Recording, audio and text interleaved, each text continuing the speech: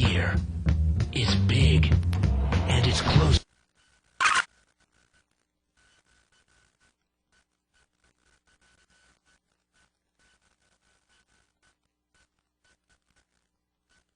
It's here. It's big. And it's closer than you think. It's not a tournament. It's what you don't see on TV. The cash is real. The stakes are high. They bet big. They win big. They lose big. High stakes live action poker. Live at the bike. Watch it live on the web. Or play it if you dare. At the Bicycle Casino right here in Los Angeles. Hi, welcome to Live at the Bike here at the Bicycle Casino in Bell Gardens, California. You're here with Sharon Silvas, that's me, and Shirley Rosario. Hi Shirley, how are you tonight? I'm doing well. Hi Sharon. Good, good.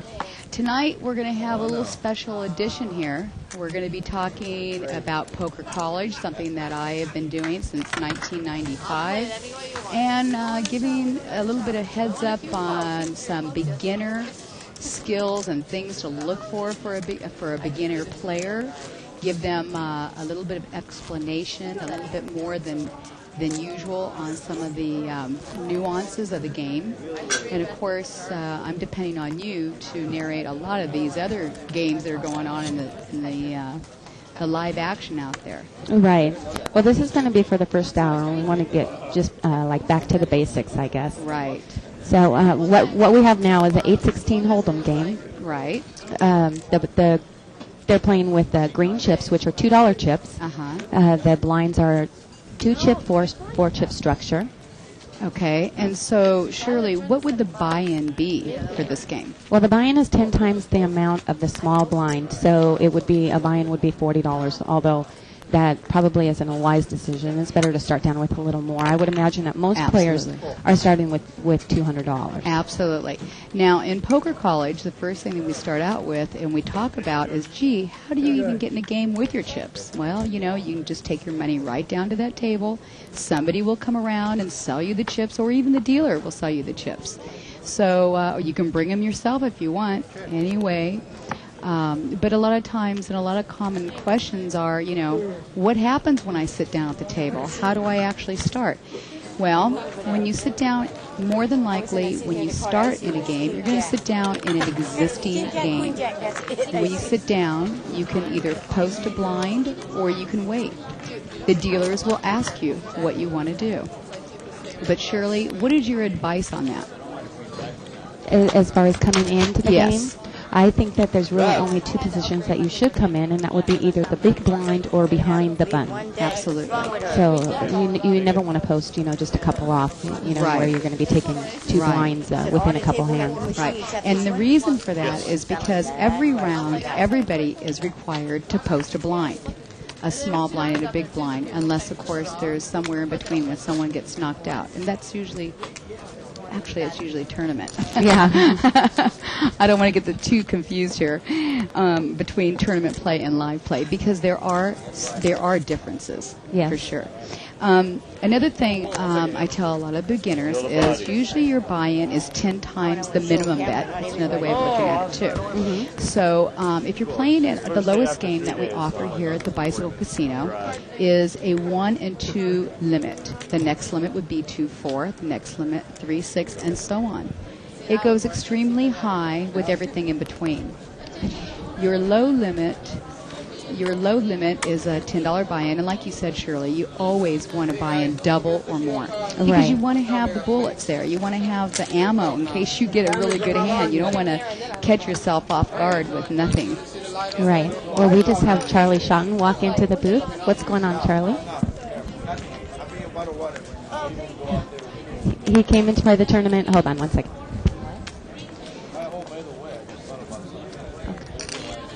Okay.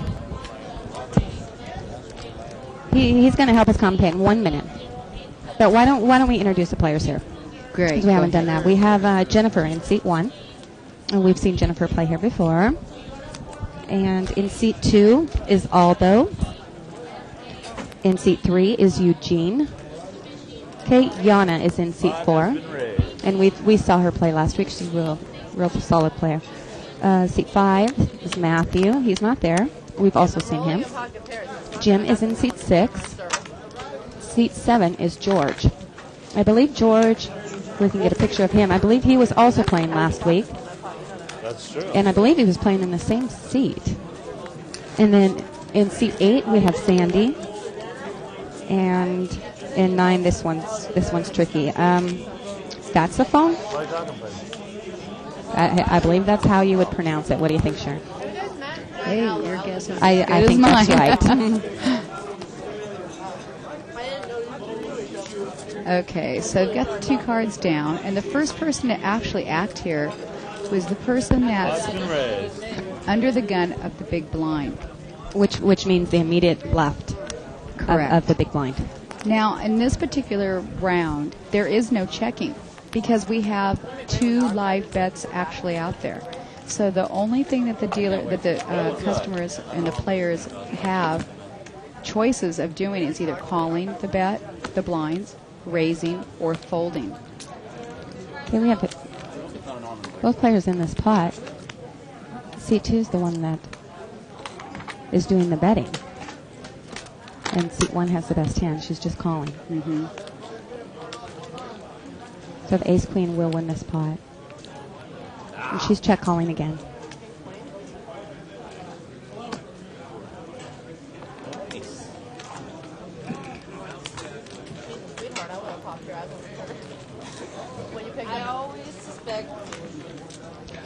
Okay, now notice the dealer is going to move the button so that everybody has a chance to be the big blind, the small blind and the big blind. The dealer automatically rotates it after each hand. Now, why do we have blinds? Blinds are out there to initiate action. If we didn't have these, many times the players would say check, check, check, check, and there would be no money, no pot. And, face it, we're paying time here, and we want to create a pot and play poker. So this initiates the action.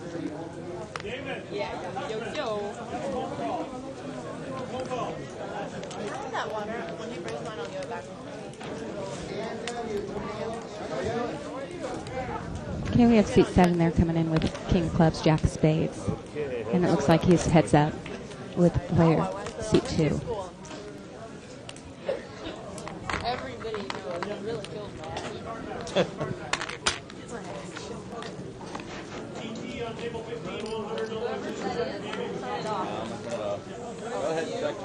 We're talking about action. I don't think we're going to have any on this board.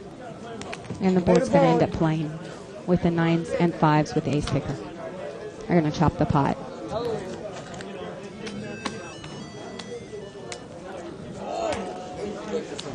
If you declare that you play the board, you do not have to turn over your cards. As a beginner, I always recommend that both players, if you call to the very end of the hand, show your hand. Let the dealer read it. Many times somebody will put their hand out, and you may very well be chopping because the board plays, and you don't know it as a beginner. So Right. you soup your hand, you throw it away, and here you could have chopped that hand but didn't realize it because you didn't read it, the cards right. Right. So As a beginner, I yes, would suggest that. absolutely as a beginner. Definitely not something you do once you play for a while. Right. Pot's been raised. And of course, with experience will come all the experience play will follow. In the poker college, again, we cover the nuances of the game and why you should do certain things, like maybe announce what you intend to do, just to keep your play safe. You don't have to run into any kind of problems or discrepancies this way. And as you become more of an experienced player, these things will change on you. He's been gone 10 minutes exactly. I put him on the clock. 10 minutes exactly. I was just waiting for my blind to play. Yeah, I know, because you can see it. Okay, so Matthew joined the table again. Thanks for stating the obvious. So like this guy over here saying you raised with 6-8 of hearts. Yeah. Well, I shouldn't say that. No, I mean I know that. I raised with it. Okay, we have Ace King here in seat 3. He's going to raise the pot. With the lights are on. Why? No, he's not. Hey, Peter, Oh, can you they hear can count us? on me. Can they hear us? They can hear you guys, but they control the sound. What's going on? If you get in a fight in here, do you just kick out for the day or for like a month? I'm just wondering. A nice board for seat 6. Mm-hmm. And he'll get action off of seat 3. Yes, I think so. Oh, the commentator. Yeah, It depends on what you do. Okay, once again, it's the 8-16 Hold'em, so the chips are $2 chips. And now on the turn, it's going to be 8 chips, so $16 betting. Boy, how things changed, didn't it, on the turn card? Yes. But everybody's chips is yeah. I don't know what the deal was, but I was sitting behind them. Okay, fellas, what do we got? It's King. Oh, my straight. 7, 8 off? No, queen, 9 of spades. I don't think so because the lights aren't on yet.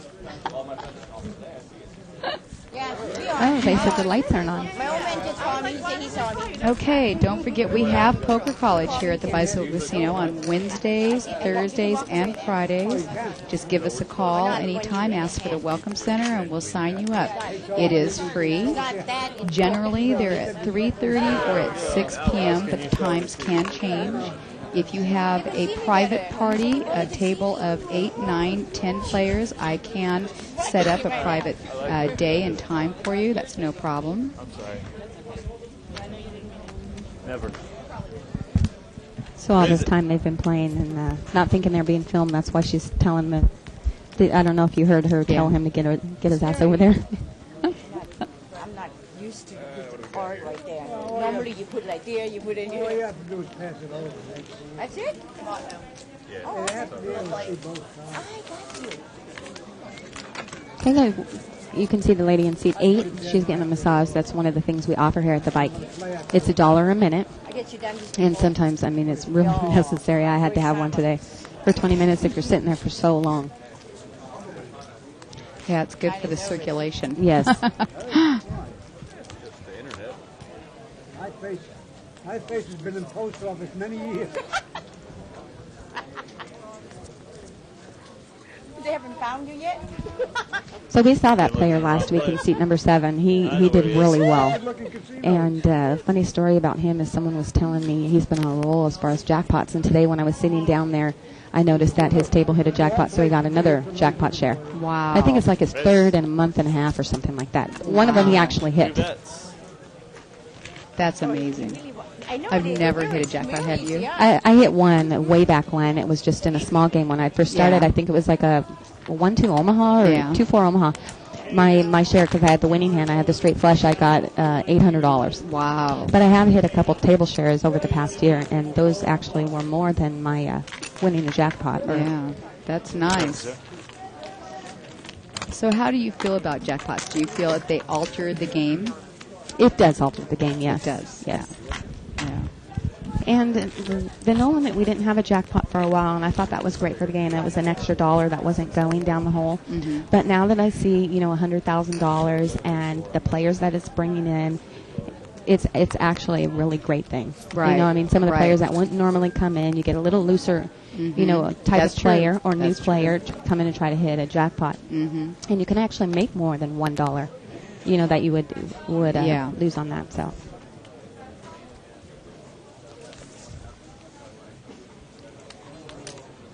At this point, when everyone's looking at their hole cards, this is when they're determining whether they're going to play them or not. Those 2 cards that you receive, you want them to complement each other. You don't want to be playing a 5-9 if you have it in your hand. I mean, just because the 5-9 came up on the flop doesn't mean you should play. Of course, you didn't know that beforehand. You want 2 cards that are going to help each other. For instance, the suited cards, the ace-4. The king-9, you can get a straight out of that. You can get a flush out of it. You can even get a straight flush.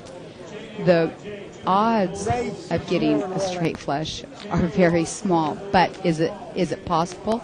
Yes. But these are things and factors that you have to weigh in when determining what you're going to play before the flop. And the ace-4 has the losing hand, but it's a huge draw. Mm-hmm. The ace-8 takes it down.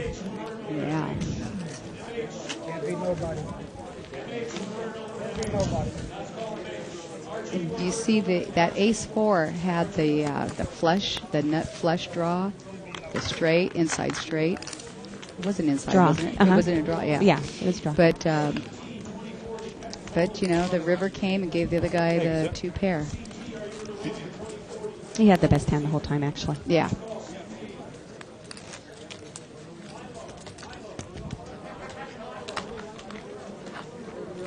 So we can go. Can we go around the table and get some chip counts?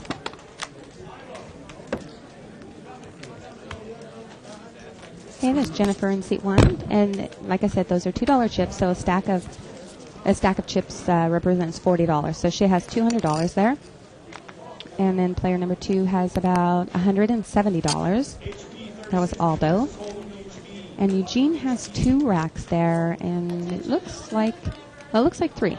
So $600. 600 and some change. Yana in seat 4 has 2 racks. It's $400. Each rack is $200. And seat 5, his head's in the way. There we go. $200. Little more than 200. Okay, and then seat 6 is 160 something. That's Jim. And George has almost $200 there. He has a blue chip there, and that's $1. That's right. Seat 8, Sandy. It's hard to tell. Yeah, she has, Oh, there it is. let's see, about $90. And then seat number 9 has, what is that? 160, about $170. 3 players. Okay, we have Ace Jack has a nut diamond draw. Ace Queen has the best hand at the moment. 9-10 has straight draw, gut shot straight draw. And the diamonds get there.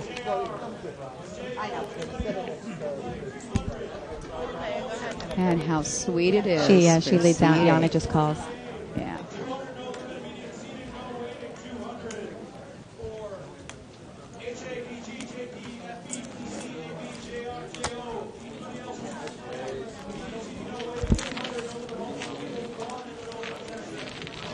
Thank you very much. And Yana had the top pair. I mean, she had the second. She had the She had the queens. top pair on the flop, yeah, but Yeah. the king.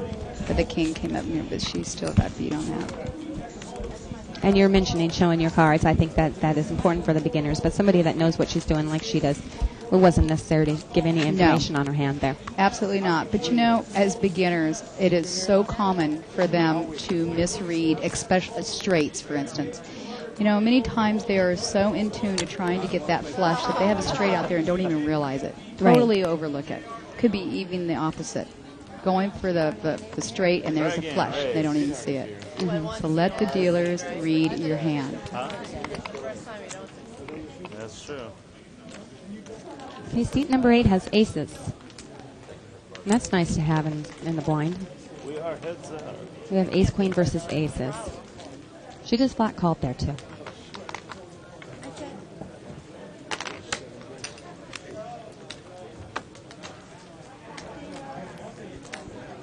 Now she raises. And Jan, of course, will probably call here with the ace of spades. Right. Or she's going to 3-bet.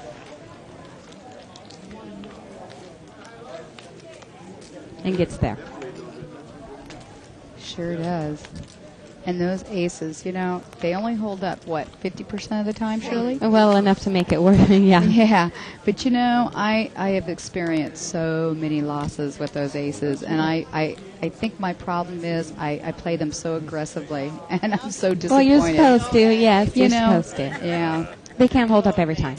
It's definitely, I mean, you know, you lose a few pots, but it's still the hand that you want. Yeah, absolutely. Absolutely. The last one cost me money. I understand. Can't we save that for the next time I have a draw? Yeah. Would you like your blind? Lands you didn't have the ages. I have the edge.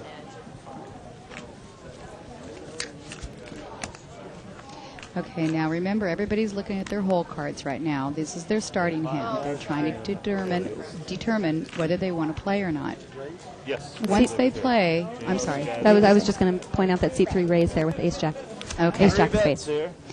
And Once they then three determine bet. what they're going to play and the flop comes, the 3 cards that are community cards for everybody that everybody shares, it's called fit or fold. Now, I learned this technique from Linda Johnson, Jan Fisher many, many years ago. And I use it in my poker college because I think it's a great way of analyzing, should you continue to play or not. Do your 2 cards fit in with that flop? What can the other person possibly have? Is there a draw out there?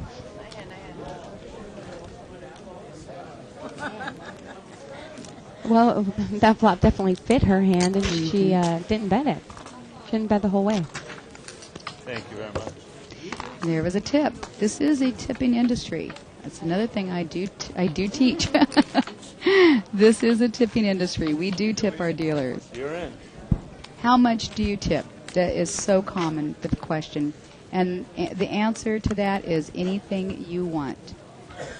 There is no stipulation. Some people think it depends on the size of the pot that they win, and that is not true. You can tip anything you want. Heck, if you want to date the dealer, give him a stack. You know. Showing the camera. Pot's raised.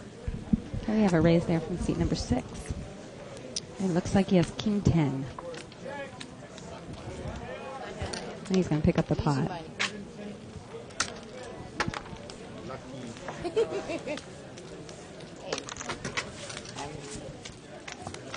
Sandy, which book did you read that you make 3 bets with King, Queen of Clubs? The one she wrote. Fun, I lost the hand. Ace it, I lose. That's why I play a little bit crazy, right? Now, as the dealer is dealing these out, I will tell beginners to be prepared on what you're going to do when it gets to your turn. Peek at your cards and figure out what you want to do. Because as a beginner, many times you'll slow the game up if you want to wait and watch the other players, and you're not really experienced enough.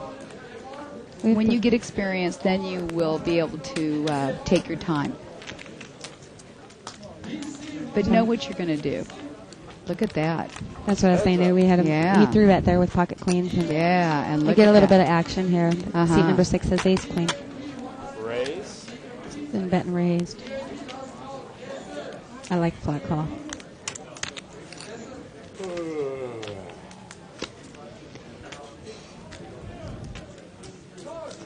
Look at that. Beautiful hand. Very nice.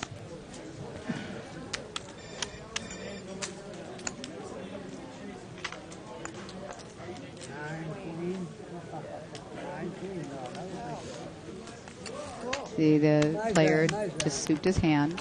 He threw it away. He did not expose it. We stay like they do in Hawaii. My hand. Yeah, it is. Yeah, hold on. I don't serve it when you get drunk. There's no casinos in Hawaii. There's no what? Is there any casinos in Hawaii? Ask him. Just hotels, that's all.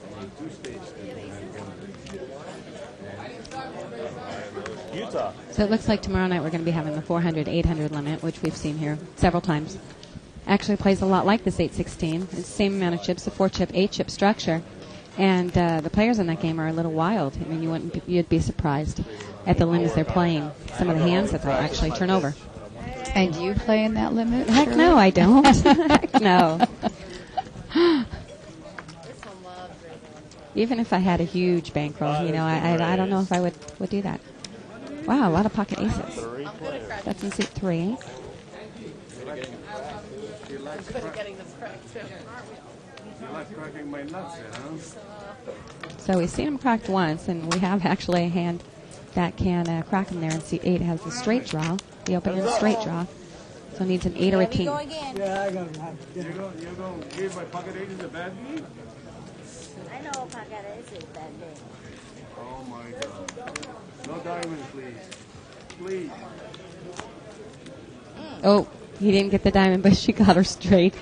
He thought she was on a different draw. Jackson, you know, I know you already. You counterfeited. She raises. There you go. I know you from now. Ace is cracked again. Again. See? Bet on me. I'll tell you. I said we are. one more. One more anyways. I love him, and I almost hate to There we see go. him. All right, man. He knew she was on a draw. He just thought she was on diamonds. She read him like a book. Like an Thank you very agent. You do that. You know, down his pineapple cake. in poker, there are so many elements to this game. You know, there's the luck factor, there's patience, position, statistics, probability. There's a psychology factor, and Why, because aces lose? there are so many ways of using some of these elements. There are some brilliant players out there that can calculate odds in seconds. I don't know about you, Shirley, but I can't. And I tend to think that I have card sense. And so I tell people, you don't have to be a mathematician. You don't have to be brilliant. You don't have to be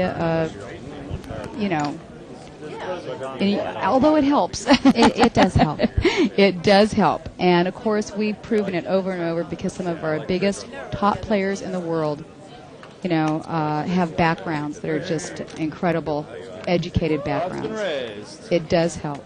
But, I mean, there's arguments for both sides. I mean, Yes, there I'm is. thinking in the top of my head, Chris Ferguson, Yes. who just won an event recently, who Absolutely. is absolutely brilliant, and a math player. And then we have Absolutely. Daniel Negreanu, who won Player of the Year last year. And he is just, I mean, his ability to read players and him playing his opponents is what gets him his victories. you know? So Absolutely. we see both sides work. Absolutely. So there are so many elements that you can use, and maybe you might be stronger than one than in another. A lot of times players tend to repeat their actions as players and don't even realize it. That's something I learned from James. James that wrote the book Positively Fifth Street. McManus. Yes, thank you. Hey, Peter, can I And get a we setup, had please? talked, and he was telling me his theory too on it, and it was quite interesting. Well, people are a creature of Of habit and repeat, right. yes, So there's a lot to be said about betting patterns, and absolutely, you can get reads off of that. absolutely. Another thing that, as a beginner, you need to realize that you have to play in turn. It's very important that you play in turn. If you play out of turn, it can actually change the whole betting structure of that game just because you played out of turn. If you played out of turn and you want to raise, for instance, it might change the player's mind behind you or in front of you that you skipped, or whatever. So it's really important to take your time and call the word time as a beginner to stop action. Many times the action, if they don't know this, the action will go right over them. The players at the table will continue to play. And then, of course, we have to call the floor man over for a ruling because there'll be a discrepancy. And that's what they're there for, is to ensure that the game is properly being played. So it's really important just to say the word time, like timeout in sports.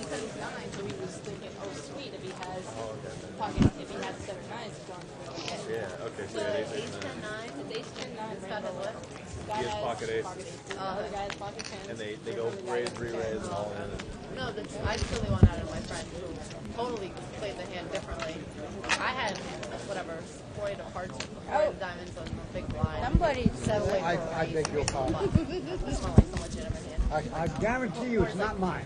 6, 7, 7. Okay, so Charlie decided to go play the tournament. He's going to, I guess, stop by tomorrow. Thanks. That's Charlie Shilton, otherwise known as Scotty Warbucks. This diamond is. This guy's like, I didn't realize that. You didn't know who that's? I didn't know that because I know him as Scotty Moore. His name, I mean, I've seen it for years. Oh, okay. Yes. But I didn't Yes. realize that was him. Okay. He was sitting here and waiting, but what we're doing tonight for the first hour is making sure that we explain the basics for, I know that a lot of people already know this stuff, but there are people that don't know it, and we take it for granted that everybody knows, as much as we do. Absolutely. So we want to make sure that we clarify it. Right. A lot of my students play at home games with their family, their friends, their buddies, or they play online. But they have never actually taken the step to come into a public card room, and that's where we come in. And by the time you're done with my class, you should be able to walk out and get into a game and feel somewhat comfortable. That way you'll know what to expect. You know all the services that are offered to you on the floor. You'll know pretty much how to read the hands, what to do in certain situations where otherwise you wouldn't. Oh, wow. I was kind of surprised at how that actually went down. We had the button bet with the worst hand with the Jack Queen, and both players called with second and third pair. And now, of course, he's not getting either one, getting that 8 off his hand. But if it hadn't come an 8, I believe he would have taken the pot down with his Queen high. Thank you, Gino. I just never put him on the first try, you know what I mean? Oh, shit, I should have punished you for the fucking aces. I think the worst one-outer I ever gave someone was, there's no limit here. Shirley, how long have you been playing poker? Jack, King. Well, I learned to play about, I guess, 10 years ago, but I started taking it seriously about 3 years ago, and then doing it professionally, or, that's my sole source of my income, for about a year and a half. Wow. But honestly, I mean, it's just something that I love to do so much, and Right. When I go to work, when I come here to Even Prop, and I tell my daughter, oh, I can't wait to go to work, and she says, she says, oh, you really like your job? I'm like, yeah, and I hope that's the same way for her. That not many people can actually say that about their job. Yeah, absolutely. Well, I always said that I'll never quit my day job to play. Although I too love to play, and I've been playing since I was a kid. Learning with my family and whatnot. And I've been in this business over 25 years in the state of California. But I didn't actually start playing at the tables until we got dealers. When I first started in this business, everybody took turns shuffling, and everyone took turns dealing each other themselves. Right.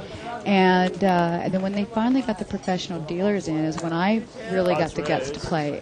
It was so intimidating to me before that. I couldn't do it. I mean, these people talked lingo and said some things that just went so far over my head. I just thought maybe it was a different game. I thought I knew poker, but not the way they talked. But yeah, I love it too, and I wish I could play more. But I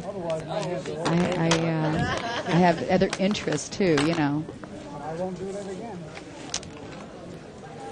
I like to play tournaments. Tournaments are my passion. That's Yeah. my favorite thing to do. Yeah, I like tournaments. You will be playing the Lips Tour. We're going to be having that here at Legends of Poker for the ladies. Absolutely, that is on the. I believe it's on a Sunday. 19th, I think. Let's check it out. We're going to check the schedule right now. So It is on the. Okay.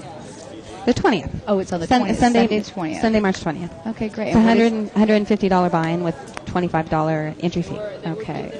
So the buy-in is what creates the prize pool. The entry fee is what goes to the house. Depending on how many people enter the tournament will determine the amount of the prize pool. There is no guarantee on this event, but first place will receive 40%. Generally speaking, the tournaments pay one table per 100 that they that are entered into the tournament. I believe that the Lips Tour is a little bit different as far as the structure when you're saying the winner gets 40%. Because I know that there's a seat added for the ladies event at the World Series of Poker. Oh, wonderful. So the winner receives their entry into the World Series, the ladies, the ladies event at the World Series of Poker. So I'm not sure how that ties into the first place prize. Have you ever played in that tournament, the World Series Ladies Tournament? Yes, I played in it last year. I played in it in 03. I won it. In 2002, I was the California Lady State Champion. I had won a seat. And at that time, they were dealing, it was half limit hold'em and half stud. Right, yeah. So I was really knocking myself out to learn, to get better acquainted with stud, although I love stud high-low. And I'll tell you, the first round, it was so exciting. I got 4 of a kind. I got, aces full of kings. I mean, it was just incredible. And then I made it halfway through. After that, it just went downhill. I got aces cracked, as a matter of fact, and went down from there. But that's poker. Yes. Just a dessert and a Pepsi. I'll pay up. Sampor, C1 also. Very interesting. You want an order too? I can handle the whole order. So ace queen bet there and tens finally folded. There was one more overcard to their hand, which means that another card that's higher than the pocket pair that they have. No, I actually did well in the ladies event last year at the World Series of Poker. I think I made it down to like 40-something players. I believe they only paid 27 or something like that. But I felt like I played really well, and it was limit, and that's one of the tournaments that I don't really enjoy playing is limit hold'em. Right. I enjoy the live games, but I don't like limit hold'em. And this year it's going to be no limit, so I'm excited about that. Well, good. I still feel like a baby in No Limit. I mean, to me, I still, even though I know the game, I've placed in tournaments. Just recently, I came in 8th in one. But, in that particular game, even though it's played just like this one that we're watching, the betting structure changes it all. And you have to be a very aggressive player and know your players in order to win or get anywhere in that game. And I think that's where I still feel more comfortable in limit. Yes. It's going to take time. Who was it, Doyle Brunson, that says, or is it, who was it that said, Hold'em is a game you can learn in one day and 20 years or to master. Maybe it was Mike Sexton. Lifetime. They say that, yeah, they say that on the... Yeah. It's on the World Poker Tour. That's the introductory to the World Poker Tour. And it's so true. It is so true when they say that. Yeah, well, I mean, I don't want to make generalizations, but I do find that when I am playing against women, that a lot of women have the same problem, that, they just aren't aggressive enough. Yeah. And I really have never had that problem. That's why I seem to do quite well especially against the women. Yeah. So, and I can't say that because I do see a lot of, really top-notch women players, like Kathy Liebert, of course, but overall, I am normally the more aggressive player at the table. Right. That's why I like No Limit. That's the only thing I'll play on the computer is No Limit.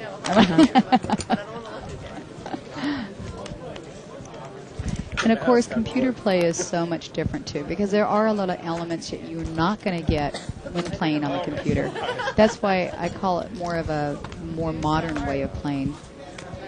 You don't get to actually see your opponents. You don't actually get to read them. Well, So you can make reads on the table. You just can't make reads by their faces and expressions. Exactly. But their habit, their betting patterns, yeah. yes. And it seems kind of strange, but I seem to have a better read, on players when I am playing online by the amount of their bets, and when I am playing in No Limit tournaments and stuff like that. The amount of their bets or their betting patterns will, usually tell me a lot about their hand. I always try to guess what they're going to do before, just like in here, but a little bit more on the computer. I think I'm maybe more relaxed or something, but it seems like I have more time to. But I can usually try and analyze what they're going to do, what they're going to play, and what they have. Of course, you're supposed to be doing that all the time anyway. I really want to see it. You could see it. It's me with King Jack. It's me with my aces with 3 players. I cannot believe how many aces we have seen today. I know. Well, let's see if we can get another. It's incredible. We've got a spade draw. Let's see if they cracked again. Actually, does he have a split shot? He has a straight flush draw too. There, queen and spade. So a queen or a spade will give him the best hand. but this time the aces will hold up. Seat 6 hasn't been doing so well. His good hands haven't been holding up, and now his draws aren't getting there. Get up. Get up.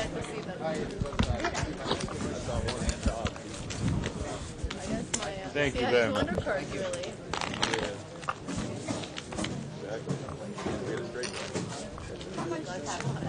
Yes, we see. Now you see as the dealer is getting ready for the next hand and they're shuffling the cards.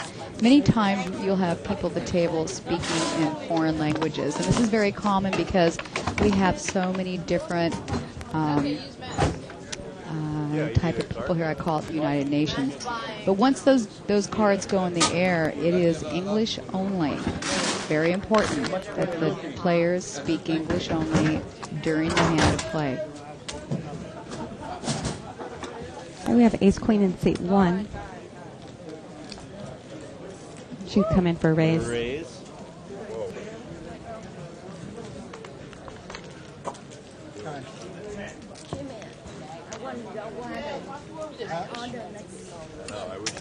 would have called you with like 10-9 off. I was looking for something happening. I can't drink full water anymore. Wasn't there. We just had the player in seat 8 calls. It looks like a heads-up pot. Called with king 7. Hi, Jack.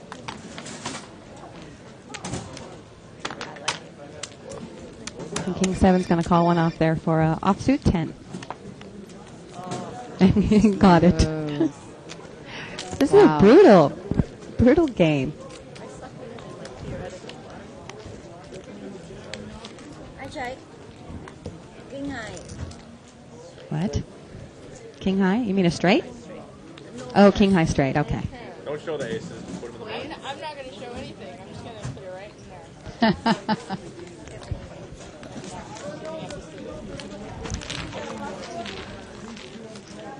Thank you very much.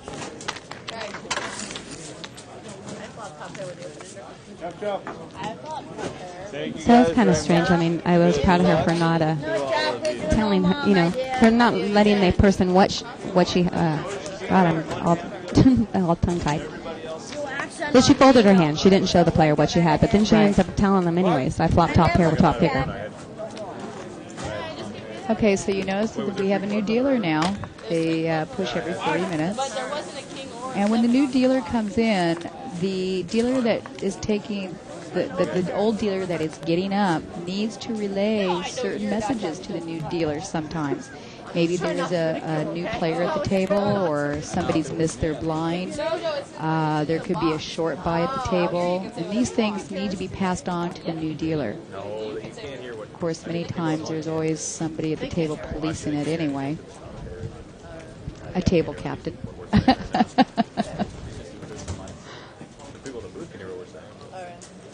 The short buy means that in between a full buy, if a player goes all in, they may buy in again half of the required buy-in one time in between a full buy. So if they lose that and they want to continue playing in that game, they must buy in a full buy after the short buy. I believe though Did that that a make short, sense to yeah, you? I believe that a short buy though it doesn't have to be half. No, it doesn't. Yeah, it can be anything. Anything. Actually, you're right. And then the next buy must be a full buy. Right. So every other one must be a full buy, and in between those you can have a short buy. Now, not all poker rooms offer this, so you might want to make sure you know where you're playing, what they offer. I'm going to turn one for sure. Some places don't even have, it doesn't exist. 7 o'clock, 7:15 they play, so I can get off at 7. Go buy it. Right? Kind of boring. It is. Just like here at the Bicycle Casino, we allow a bet and 3 raises, unless it's heads up. Heads up means that there's only 2 people left in the round, then you can have unlimited raises. I don't know, Shirley, I've heard that there are some places in Vegas that they're saying they're allowing 4 raises. Is that right? It's in Vegas, I believe in all Vegas, it's a bet and 4 raises. Oh, yes. okay. Which threw me off, when I first started playing there. What the heck's going on? Because that's why I say you should really realize the rules in the card room that you're playing in. Right. There are standard rules that all casinos will Right. stick with, but you should know the variations of the casinos that you're in. Exactly. 2 players. Just like here at the Bicycle Casino, you will play in a limit hold'em 9-handed for a live game. You will not play 10-handed or 11-handed, but you can. In Vegas, it's common for a live game. So seat number 9 hit their pair, and Race. seat number 3 hit the gut shot straight draw there. I don't see how 9's going to call. Yeah. 9 folds a hand.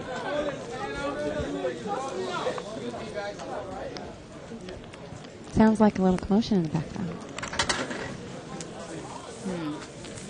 That's our form of entertainment. Somebody's talking about me. As long as they're not yelling jackpot. If they hit that jackpot line in here.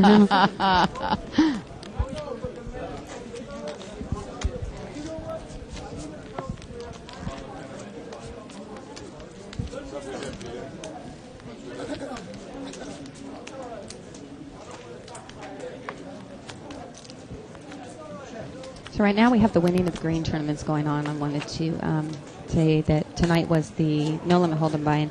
Tomorrow, let's see what the date is. Make a little more when I give you a bad Tomorrow is the bounty limit hold'em, which means for every player that you knock out, you get a certain amount of money.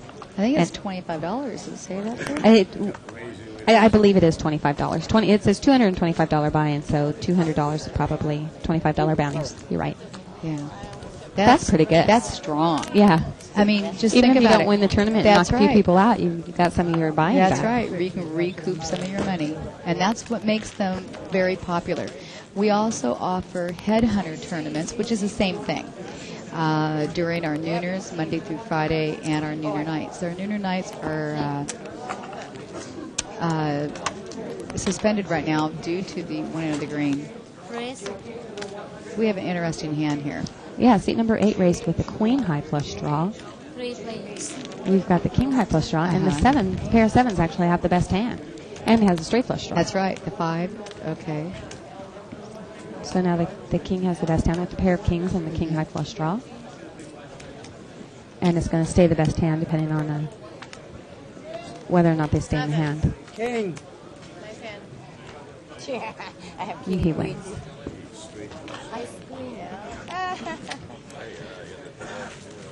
And then on Friday we have the Omaha tournaments, $300 buy-in, and me and Bart will both be playing, so we won't be in here. That'll be Friday night, you That's said? Friday night, Okay. right. Starting at 6 also? Starts at 7. Oh, okay. Early man, you can't race with your pair of kings. Yeah, all the tournaments during the week start at 7, and then the ones on the weekend start at 4:15. If I need to talk to you, I'll flush the toilet. Except for, let's say, the Lips Tour starts at 12:15. I am being nice. I could have said something else.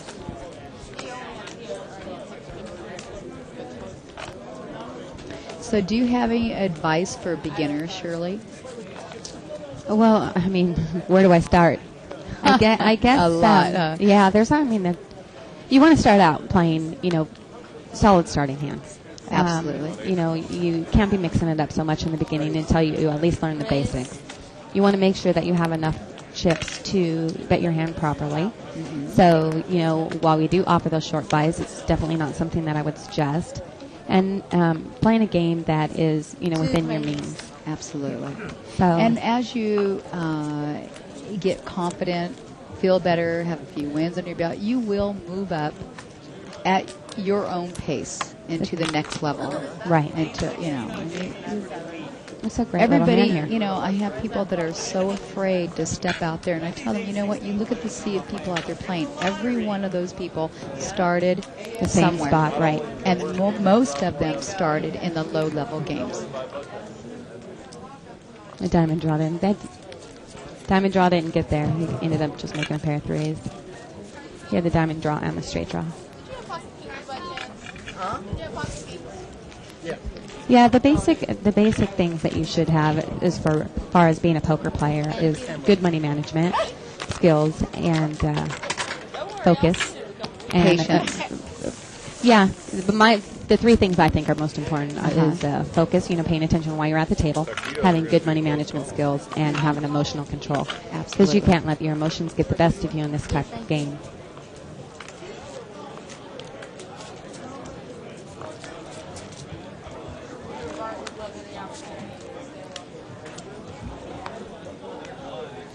Yeah, I don't know who this part is. Damn, how do you get his hair so long?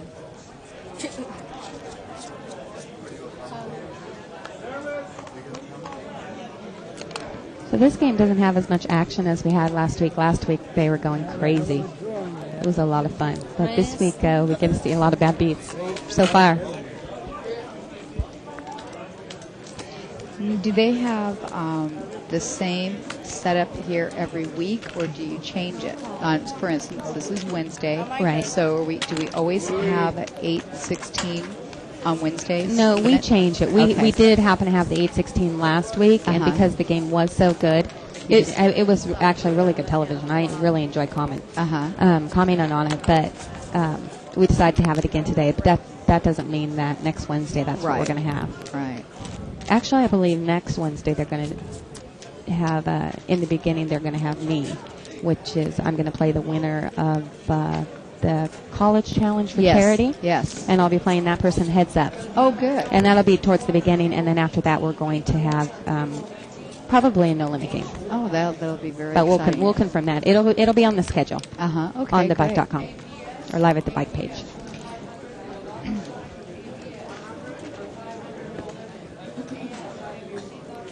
Raise. You see number 9 there, raised with Ace Jack.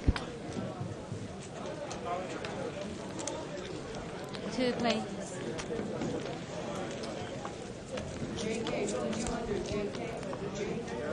Just notice she raised, and the blind threw her hand away. Now, the blind played her hand right. And at least I do the same thing. I do not protect my blind by No. chasing it. If I have 2 ugly cards, I will simply throw them away. It doesn't bother me a bit. I think she made the correct play in this situation, but if it was heads up, I do tend to call. Right. Because you can, 3.5 to 1 on the pot and stuff like that. But if there was another player in the pot, you just muck it. And surprisingly, this King 3 45 minutes. stayed in the pot. 47. Look at the clock. Thank you. I put you on an ace queen, an ace jack.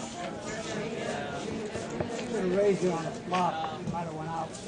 See, this is the fun part of poker, stacking I the bet chips. it. I committed Yeah. halfway, so I got to call you. Or cash them in at the So window. you got to put me on a set if I'm raising you. Maybe. You're right. Yep. Only thing you will raise with, right? No, I'm just trying. In this hand, we're going to demonstrate the collection. How does the house make their money? And when do they actually take the collection? When the dealer puts the flop out is when they will actually take a certain amount of money out of the pot, the main pot. Depending on the type of game you're playing, depending on the limit that you're playing, and if it's a full table or if it's shorthanded, depends on how much goes down the dark deep hole. And what goes down that hole is what pays our wages and the light bill. That's how the house makes their money. And they'll do this one time per hand. They will also take a certain amount out for a drop for the progressive bad beat jackpot. For the jackpot. Yes. Which will go down the other side. And all that money gets applied to the jackpot. So Right. We saw the dealer drop $1, and they drop that instantly from the pot for the jackpot. And then the collection they leave sitting there until the end of the hand. They take it immediately, but they leave it sitting on the box. And then after the hand's finished, then that's when they drop it. And in this game, the 8/16, the drop is $4 for the house. Right. $4 per hand in a 9-handed game. And it will go down as low as a $2 drop, $1 modified for a 1-2 limit. It's actually will go down to $1 if they don't see a flop. Yes, it's a They'll only modified it- drop, right? Right. There's no dollar goes down in the jackpot. It's just $1 to the house. I see.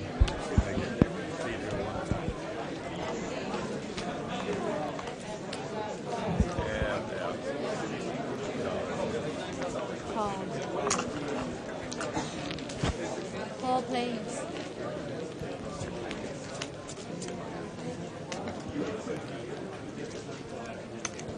Raise. Raise. not even a queen.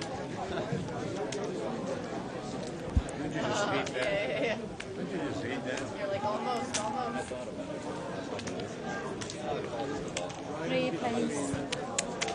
Annoying. Check. I'm actually a little curious to see C8 why they're still in the hand. They have ace 10.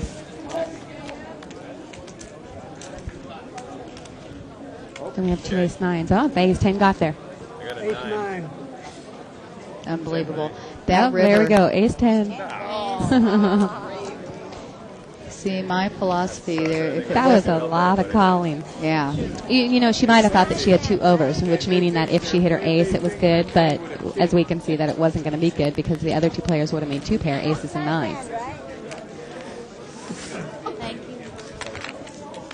Well, you know the old saying, if it wasn't for the river, there wouldn't be any fish. Wow, George, you did your best to protect that hand. She refused So I haven't been on your website in a while, Shirley. What is your website? Can I tell the audience? Yeah, it's pokerbabes.com. If you go there, you need to put a hyphen in between the word poker and babes. Or you can just do a direct link from the Live at the Bike screen. It's on the right-hand side of the screen. And on my website, I just talk about, like I have a journal page where I talk about what's going on here, or, you know, when I'm playing at home online, or on the tournament trail. I just mostly talk about poker. And then I have a player profiles section where I talk about the players that I know either personally or through interviews. A lot of times I'll just give my input as to the type of player that they are, meaning that, you know, how they play at the table, but also their personality. Right. You know, whether I like them or dislike them. And then I have a WPT section where I write about, you know, how the WPT plays out, you know, their episodes. Uh-huh. I do summaries on how they play their hands and stuff like that. And then the last section is the strategy section where I have articles. And that's a new section that I just added in January. So it has something like 20 articles or something like that. But a lot more on my list, you know, to-do list to put up on there. Well, it's very fascinating. I went on and I really enjoyed reading your journals. I enjoyed your style of writing, and I'm going to highly recommend it to students to log on and check out your strategy.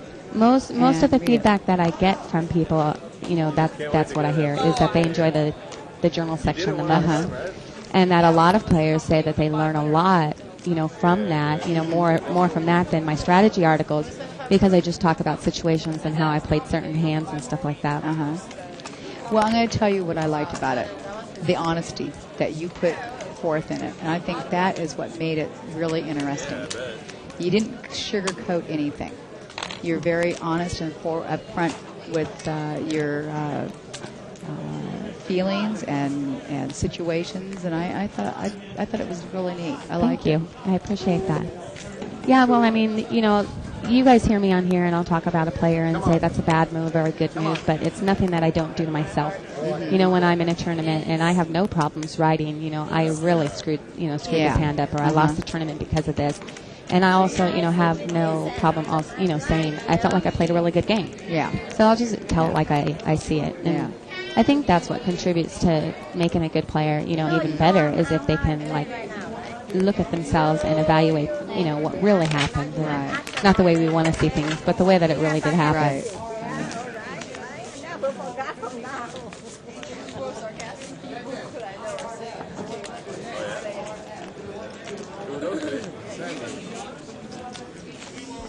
Yeah, I get a little slack here and there. For it's really rare, but for a couple of the profiles that I write, because I write what I think. So if I say that a player, I'm not going to say their name. You can go ahead and go read it. But there's one player he's a very good tournament player. I don't care for him personally at all, and he's very, very bad at money management skills.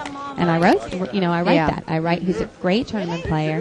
He doesn't have any money management skills, and I can't really see him getting anywhere down the road because of that. Right. Yeah, you just stand there and watch him put him in the fryer.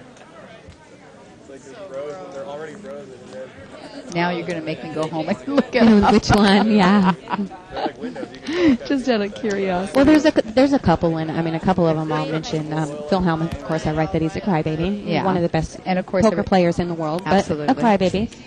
And what I write is that it's sad that that's how he's probably going to be remembered, rather than the great player that he is. Yes. You know. Yes. And And you know, then- he just pulled down a tournament, too. Yes, the Heads Up Championship. Yeah. And then we have Lane Flack, who, although reading this last card player, seems to finally have gotten his life on track. And the drugs that he mentioned in there is something that I've known about, but it's not something that I'm going to write in my Right. journal. Right. But I did write, or on the profile, but I did write, he's one of the best players. I really honestly think he's one of the best million players in the world when he's on top of his game. And Right. when he's not, he's not. And, I didn't say it's because of the drugs, but, so far for the past year, it looks like he's been clean, and I'm really happy for him, and I expect great things of him again. That's great. No, I'm sure they do. They just started. And you do need to update Robert Turner, because the last time you wrote on him, he had 2 kids. Now he has 3.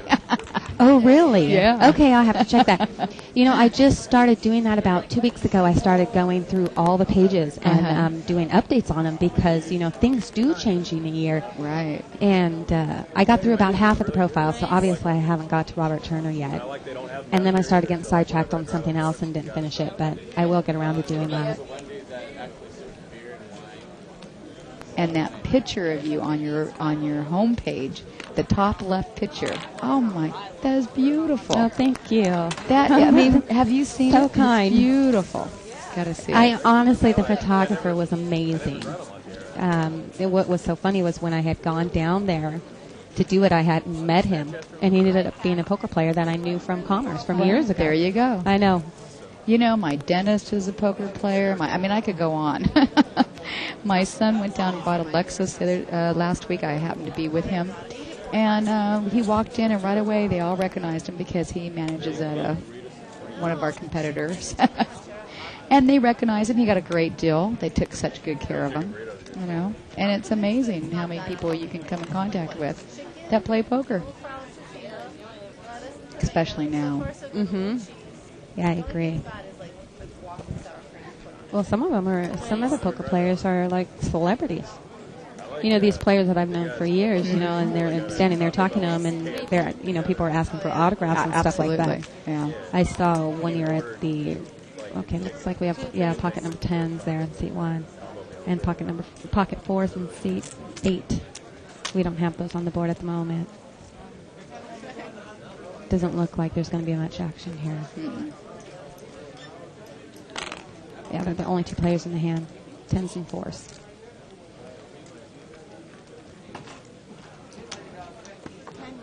Tens are good. But at the Bellagio last year, I saw people carrying around decks of cards and asking. I think Amir, Lane, and the Master. I saw signing a couple of those, and now people are carrying around books. Yeah. Asking for signatures. Exactly. They take the aces or the back of a deck and Right. have them sign them. Yes. And it's and what's so funny, Shirley, is that most of these players I've known for over 20 years. That's or what I'm close to it. saying. I And- know Amir. I've known Amir Yeah. forever, and I'm just like, it's just Amir. What do you want his autograph for?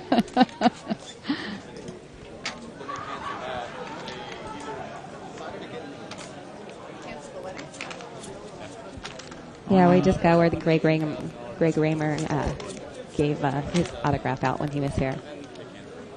One time I came down here with Chris Moneymaker, and someone had him sign the Card Player magazine, too. Oh, I have him. I think I still have my card player here waiting to see him. Oh, really? Okay. Yes. Well, if he comes in, I'll make Okay. sure that he does. I have to look and see if I can find it.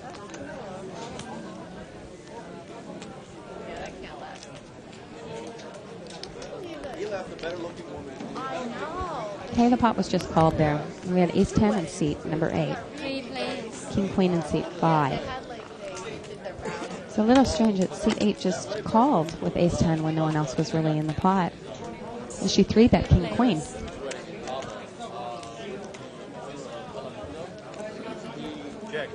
Notice the mixture at this table. There's, just as many women as men. practically. And well, 2. Oh yeah, no, I'm wrong. 4. Yeah, and it's amazing because when I first started this business, it was like all I dealt with was men. Right. I mean, the clientele was nothing but men. Now it has changed so much, and the women are coming out and playing, and they're just as good, if not better, than the men. And they can be. And if for anyone to tell them different, they're so wrong. I host the ladies tournaments here 4 times a year at the Bicycle Casino, the Queens events. We're going on our 12th year now. And it's just amazing. I used to get, about 250, 300. Last year, we were averaging 500. I know. And so we finally brought the limits up, the buy-ins, to $50. Or actually, I wanted to bring it up to $50, but we only brought it up to $25.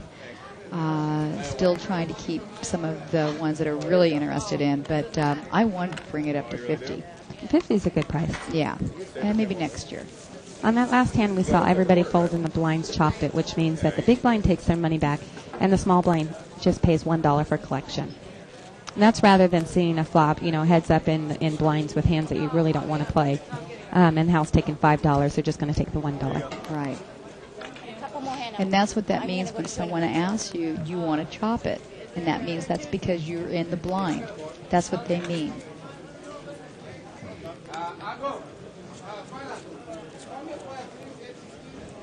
Hey.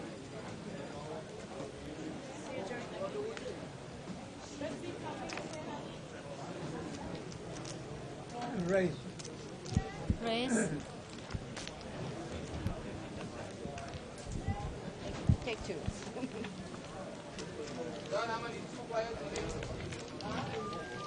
Okay, we have a raise there, seat 2. What? Seat 7 raised. Seat 2 called. 2, please.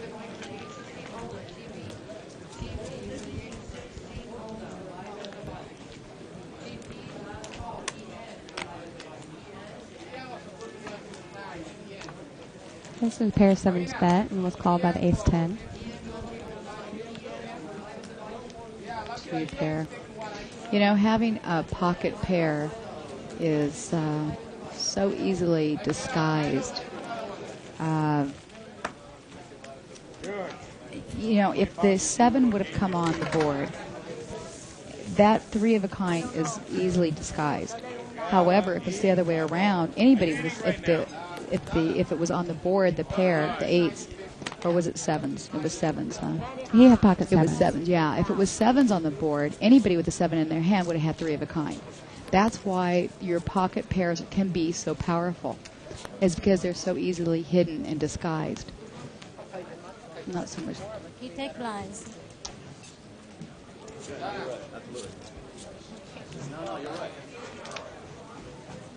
So seat 7 took their money back because seat 6 decided to come in and play the blind. So when a player wants to get up and leave the table, they can leave for up to 20 minutes. When they come back, they have to make up their blind in that particular round. If they missed several rounds, they don't have to make up all the blinds for all the rounds they missed, only the ones that they're going to play in. The dealer will always let them know how much they owe, and if they want to wait. But this is an interesting flop here.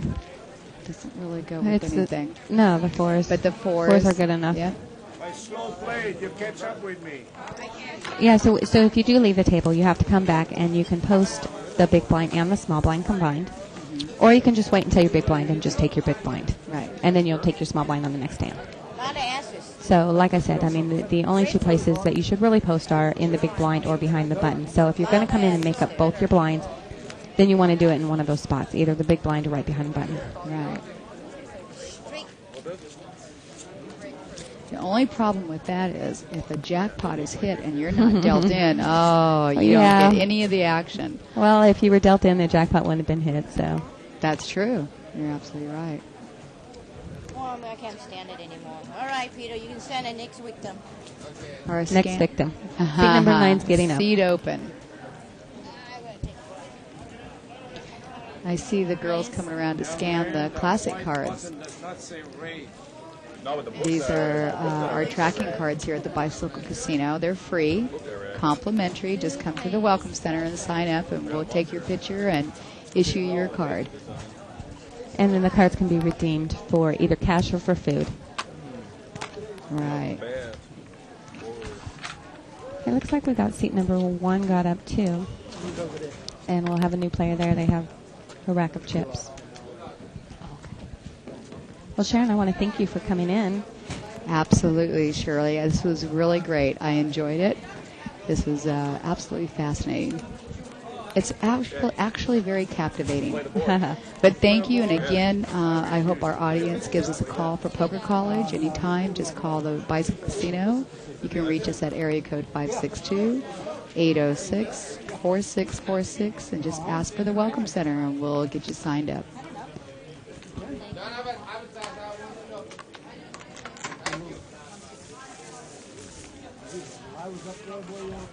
So we're going to have Jennifer come and join me in the booth.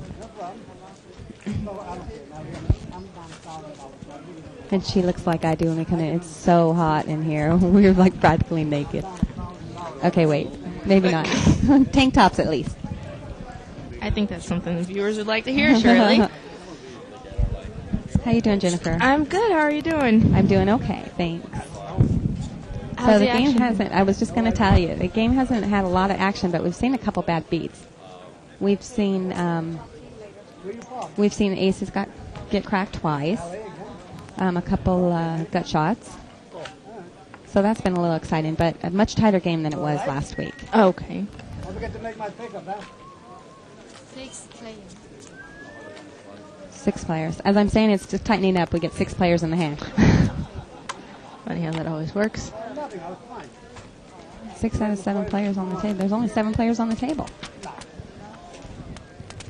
And flop 2 clubs, so we have a few flush draws there. Oh wait, no.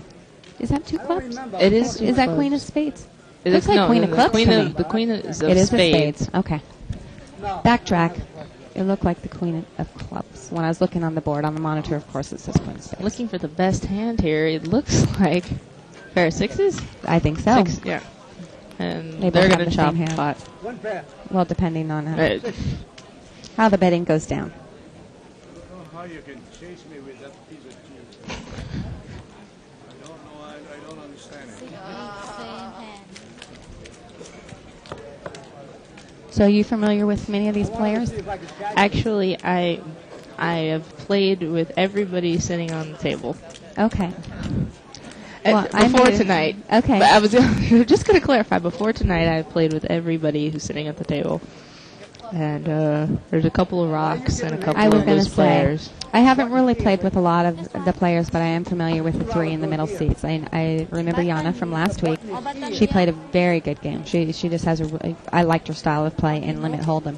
I don't know how she plays other games, but her limit game's great. And then we have Matt, who I normally play with in No Limit, and he's a pretty tight, solid player and does make really big laydowns sometimes, a lot of times. Probably not the best decision. And then the player in seat 7, I played with him. He's pretty wild. Oh, George in C7. Right. Don't you agree that When I play with him, I find that he's a pretty decent player. He plays, he doesn't play crazy as some of the other players at the table currently, I think. But well, I'm sure that we have players that play looser than he does, but some of the starting hands, I mean, there was one hand where he played earlier, I think he had King 3 or something like that, and called, and then it got raised, and then he called again. It's just not a hand that I would play. Yeah, I agree with you So, not saying anything's wrong with his play, but definitely looser than what how I play in Limit Hold'em.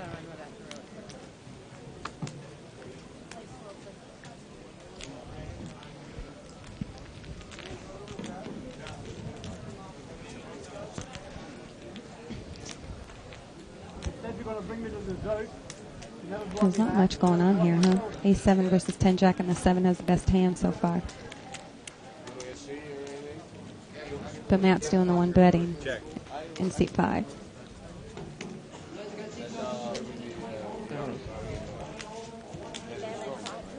Well, we actually got quite a few seats now. Oh, look at that. Garrett is coming into the game. Gary, wow. He's normally a no limit player. He normally plays a 200 game, right? Right, in the no limit. I'm surprised to see him in this game. It I've should be actually interesting. never seen him play limit. No, me neither. Pretty wild outfit he's got going on there. I kind of like it.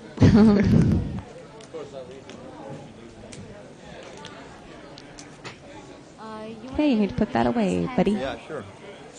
Pocket. Not on the table. Turn it off, put it in your pocket.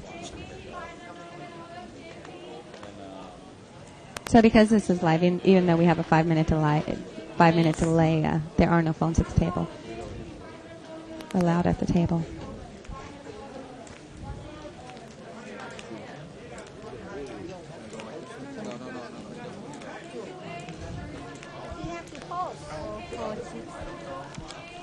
Oh, so seat 6 moved to seat number 9. He actually didn't get up. He's been having a couple bad beats. Matt's not going to like that flop. No, he's not. Matt's the one in seat 5. He's the one with the kings.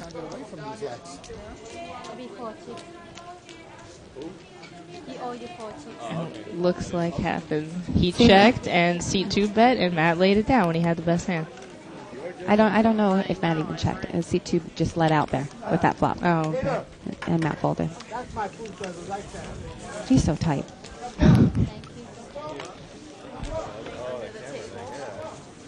Whatever works, I guess.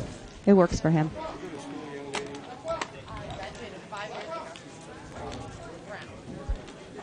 So we were talking about, different kinds of players, math players versus people players, people that can read other players. Matt is definitely a math person. He's a math professor at one of the big colleges. It's Loyola, actually. I thought Pepperdine or Loyola, something big like that. Yeah, he's definitely a math person. Of course, huh? You think? So once again, we're playing the 8-16 limit hold'em. It's a 4-chip, 8-chip game. So the betting rounds are $8 and $16. The chips that they're using are $2 chips. They're green chips. And actually, for the next 45 minutes, the jackpot on this game is $100,000. We do have a $100,000 jackpot for the 6-12 and 8-16 game, 7 days a week, between 11 and 2 and 5 and 8, which is a pretty good deal. Right. And the normal jackpot's usually about $30,000 for this game. Right.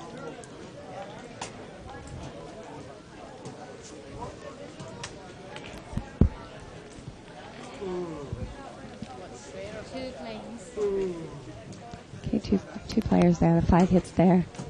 Second pair, so now has the best hand with 5-6. Oh, I was going to say, for a minute there, I thought that was a different player. She'll lay the hand down. She showed her hand twice. I really don't like people showing hands. And there was one player in seat number 1 who said that they wouldn't show their hand and put it in the muck. And I said, "Oh, that's a good job. I'm glad not to see her." And then she ended up telling the table what she had anyway. Yeah, it doesn't really work out that well. Yeah, I agree. It's probably best to lay down your hand, not show it. Not to give out any information, and I am guilty of it. I do show my hand on occasion, but I've really tried not to do it, and I've gotten a lot better at it. There are a couple exceptions, couple players, that can get away with that. And I've said that on here before, that, players like Daniel Negreanu can give out information, Normally the information that they're giving is only the information that they want you to have. Right. But for the most part, it's not something that you want to do. Okay, so it looks like we're back to a full game, and we have Milo there in seat 1. He's normally a no-limit player, too. So looks like everyone just wants to be on TV.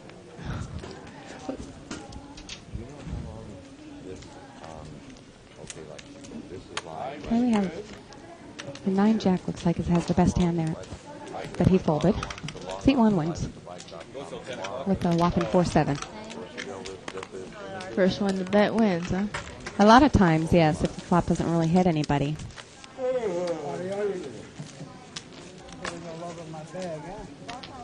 That's okay. It's only water. It's not going to. So would you rather play no limit or limit? I would rather play. I don't know. I can't. I was gonna just try and make up something on the fly. I can't even do it because I like both games for different reasons. I like that there's not as much bluffing in limit. Yes. But I like that you can play a lot more hands in no limit because with the small pocket pairs in limit, I really don't like to get I totally agree with caught you. up in that. But in no limit, you can limp in with pocket pair. If it's a significant and you hit raise. a big hand, yeah, then you can get all their chips. Right. I totally agree with you. The small pairs in limit, I just tend to get away from. I mean, except, of course, under rare circumstances. Right.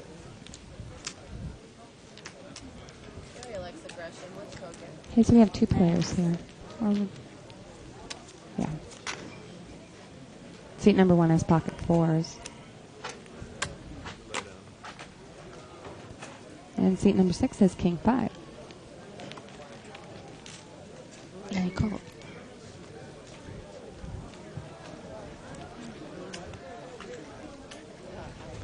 And the king 5 is going to win the pot. Yeah, with 10s and 8s with a king kicker. That happened to me today. I bet my whopping pair of 3s and I paired the board again and the player's king high beat me.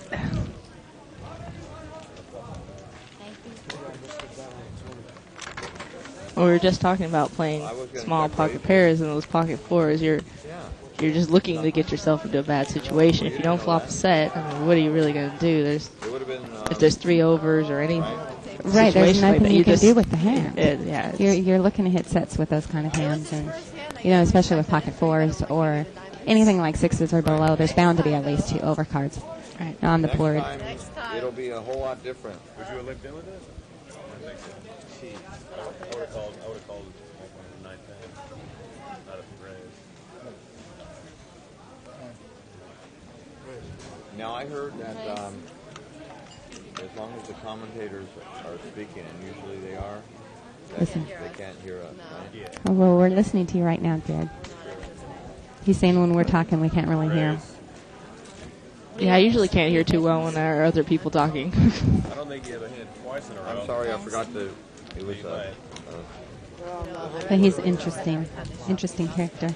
We just got his player information sheet, and he really doesn't have as much on here as I know about him. I know that he's an actor. Oh, it is on here. C1, that would be Milo, has the nut flush draw, but he's currently behind. Matt's got ace king.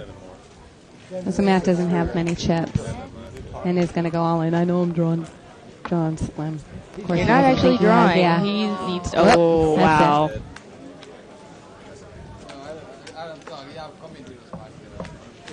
So I don't like the fact that Matt didn't have enough money to play his hand out there. I mean, it wasn't going to. He actually would have lost a little bit more money there, but I think that any time that you get short, you should buy chips so you can bet your hand properly. I agree. I actually like to always have at least 100 from playing the 6-12 or 8-16 game. I like to have at least 100 in front of me. If I get down below that, I rebuy again. I'd never like to be in a situation where I can't protect my hand or I can't make money. Get the value. Right, exactly. Yeah.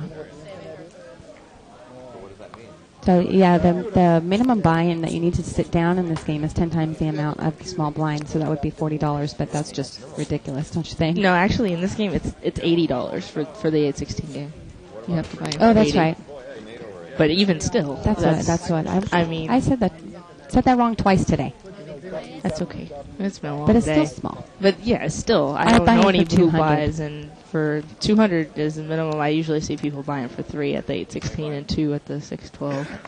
No disgrace to lay it down. I was. Yeah, 80 just background in a TV pilot. doesn't seem like enough. During the day. Don Johnson direction. That's why I'm. They're calling me the Texas deer hunter. See, he doesn't think we're listening, so he's just talking away.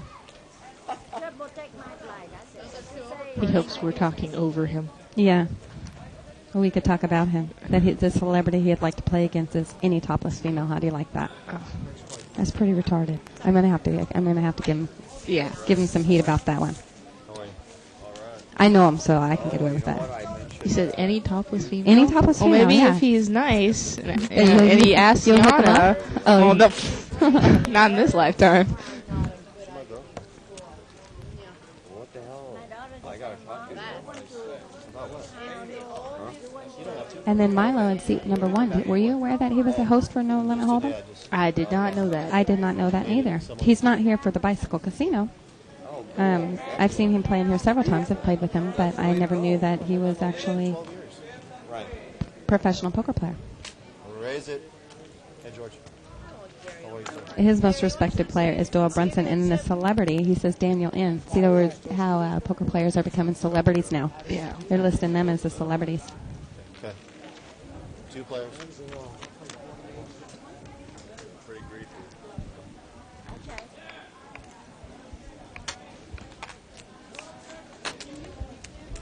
2 of you. So, speaking of pocket fours there. Good. And he hit his set. He hit his set. Although I don't know how much it's he's gotta going be to a like little it. scary, because with the heart. Yeah, that's just what I was going to say. He can't like it that much. No call for it. Well, she didn't really have anything, so. I mean, she had the gut shot straight draw there, but she didn't have a pair. He wasn't going to get any money out of it. Table because of the camera? Absolutely not. Oh, they don't? Completely opposite. I took them later. Why would it be opposite? How many people were in the pot? 2 others? It would seem like I think the commentators should comment on the non-tippers every time that they're. Oh, that's funny. And they had me in front row. Yeah, you have George announcing. So we just got to keep our mouth shut and listen to Gary. Gary, Yeah, he as will he's calling entertain now. us. Yes. And I tell So them, he's talking about us pointing out every time a player doesn't tip, and we're going to rag on them. But I mean, do you tip every single hand? No, absolutely not. And No. I think the dealers understand, and it's not just because I'm working that they understand. I think they understand when the pot's small, Right. or if I'm on a horrible losing streak, which usually I still end up tipping, $1 or so. But they don't expect it every single hand. Every single hand. I agree with you. My standard is $1 per hand, but on those occasions where you're picking up blinds or you're picking up a pot where it was limp, you might be getting 10 chips out of the pot, 3 of them were yours or 4 of them were yours. Right. I don't tip on those hands. It's usually about $10 or less I don't tip on. Anything more than that, I'll give $1. Right, and I think I make up for it if I win a huge monster pot where I get 7 people calling me all the way to the river. I'll bump it up. I'll give them $2. Right. I mean, told my I soul to appreciate the that they're devil, professionals, and And the devil. And I agree with you. I think the dealers understand that. Pot's been raised. 3 bets. Okay. Wow. He's a Yes, sir. seat 9. seat 9 has the pocket aces. He's the one at 3-bet, and we had seat 7 is the one that 2-bet there. I understand a little bit more what you were saying about him being a loose player. Well, King Jack's not so bad, but I mean, we were talking about King 3 earlier. I actually don't see too bad. If I have King Jack and I'm going to play it, I'm coming in for a raise. And it's only one bet more back to him. Now I'm actually kind of wondering why he's still on the pot. I don't want but your last chips. I was hoping the 3 would come out. He was actually hoping for a chop pot there. If the 3 or the 8 comes out, they get a chop straight. And he was going all in. I think he only had a couple more chips left, so he's hoping to get lucky, but he was drawing to just chop the pot. And that's another thing that we're talking about, making sure you have enough chips there, because there's sometimes, you don't have that many chips, so you'll call the last couple of them, even though you really shouldn't, just because it is your last couple of chips. And that's always not a good idea. Hey there, Georgie boy. You gotta be completely nuts. You don't like it. 3 chips, all in. You don't like it. Take some of that. 3 chips all in. With Is that- 8, 9. I believe he has 9, 10. Raise.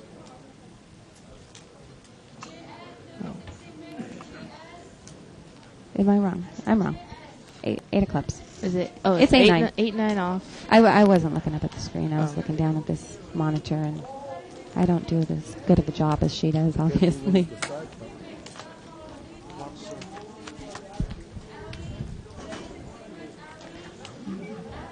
And it looks like he's drawn dead. Yeah.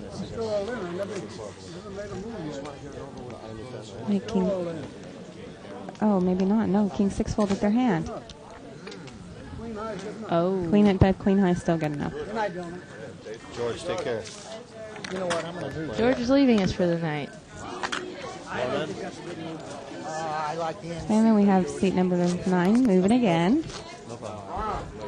Let's play musical chairs tonight.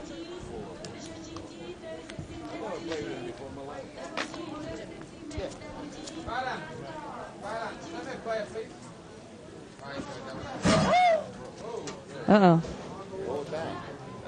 Somebody's food. How did it fall? George went by on the chair. He knocked over the plate of food with his chair. Come on.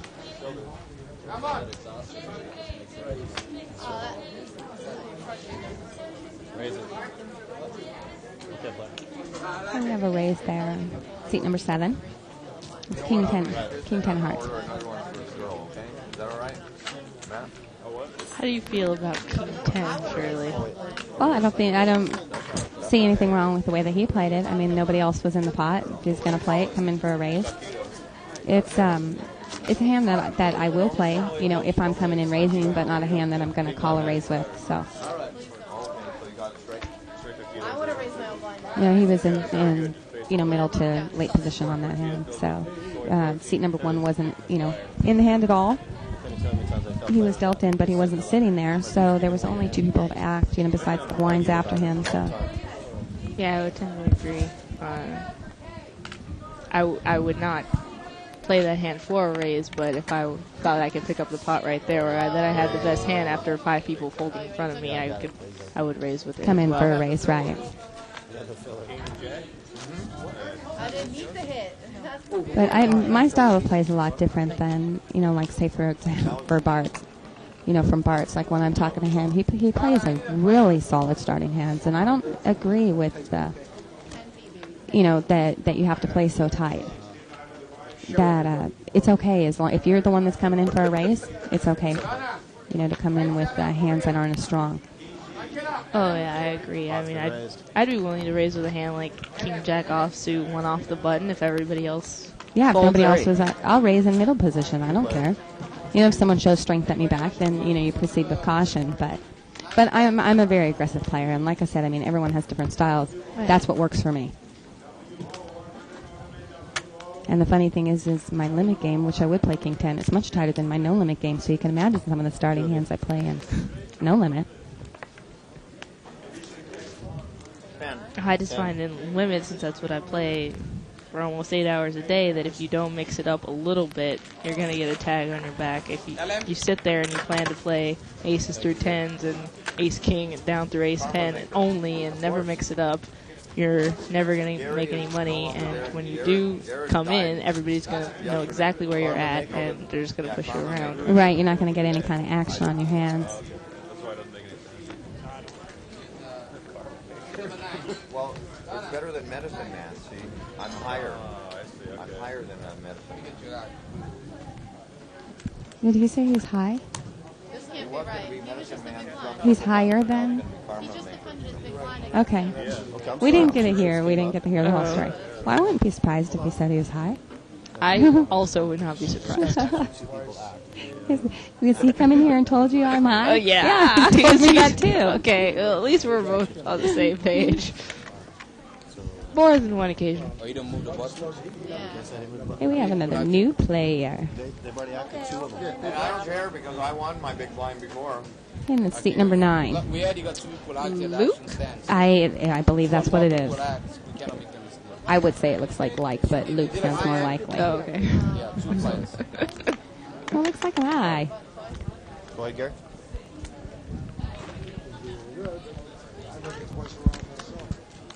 Wow. Some interesting starting hands. Deuces, deuce 4, and 5-9. I'm hoping that Deuce 4 is in some sort of a blind here. Well, I'm thinking that the 5-9 should be. Unfortunately. Or maybe they weren't in the hand at all. Should be the small one.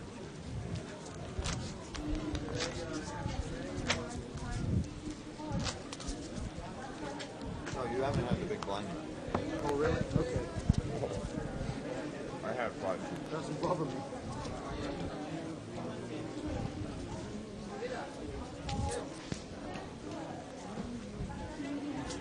Okay, not much here neither. We have Queen Jack and we have an Ace 8, but that's about it. Suited connectors. What do you think about suited connectors and limit? Raise it. I generally play by the book against a large field. They're great against a couple people, not so great. Right. Well, the player on C2 has 4 or 5 clubs. It's definitely a hand I'll call her raise in no limit, but not a hand that I would play in limit. I mean, unless, like you said, there are like 8 players in the pot. Right. You think you even can win a still, huge pot. when I think about suited connectors, I think about like 8, 9, 9, 10. Right, a little bit higher value. Right. 4 or 5, I'm still not going to play. I think I won one of my big hands today in no limit with that hand, 4 or 5. 4 players in the pot. I called $20 pre-flop, which is a pretty big call, but I hit. And, 100 game? Yeah, on the $100 buy-in no limit game. Was to raise to, I had called for 3, and then I got raised to 20, and then 3 other players called, so I'm like, okay, I'll call. And hit the, well, I didn't actually hit. I hit the flush draw and the straight draw. So all our chips got in on the flop, and I won the pot. And they all look at me like I'm retarded, but I was the one with all the chips. You were the one with all the chips, Yep. and they were the ones giving you odds to call. Yes.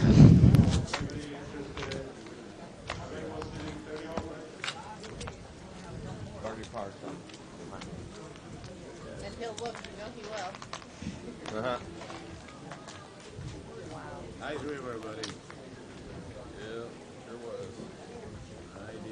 So I wonder how that tournament's going. Do you know how many entries that they had tonight in the no limit hold'em? Actually, I don't know. I didn't know anything about it except that there was one. Yeah, it was a $200 buy-in no limit hold'em tournament. I would imagine there was probably like 400 players. Yeah, the opening tournament that they had last week, what was on the Monday, they had what, 731 700, or oh, it's 700 amazing. something. Nice flop for seat 7 with ace 6. But nobody else has anything, so he doesn't get any action.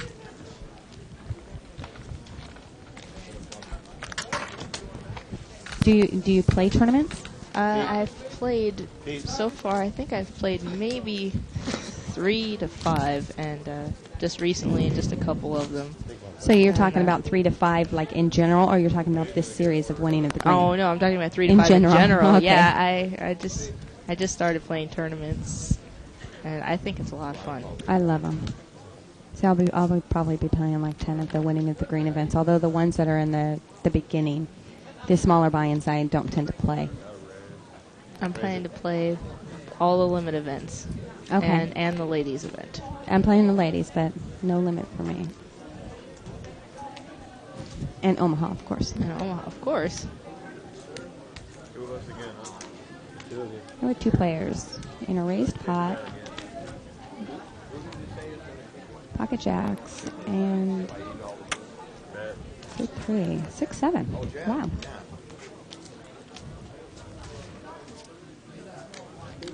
I liked it in that bet, even though there was an ace. Even on though the there was an board. ace. That wasn't like him, neither. Yeah, he must have sensed weakness. Well, he was in position, though, too. Was checked to him. C2, you want the big one? Get ace rag in the big blind.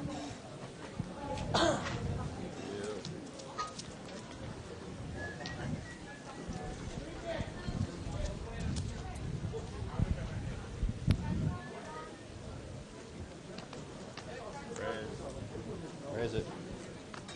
Okay, Matt's raising there. Seat number 5. It's it. He's hiding. There we go. Ace king. Ace king. And picks up the pot. Wow. See some How flop. did how Let's did this see table some just turn action. so tight all of a sudden?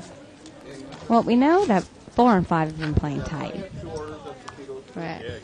And then seat number 7 was a little action. He got up and left. But seat 8's usually an action player. I'll tell you what. Maybe she just hasn't been getting any hands. Well, an action player doesn't necessarily need hands, do they? You would think not, but I'm just a bit confused by. Make it a veggie. Maybe they just don't want to look bad on the internet. All of a sudden, they weren't Well, thinking she comes that in way. raising. Oh, yeah, no. Good. She made me look She good. has queen king. And takes up Takes the down the pot. pot. No good, no good. I didn't play. I don't know. She 3-bet queen king earlier. I was really surprised at that. It's not a hand that I like to 3-bet personally. Right. Well, she And ended if up somebody winning the hand. raises in front of me, I would probably fold even because I figure I'm dominated already. Uh-huh. But she was in position, so. That was pretty good this before I looked at it. That's so they maybe- can know first. And a bottle of water. Maybe they find No, me, and a you milk. know. Regular chocolate. They let me go. Okay, it looks like Gary has pocket 5, so he'll probably be coming in because we saw him play 4s. Comes in for a call. So we're actually going to see a flop here. They cover everything. We're developing Okay, seat number 3 to calls. King like queen. the Hampton Brothers drink. Then we have It's gonna be 5-6. an elixir that is, you can mix it with your favorite alcohol. Pocket 5s aren't up there, but the player in seat 6 has pocket 5s. Probably not going to stay in the hand. A friend of mine Yeah, he talked lays about it it. down. That's it. Grab the card. Queen king good. Yeah. It might work out. We're gonna have merchandise. We're gonna have, advertising. What is Gary talking about now? I don't know. Do you listen to him all the time? a wet t-shirt. Not even half the time. I heard wet t-shirt something. Oh, did you want to enter? I don't listen to half the people sitting there at the table. That is rude. How dare. How dare.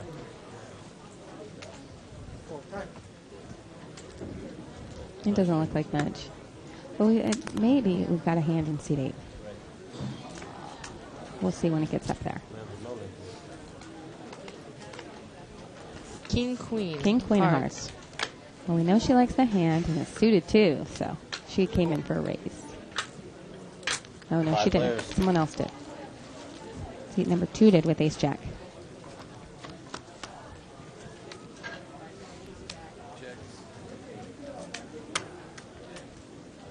And the queen kings have the best hand right now. Ace jack actually needs one of their cards to make the gut shot straight draw.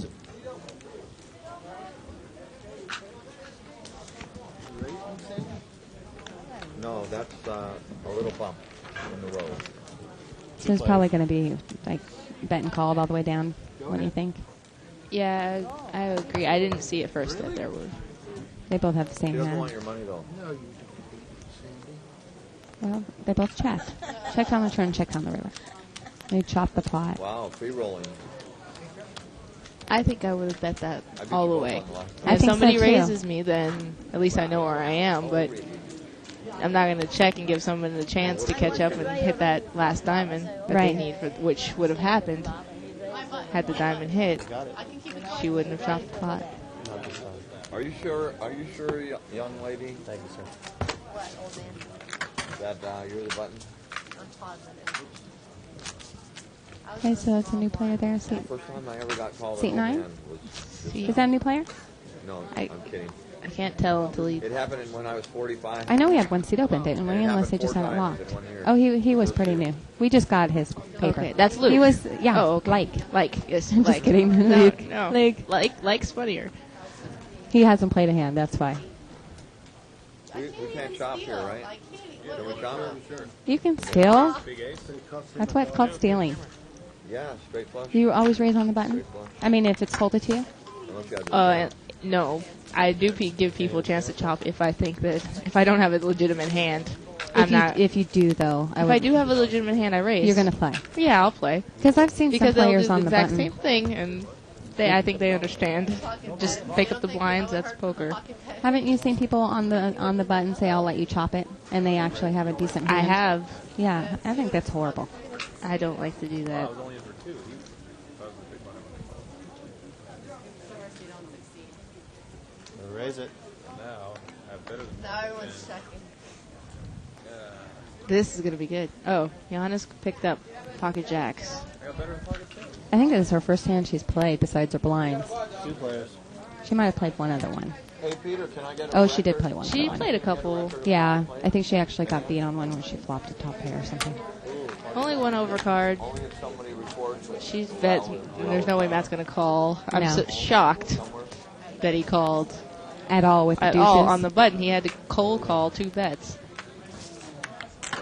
Because if you do play online at any of the poker sites, you can request a record of your play. That's what I heard, right? So the one thing I like about her, although she is, pretty tight, she's very, aggressive on the hands she does play. Say that one more time.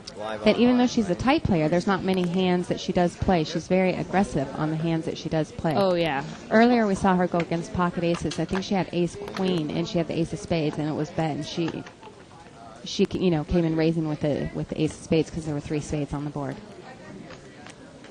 So she's definitely going to get maximum value on all the hands, Oh, yeah. anytime she can. I know she definitely believes in the value bet. She is not scared to put the money in there when she knows that she has the best chance of picking up the pot. Right. It doesn't allow you to look at the players while Yeah, it's a different concept. It's a different concept this time. Okay, so Matt there with the best hand with ace king. That's it's getting raised with pocket tens. Matt's going to lay the hand down. Oh, he called. calls.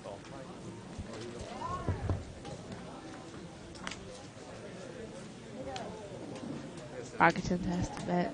Matt's going to call. He's going to call. He's going to think about it, though. He's not calling. I bet you he doesn't call all the way down. Let's see if he calls on the river. See if the guy can fire out one more bullet, and we'll see who's right. He's got to fire it now. That's not fair. becomes a big raise. I hope we're chopping. We'll see how No, you're No, not you're not chopping. chopping. Sorry, You- Matt. You just got But sucked you- out on. yeah. You're the nut blood. Oh, They had a flush draw. Oh, and he's lying. He does. I've never seen him lie at the table. He said he had the flush draw. He did say that, but it was really weird that he said that he 5 said- seconds after he said, "I hope we're chopping the pot." I know. I think he might have been a little embarrassed that he didn't raise himself Yeah. out of that situation.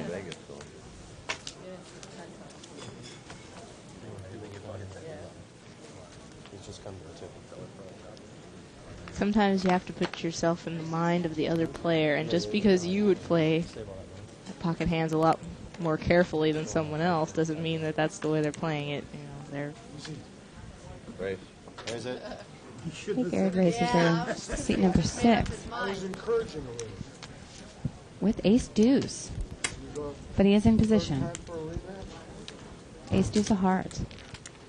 He picks up the pot. that is a hand that I will play in no limit. That I will not play in limit. I will not play in limit, but like we saw, he was in position. It was one off the button, and no one had came in. So a suited ace actually isn't bad. You know, if you think you can pick up the blinds. A better win than Small blind. At least if the blinds call you, you actually have a shot at winning the pot. You know, if ace flops or you catch flush.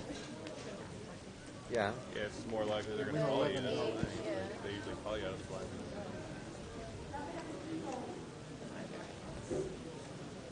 I didn't want to hit that 13. That's not Right. Okay, Matt's Matt. coming in for a raise.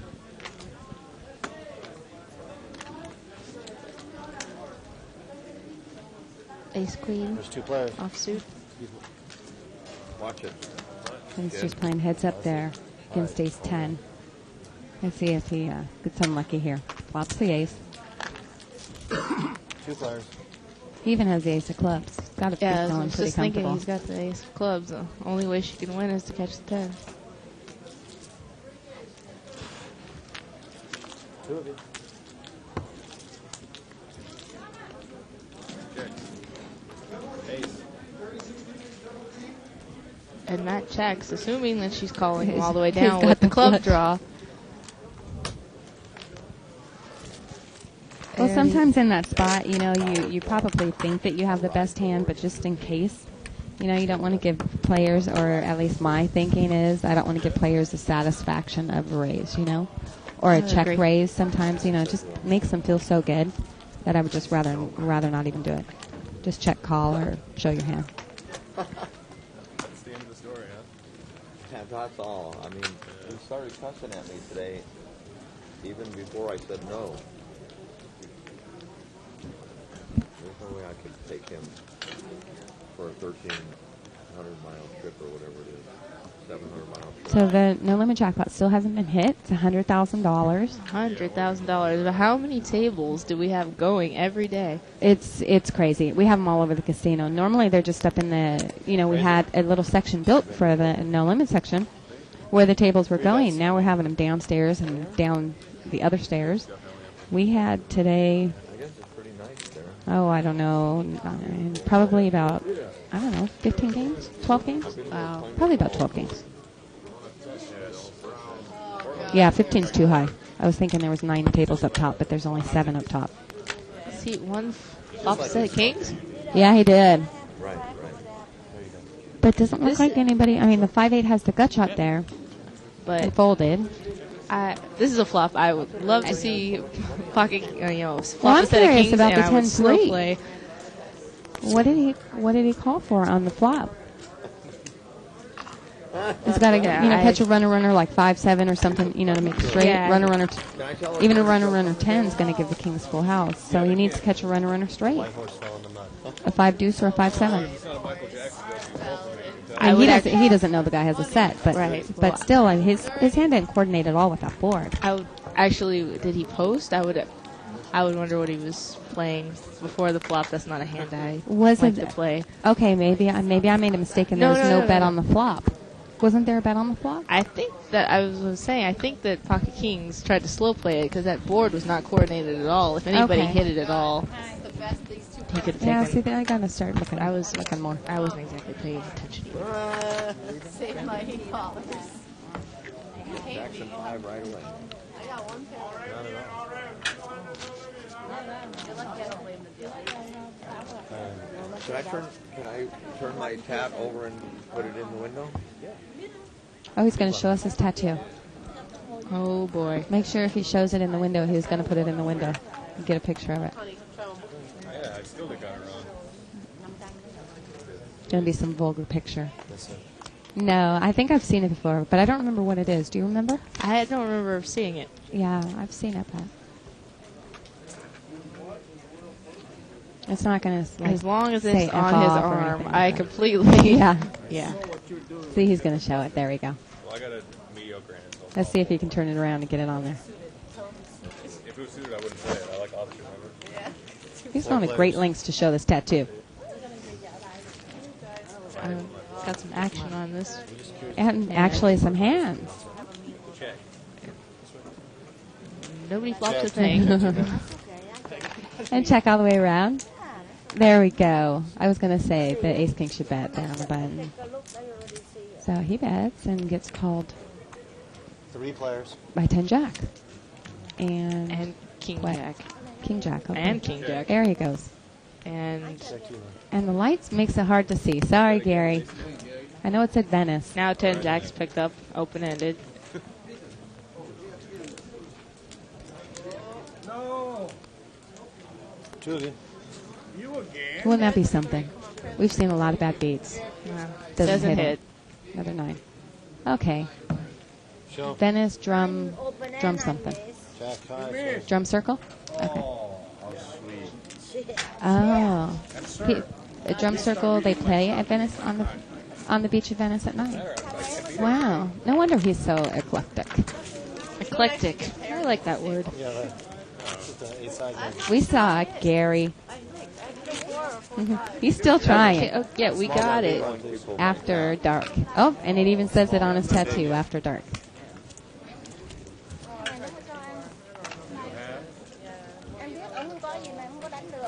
What is it? You see the road?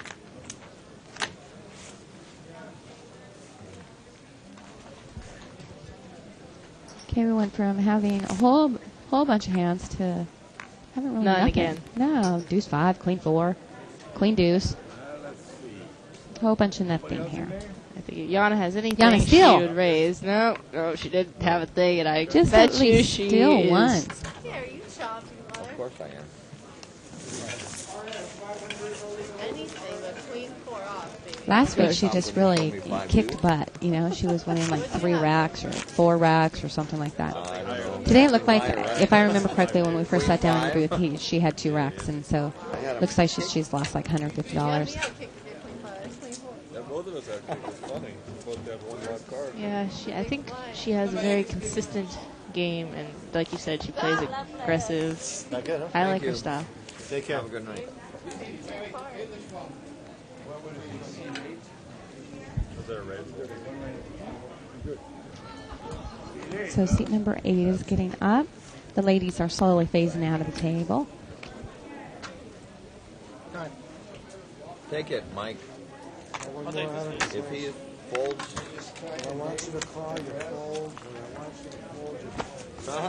Like my cards don't even have backs on them.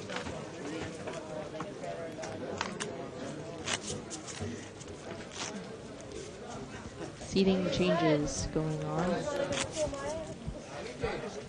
You know, what I found amazing is that these, you know, this is the same game as we had last week. Last week, anybody that was watching probably wanted to, you know, jump on a plane and get over here and play this game because it was so much action in the game. Really? Yeah. And then, you know, we come and look at this. So, just, you know, it all depends on the player, even though the game's the same, the 8-16.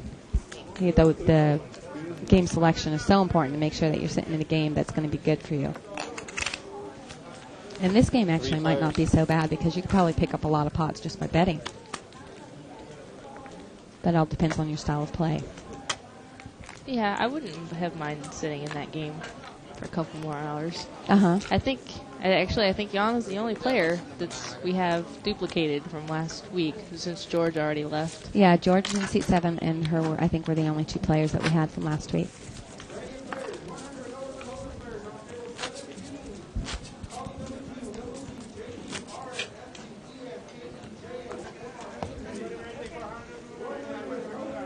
I like Brian as a dealer. Isn't he a great dealer? I think he is an excellent dealer.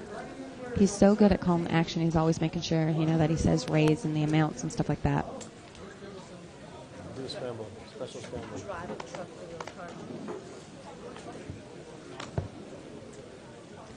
So that little ball that we just saw, was that a brain? It looked like a brain. It looked like a brain. It was like double brain power there working for him or something. Maybe. His lucky brain. The one in his head's not good enough. That's sad. 3 players. All right, 3 players. Ace Jack. Dominating Jack King. 5 days a week? Not anymore. No. Although the ace is, you know, the Ace Jack yeah. has this ace in his hand.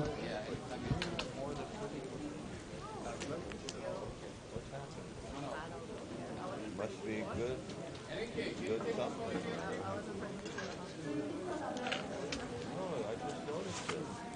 Well, that's enough. He bets his straw and everybody folds. Well, although they had good starting hands, you know, they really didn't hit much. They had 2 overcards. But that pot was pretty small, too. Just noticing enough. Oh, Brian. So we call in just, you know, on the overcard More basis. beautiful things in life than normal right now in my life. How about the Pretty awesome. Did you know she just let her hair down? Yeah, you guys can. I noticed. Jana's coming in for a raise. Aces. Oh, aces. What do you know? I gotta call my cousin. She's hoping somebody calls. Hey, Byron. can Too you much see if they respect. could record it at home? Is that possible? Nope. She takes it down right A there. monster and she pot. shows it. There's nothing in between me. There's nothing. Which I know Shirley doesn't like. Well, I hope that she's setting. In that case, she could set up like, you know, I haven't really played any hands. I have aces, and next time she could bluff. But we've seen that, you know, she hasn't really bluffed. So next time on the button, if it gets folded to her, she better come in for a raise. Yeah, I'd like to see that too. But I think need a that color the reason change. why she might show it is that she wants to say, see, this is how I play. Don't chase me down. Okay. Yeah. We got 40 there. Which is probably more likely than her wanting to set herself up for a raise, but I'd still like if she If she took did do your that. advice and used it to her advantage. Pot's been raised. What? Time. Okay, raised there in seat 5. His pocket nines. I call. Calls. You gotta wait. Which way? Just like this player right here. Oh, okay. So for the seat And then both the players Did I have that enough? were in the blinds protected their hand there. No. Seat number 3 was in the big blind. Seat number 9 I'm gonna get posted. 200. Buy more anyway. I'm gonna buy. He's betting. The action's on you, player. Just floating over you.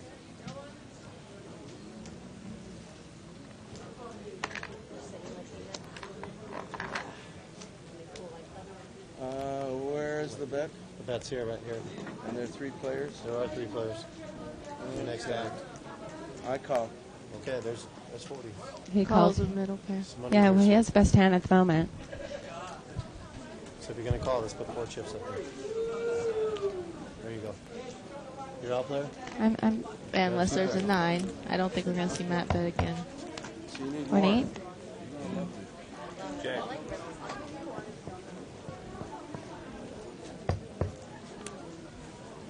Check. Pair of 9s. Sure you got that beat. Yeah. Sometimes I like to use the turn At one ace time here. For another bet. bet. Yes. because if they don't have an Lines, ace please. and they only had If he had didn't have a continued to- raising hand on the flop, Right. He hadn't raised on the flop, so he didn't show, the player in seat 9 hadn't raised on the flop, so he didn't show a lot of strength. So you would think that he has a top pair with a really weak kicker, second pair, or some kind of draw. right? So when that ace comes out, you That's know, Matt's it- opportunity. Right.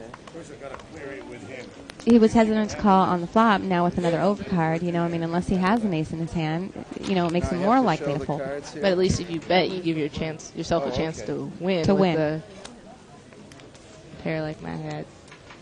Is he somewhere number 7 raised? The ace jack. How would you do that? Gets folded. Let's see if Yana protects her hand. She doesn't protect her hand.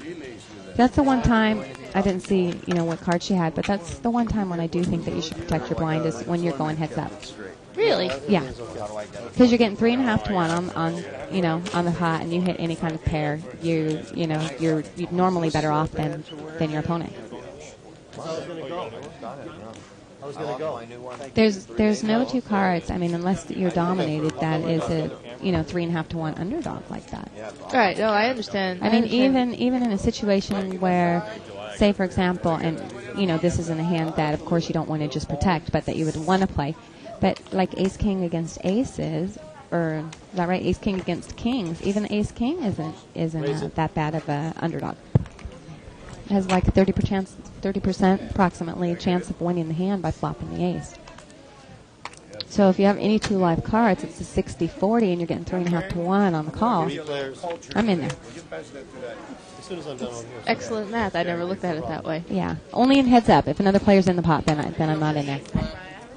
You want to see how fast I can memorize it? Seat 1 flopped open-ended. Here, let me.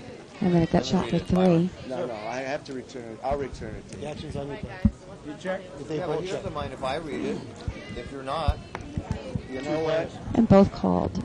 I'm sure you're right, but I'm going to do it the way I said. No help. Extremely particular. That's it, player.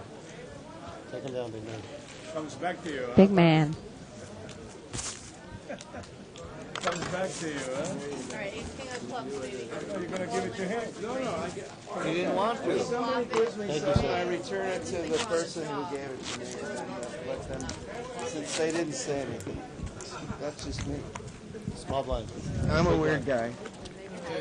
I'm not thinking about the cards right now. Big blind guy. How much? I'm playing how much behind now? I'm not sure, sir. 140? Yes. Okay.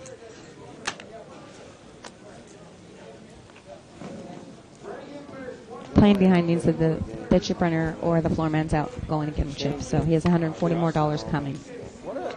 Every time it comes to us, Yeah, right. Yeah, you got a chop? Can't look, my jack 3 off runs into his king queen, his pocket 10.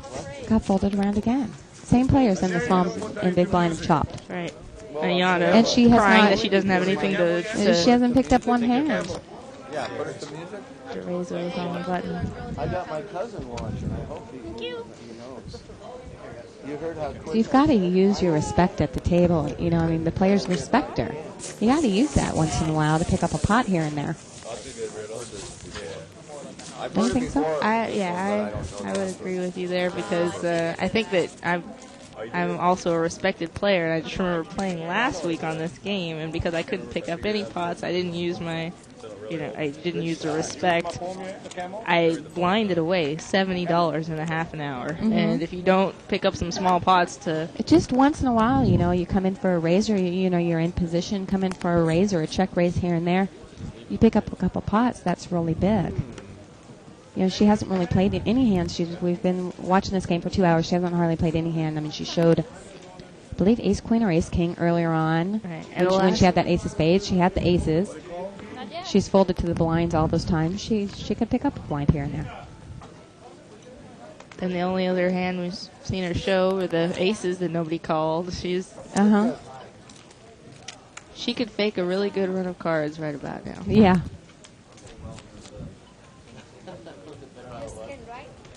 Yes, thank you.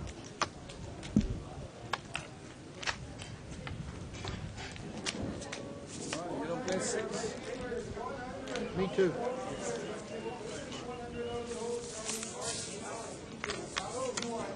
Seat number 3's double brain there is working wonders. He's picked up a couple pots on really nothing. He had 7-8 there. He had 8 high. Am I the big blind? Do you think he's reading the players, or do you think he's getting lucky? Do you think? Well, I don't think he's getting lucky. He's creating his own situations because he hasn't really, he's picked up pots by being aggressive. On that one, he did it with 8 high. On the other hand, against Milo, he did it, I think he bet with ace high on the gut shot straight draw.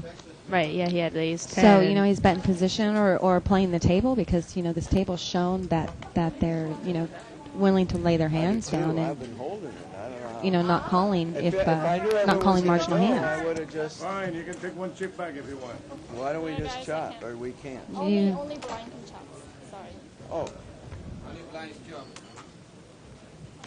One chip back? Once the pot is raised, you're not allowed to chop. It's most likely because it's not really fair to the other players who already folded.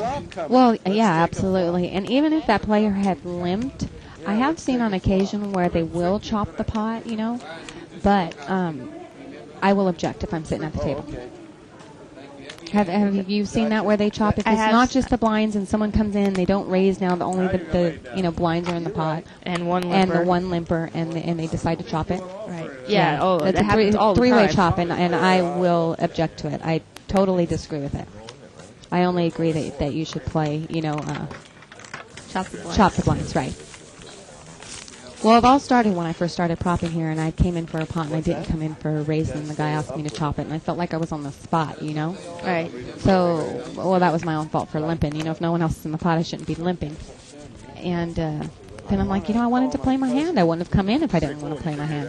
And I just made a standard rule, no three-way chop, which means that only the small blind and the big blind are going to chop. Right. In a few hands. And actually, you're not supposed to. You're not supposed allowed to. If there's any objection whatsoever on the table, then they have to play the hand. Yes. Does this look like me? Oh, okay. It was a lady. It was a lady. Short term. So it looks like Yana. Did she get up? Or she just took a little break. I thought that seat number 4, the man was going to come play, but he's not.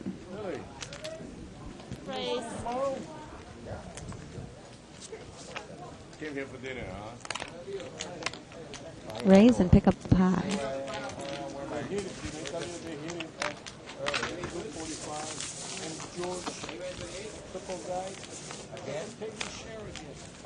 So how many tournaments have you played? Hundreds. Too many to count. Yeah, way too many to count.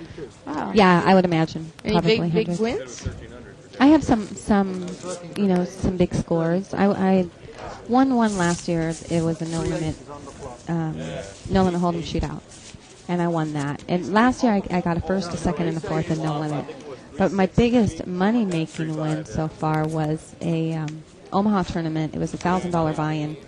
Was 2 years ago, and I came second to Phil Hellmuth. Oh wow! Yeah, so my prize for that was $27,000 and change. That's awesome. But I do okay in them, you know, and I do really well online playing in the tournaments. Maybe because I'm playing more, you know, more of them. I won my way to the World Series of Poker main event last year by playing a satellite online. Oh, I beat wow. like over 300 players. It cost me $93. It was a $33 with rebuys. I did 2 rebuys.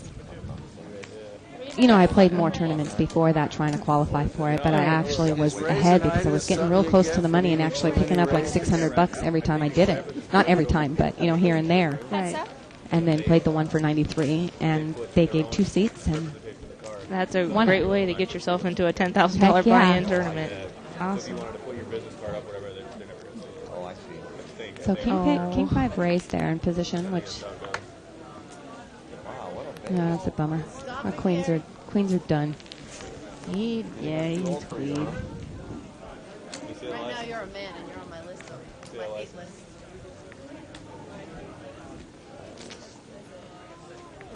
Yeah. And he lays it down. You should lay it down. Good lay Good down. job. Yeah.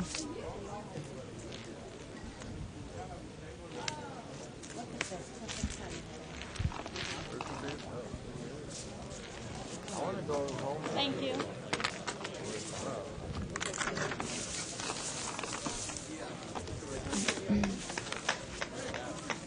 You know why I was so happy there? I think that's kind of a bummer about having big pocket pairs in the blinds because somebody's already limped. Usually if you raise, they're not going to call, but I still agree that it's correct to raise because Yes. you know you have the best hand at that moment. Right. It's a value raise. It's correct. It just so happens it's not no limit. You're not going to get anybody out who's already limped. You know, it's not too hot under these lights. I don't know if it's because I have a hat on or... Well, I don't think it was limped on that hand, right? I mean, seat 8 raised and then the blind re-raised. And then he called. Player in Okay. seat 8 called. I think it was 3 bets before the flop. Wow. 3 bits. So there's nothing King wrong five, with raising that's in kinda- position with King 5. And then when the guy 3 bets, and now you've got like, I don't know, my math skills are drained today. Seat 9. He's got a lot of chips in there. Yeah, that's going to be a It's hard worth one it for him to call. me to figure out. It was like 5.5 to 1 or something like that. He's got a call. Still need to save it for... Oh, you got food. You're not supposed to get all taquitos. Yes. Oh, you're eating that? Yeah, and I'm going to save it. Can I look? Food. If anyone noticed while I was sitting at the table, I ordered some food that I had to relinquish, and now everybody's eating it. Tell her that, David. You got cold. Oh. Giannis tried to yell at me that everybody's eating my food. Is Gary eating your food? Yeah, well. Thank you. All right.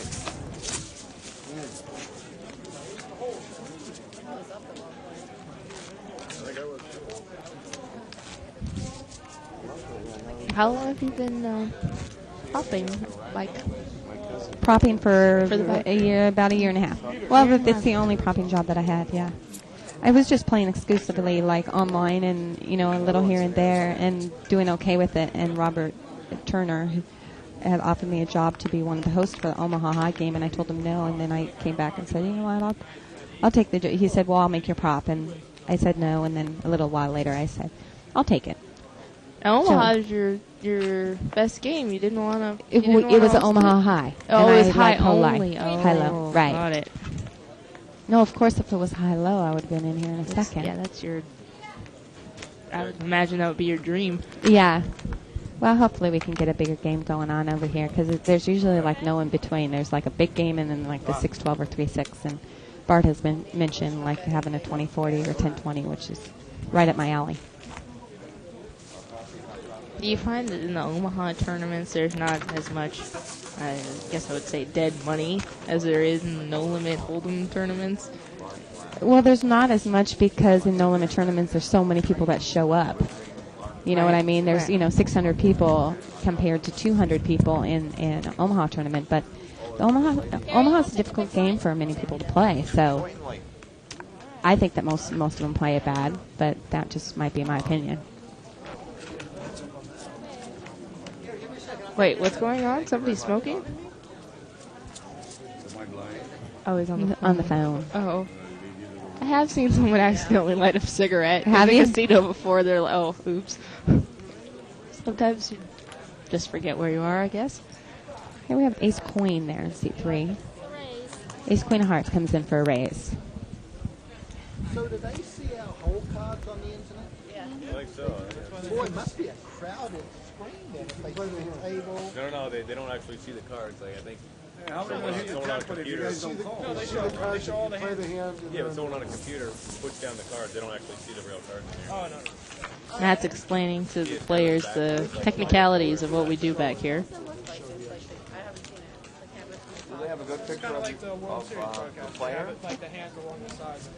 Yeah, exactly. Yeah, There's exactly like reflection. it's like on TV where they just on the upper left side they have all the hands. But when I watched What do you it, got they going? organized it. They're kind of slow at setting. I like her hair down. I Looks better down. I don't like the ponytail. She's a beautiful girl. She should wear her hair down sometimes. The C4 net of hands are It's funny because people actually have discussions about this on The game's so boring with criticizing it. If you're just tuning in, we're watching the 816 limit game live at the bike. Right, that's the worst. Yeah. 816 Hold'em. Yeah. I don't remember seeing a flop. Oh, okay.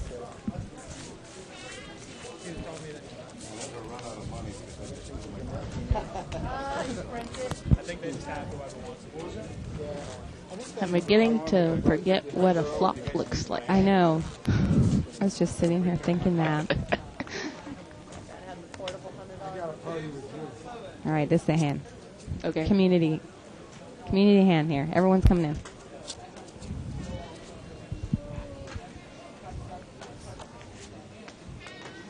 Maybe not. It Well, we looks have- like a bunch of rags. Well, we have and an ace king, king coming out in early position raising. I don't think anyone else is going to be Nobody's gonna calling. call.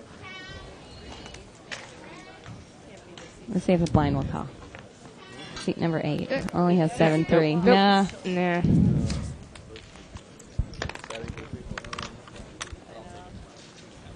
Last week the game was amazing. Jerry, get out of my game. That's what we're saying back here. Yeah, last You ought to last year start was to feel incredible. it.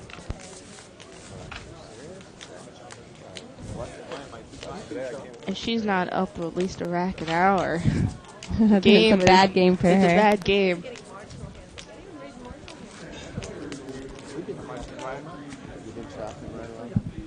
You could chop small blind a big blind. Small blind, That's Yeah, but I'm talking about one night called it bad on the flop. Yeah, that was atrocious.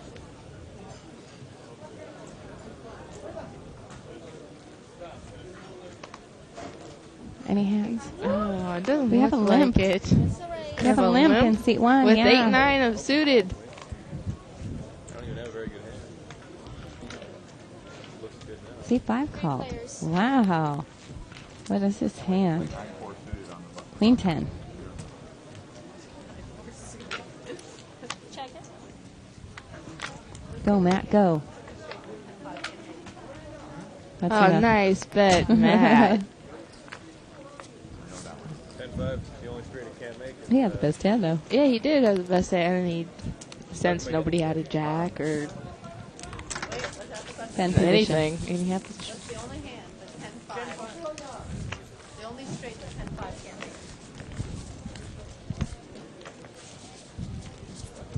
Don't hurt yourself.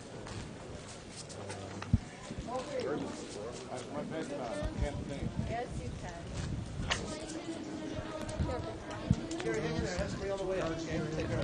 That's my food!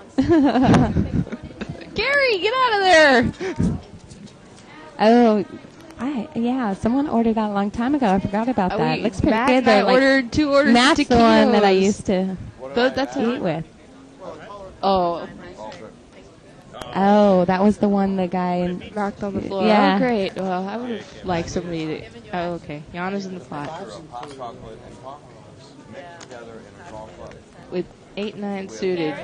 Wow. She's getting bored. Yeah. Not that that's not a good hand to play. It's Well, the just that- position of it, is probably not the best. But it's not something I usually would see her play. Right. And chocolate milk. I said. This I want hot chocolate and coffee mixture. With a small cup. With whipped cream. 5 players.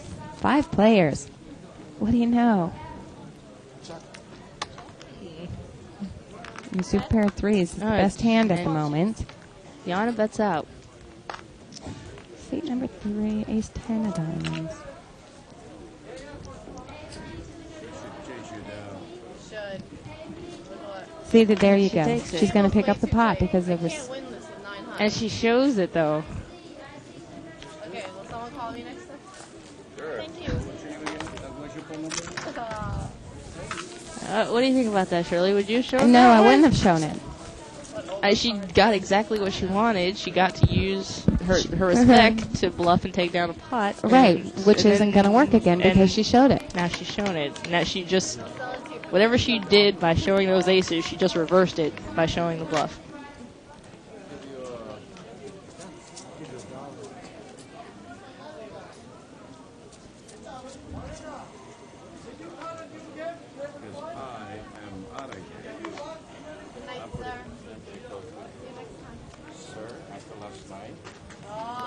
Okay, we have some deuces in seat 1. Well, everyone folds to them. How nice. I'll take his seat if he leaves. They're going to chop. Oh, perfect. I'll just deal off, dealer, okay? Okay. And deal me in as soon as the button passed. Whoops. I got to make a quick run for it. It looks like seat 3 had a good night. You got me out of 2 hands that I should have beaten your butt. Yeah, I believe so. Maybe next time. We did a chip Gino. count right when we started. Yeah, I don't remember, what he started with. I think he started with about 2 racks. So Oh, we started with 2 racks? I think so, but I could be wrong. I think I'm too tired today. I'm not paying attention to all the small details. Okay, anybody got seat number 9? Anybody want seat number 9? Bring us a live one. Yeah, one more matter, Yana, in this game is shot. It's not shot already? Good point. Well, we have potential here.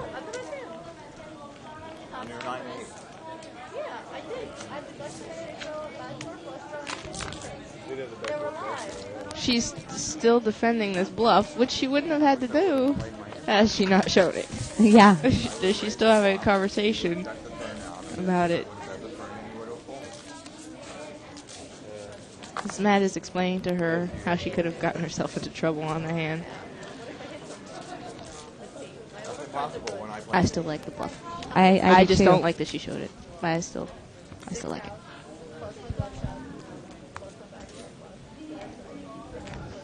So I'll talk about the next week. On Wednesday, they're going to have the heads up between me and the winner of the College Challenge for Charity. So that'll be fun. Yeah. What's the? That should be a little interesting because it's just going to be a heads up match. And if any of you guys know me from what I've said on here in No Limit, I'll play a lot of hands. And heads up, I play almost all of them. So I play a lot of heads up online. And, I think that, I can usually get a feel after the flop. And so, like outplay my opponents a lot of times. So I'll play almost any 2 cards. That's great. Oh, look, we actually had a hand here. Aces. And that's the end of it. If you catch another one. Okay, we had a hand here. So what's the buy-in on your No Limit? Well, it was Oh, is it No offered. Limit? Yeah, it was offered from the casino. Put up the money for my opponent, and then I'm putting up the money for myself. So it's just a couple $100 each. So Okay. it's prize pool of $400. Imagine if I 3 better. No, he was stealing. Running aces behind me. But just to prepare you now, I will be playing a lot of hands. I'll be all, what the heck is she doing? Do you have a lot of experience with heads-up play? I play a can't lot of say it I have online. any. I play a lot online. Because I just wanted to make sure that if I ever got into a tournament, and I don't necessarily agree with deal making, although I'm not against it, but I don't think that it's something that you should jump to do. Okay.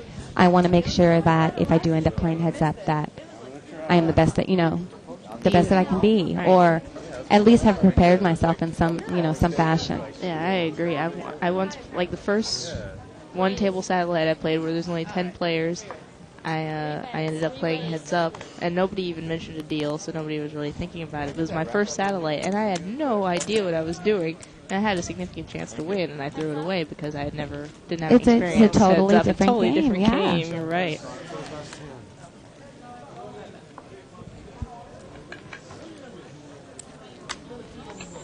Jan as top pair, good kicker. I was going to call there with this pair of 10s, queen kicker. Yeah, he's checking blind.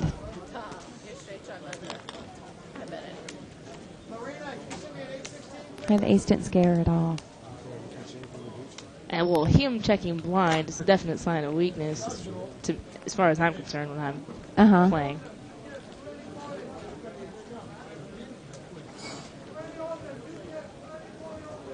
Have you been sitting with her for the last hour? I think you maybe wanted to call for the jack, but was he getting odds to call for the jack there? It didn't look like it.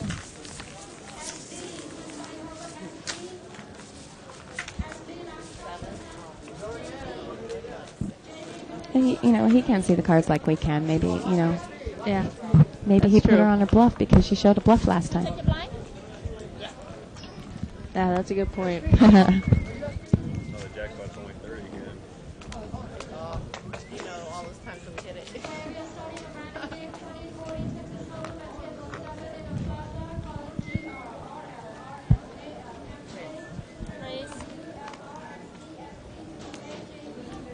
How long was the board for this, do you know?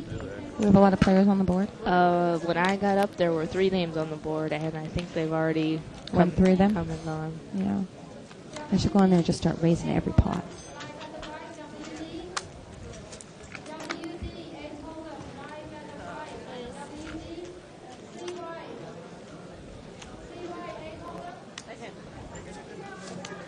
That was a good laydown. She made a good laydown.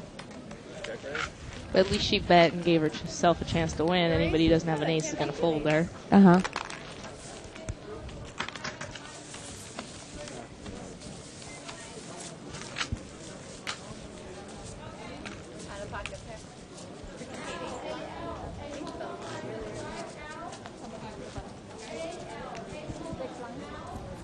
There's a player in there.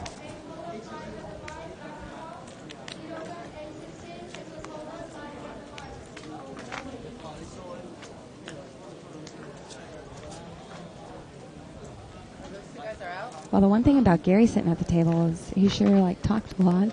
Yeah, he's Kept them always happy. entertaining. Yes. Okay, man.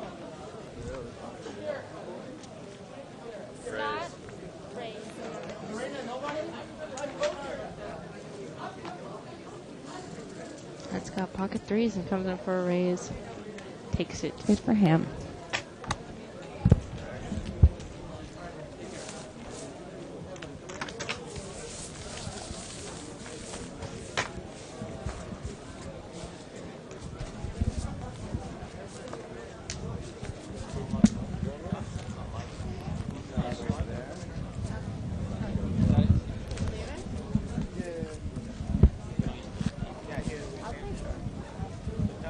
You don't want to show? First hand I play, I'm like, These hands I had nines. I don't want to show. No board, huh? Well, we'll see if they... Oh, no board. Oh, I should go out there. I'll go get Bart to come in here with you. I'll go raise it up. Raise all the hands. Give you some action. Give you something to talk about. Now, if I fold, I don't have to show it. I didn't show it here yet. Do I? Alright, he'll never know. It's ridiculous. It's still supposed to be like 2 hours left and no board. All right, that's official. I'm going to go out there. I'm going to go get Bart or something to come in here for you. Watching paint dry, we stopped like 6 Are you supposed to show all your fold cards that you're going to figure out? Yeah.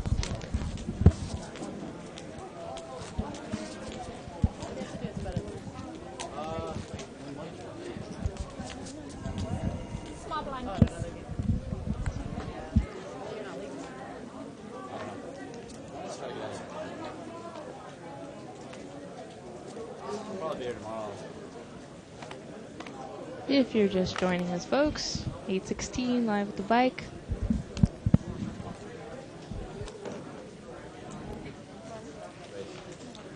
We're looking for a couple players here. You guys want to jump in the car? Come on down here.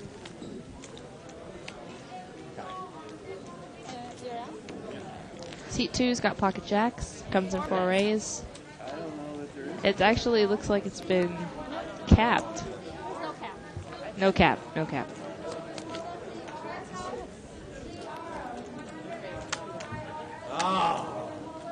Yana raises.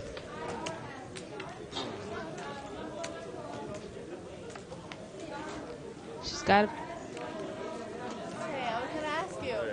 She got him to check. Have you been in there the whole time? She bets. He's got a call. He's got a... He's going to call and she's... No, are you playing it? Yeah. How you doing? But she tried to give herself a chance to win the pot by betting and got a free look at the turn.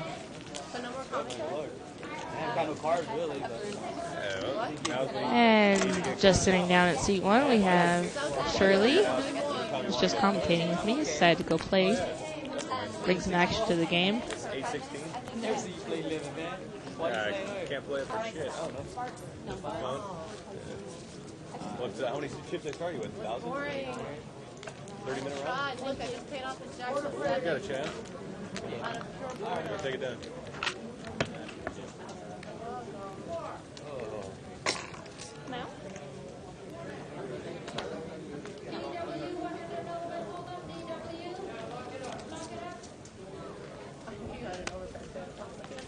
Wait, what? I missed that. What happened? Jackson? I thought you were also supposed to be nice with like kings or something, and I'm like,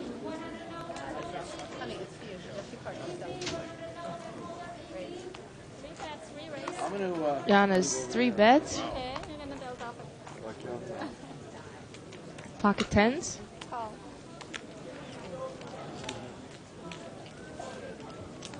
She's got the best hand.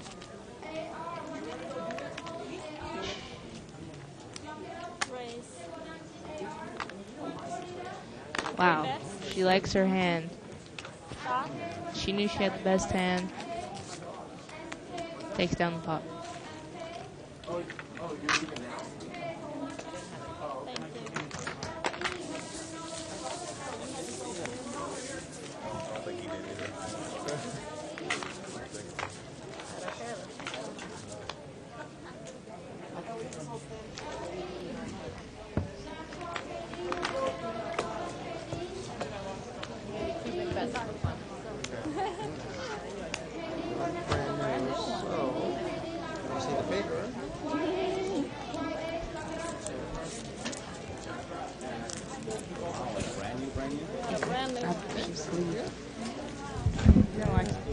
At 9? At what time? I bet the turn is called. There's nothing you can do other than take the turn represent the ball. I think it had a set. And no deck. I'm like, that's gonna suck. I know, one of these times. That's a cute shirt. Aren't you cold? I think she's dressed right for this. For the lights. For the temperature. Oh, I'm freezing.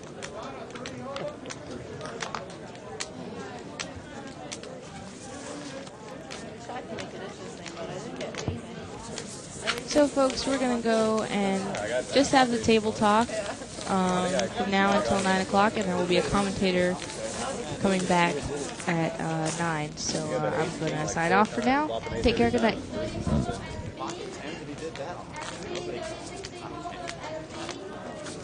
Oh, yeah, you got the 10. I got the 10. Ah, you had a lot of outs. You had any club and any 10, like 11 outs. No, we've only been on this stuff. Never played. Yeah. What's that? I put you on a draw though. I'm like, dude, I hope there's no club. Nah, I said 8. But I had the outs. Yeah.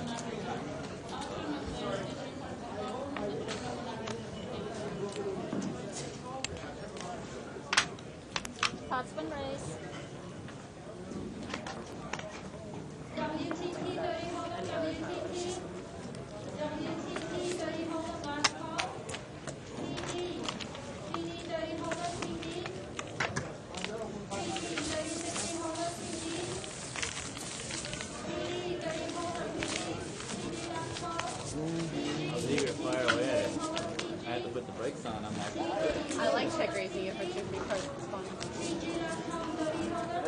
No, it was 2.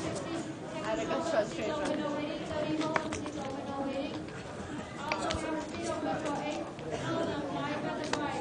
Oh, excuse me. Sister, sorry about that. No problem. No harm, no foul.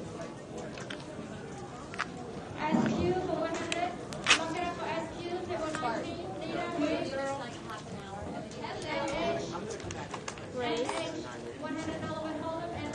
Oh, right now they are?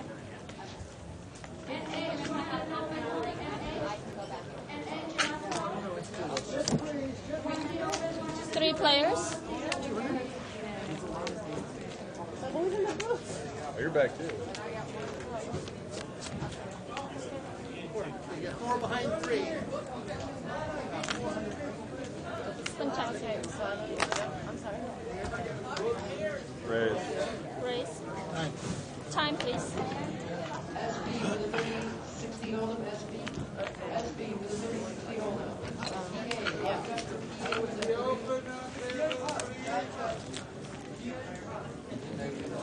Three players. Check. I'll check. Check. Ace high. Got a jack. You called my raise with Jack 8 off. No, I raised it. Oh, you what's up? Yeah.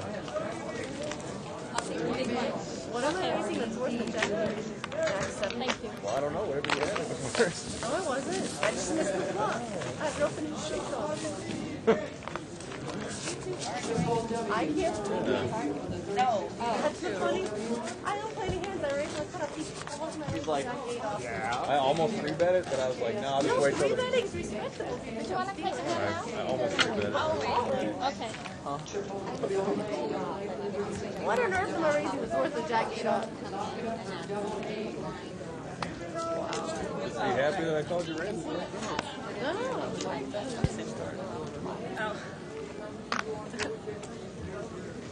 If it was suited, I would have told her.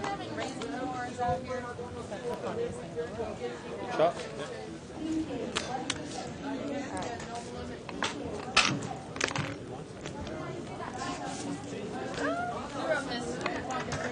Oh, don't read that.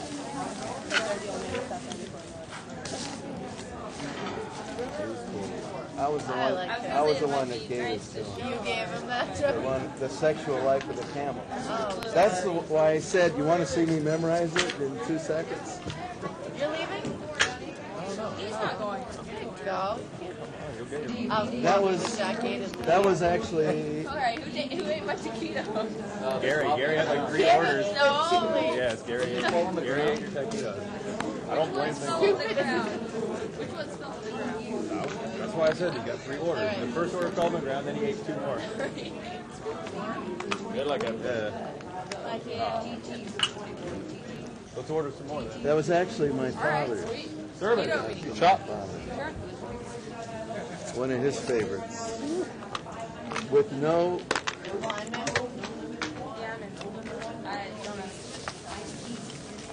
How much am I? Pocket 8. Alright. 600. Because there were no bad words and no vulgarity, you know, of any kind. There was one time where one of the guys cussed out the dealer. It was pretty funny. Yeah, it was like 3 weeks ago on Wednesday. I was playing, and this guy just took a bad beat and just started swearing. When he's swearing at the dealer or swearing in general? The guy right here? Oh, yeah. When he's like... Yeah, exactly. And it was just like a coin flip. He had like pocket 10s against ace king. Right, right. I caught an ace, and That he was was like fun. going crazy. Yeah. Race. That was like a really bad game. It was like, that was like the only funny part of it. I'm like, I don't even like that guy. That's a crybaby. And he totally he makes these huge overbets before the flop. He'll make like a $60 raise. And I'll go over the top and I'll just fold. Shirley, what'd you think of me winning that biggest pot of the night with 9 high? I thought that was cool. We did think it was cool. That was awesome, man. There was like no action. 4 players. Out? It wasn't a total loss. Check. I was like, sure, I was going to say something else right now. Yeah, I did. But on some Wait, when you had the gun shot? Was it 3-way action or just 2-way action? 3 players. It was 2-way action, right? There were Four people. Are they all bucks? Yeah. Nice. Race.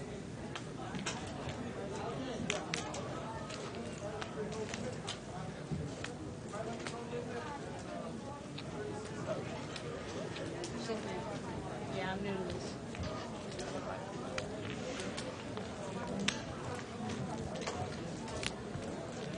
Three players.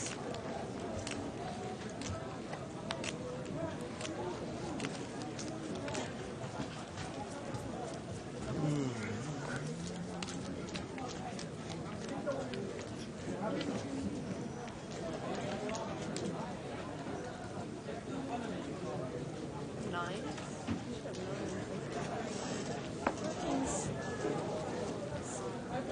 Trips. I was like, where's this Yeah.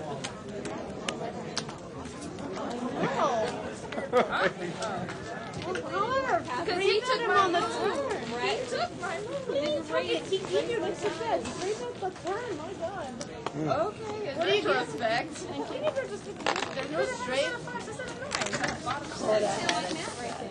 Yeah. 46 to 1. Even I would have. He could have had Nice aces. big line there. Yeah. Wow. I'm disappointed. Afraid of a higher set. What the hell ever is a higher set? I just come. You, of all people, better shut up. No, I just, when you start playing this game, you come to terms with the fact that if you flop a set, you're just going to lose a lot of money. Yeah, exactly. It's okay then. Never heard anyone folding. So, like, huh? Like, damn it, I was gonna check raise. Wait a minute, you must have been the big blind, right? Be in the pocket three. Very, very perceptive. Yes. Three bets, three raise. Because you don't like pocket threes. Right? That's right. No, you're. I think I cold called a three bet with Heads up. deuces earlier. You see that? You see that one? Oh, Jack, you You see that one? I don't remember if I saw. That was ballsy. Which one's a jack? Raise. Astounding. Three or four lots of time. I mean, it's bad. It's nothing I raised. Heads up. No, I figured what you had was a good hand, but not a great one. See if I could hit a pair or you miss. Check. Look at that dude.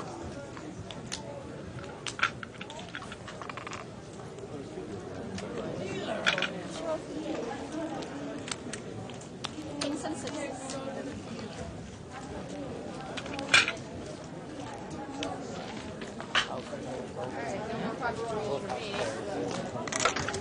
Couldn't figure out what the hell is going on. I want to become Everybody's worried. Oh, she does hold calls. I just want to become half close stuff. Yeah, I had to escape from it. Are you playing? No, Ben, I want to go back to Somebody could have had a higher set. Right in that, you'll back me up, right? Okay. Right? Yeah. He's just going to have to show me nines next time. I'm like... Hey, save yourself. I 3-bet my set of aces on an ace 3, 4, 5 war yesterday. I 3-bet the turn. I could have gotten a set of 5s. I'm like, there's no way. That's what he had on the set. Thank you. It sucks, but I'm like, I think I'm the best hand if I don't. Well, I So what you're decided saying I is if a didn't deuce had come on any the turn, longer you would have put him on a this set of raise. deuces and maul. Right?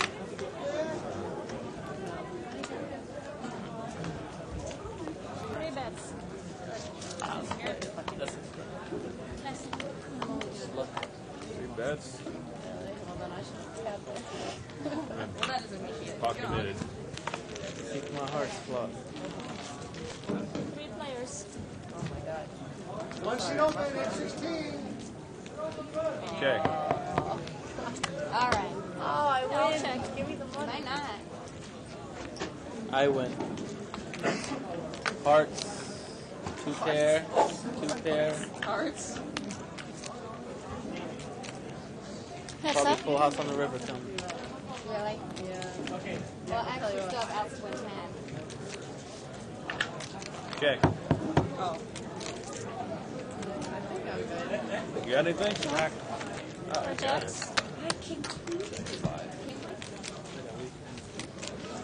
Next month playing check pot. Sorry, buttons, red buttons.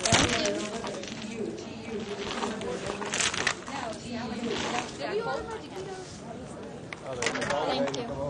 Like when we're in our league, so that I'm going out there and I'm going to start raising all pots. You have an ace king again? Me? No, I had crap. But because I was doing the commentating and the games were so bad that I thought that I should come out here and like raise all pots. I tried. I showed 9 high. I don't understand how Well, much temporary, I guess. Yeah, but I did have an ace. But normally if I had, I would have sold it. No, me. Chiquitos.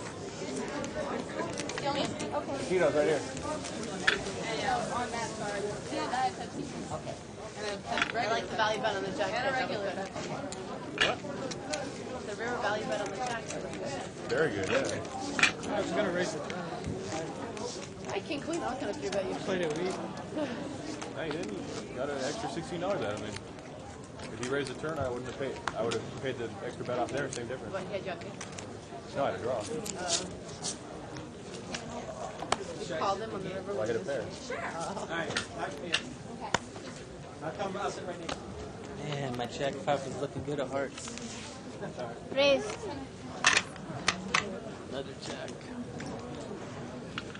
Really, I can't 3-bet now, so it's your turn. Well, I almost thought about it, but Ooh, 7 of 7 o'clock. Do it again. See what happens. That's right. Pocket. 2. Nice hand.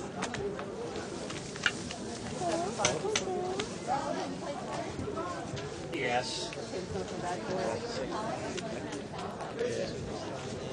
Okay. I'm stuck now, right? Two racks.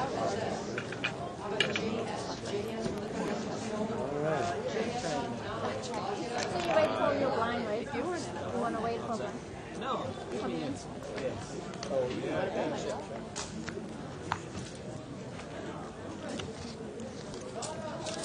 You hit a pair.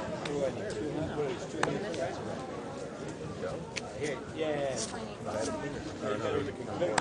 But I had 8 high. Probably gonna need 400 behind 2. 400. Okay.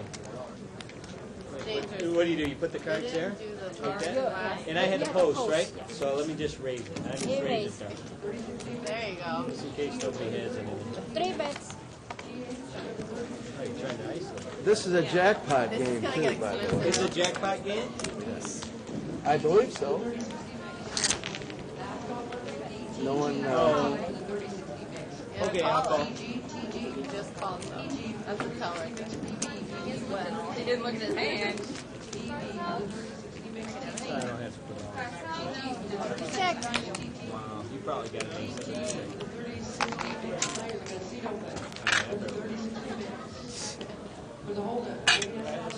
It's a club.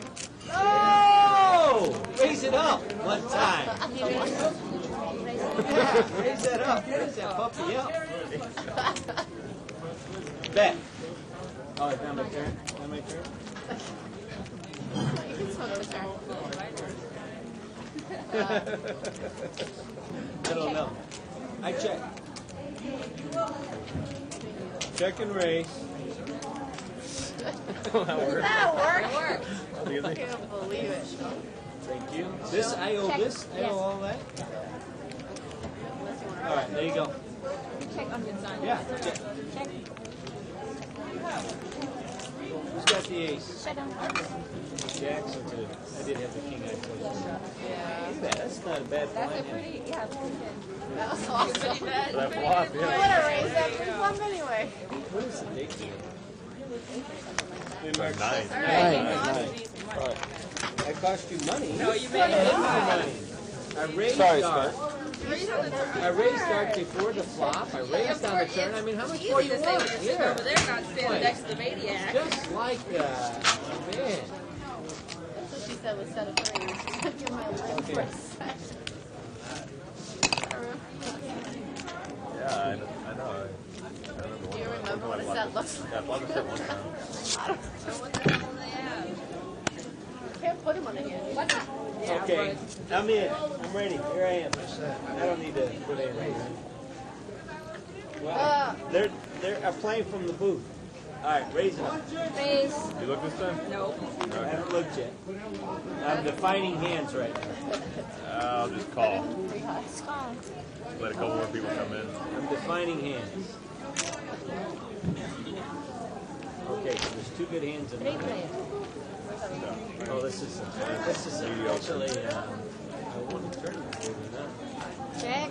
Check. Dead. And all right.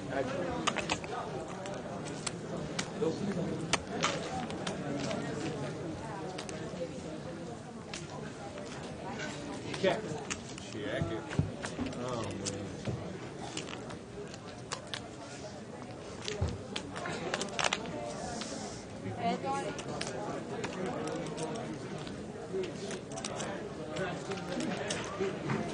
Donna. Oh. I'll raise. Oh. Raise. That's a good decision. That's a good decision. You fold it in.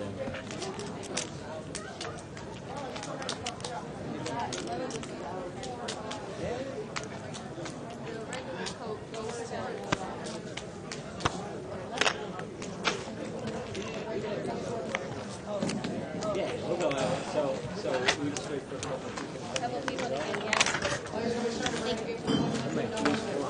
I know, I tried. I did off jacks. Check raises off.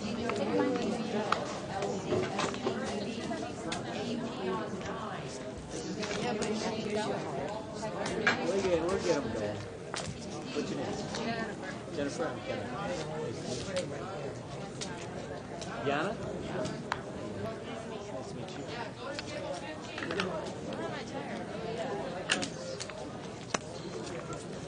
Okay. All right, I'm going to look at one. Yep, that was a good one. All right. That's a good one. I just tell you one of them is good. Both mine are bad. it's like strategically looking at each No, I don't even need to look at my phone. Do you heads up for a raise? You haven't looked? All right, I've looked at one. This is, Where do these crazy people come but from? I have a good card. All right.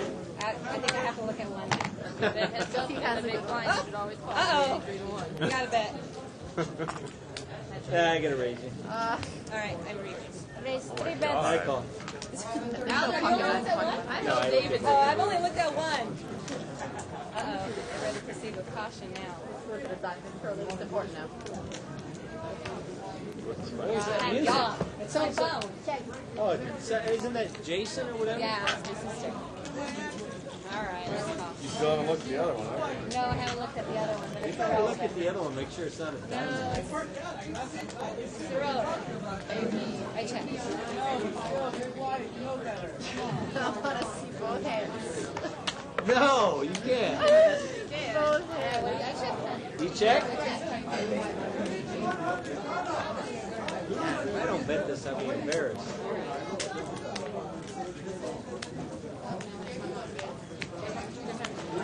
All right. Okay. I got a jack. I have an ace. What card I looked at? I don't know. What's the other one? Six.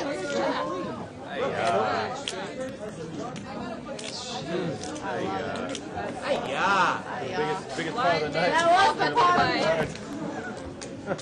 Thank you. I say we put a half kill on this and let's go.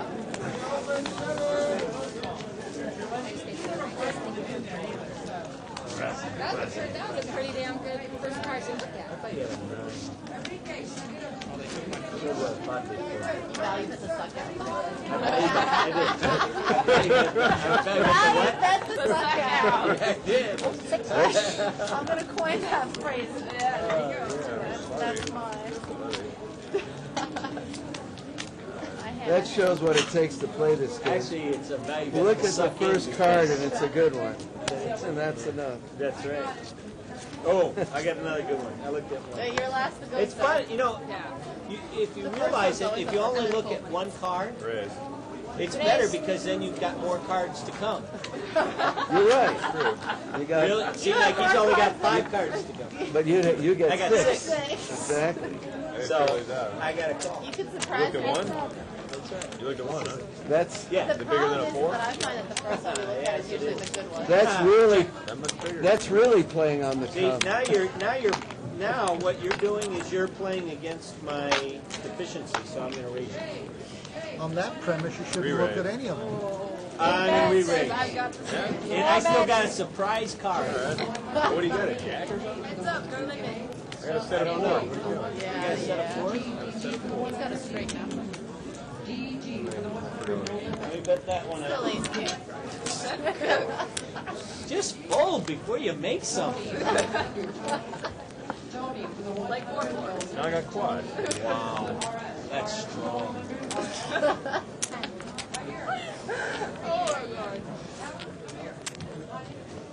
Well, I'm not going to get even if I check, so I better. I know he's going to call me. What has he got? All right. He's got I got a value raise the suck out. Really? Raise. No. All right, let me see what my other card is. That was the one I looked at. Yeah. It is a jack? It's a jack. Really a jack? Oh, he's got Look two at this. pairs. Look at this. Show him what for, Matt. Show him what for. I got Oh, he I has call. 2 pair. He calls. You come. Oh my God! Oh! Suck out! Oh God! Oh God! We wanted action. Look what you did from table. Cap. I had a 2 outer. Two outer. Him on the river. By looking at one card? No, he looked at the jet. I knew I had a pair of 4s on They the form side. at the top. The 4. Maniac. He's doing it because that guy turned to Vegas. Can you believe this maniac? Man, Now. With 3-4 clubs, raising you with 3-4 clubs. Now he might even start raising. He's calling my raise of Jack 8 off.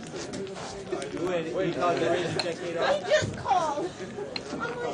He looked at both cards. I looked at both cards. So I have an excuse. I have an excuse. Oh yeah, I know. I like the 3-4. Wait, the card you looked at was really a jack? Now I'm going to get it. And he raised it for the flop. Just add that in there. I capped the flop. And cap flop with 2 outs. No, there you go. 5. We had predicted this from Matt. Raise. No way. Raise. You could add any other cards at this point. That's just scaring the good players over there. And you get 3-4. The other guy Oh, yeah. I'd say Matt. I thought you said you had Jack. I'm like, oh, really? No, I'm not even here. Tired of you pushing me around. tapping out.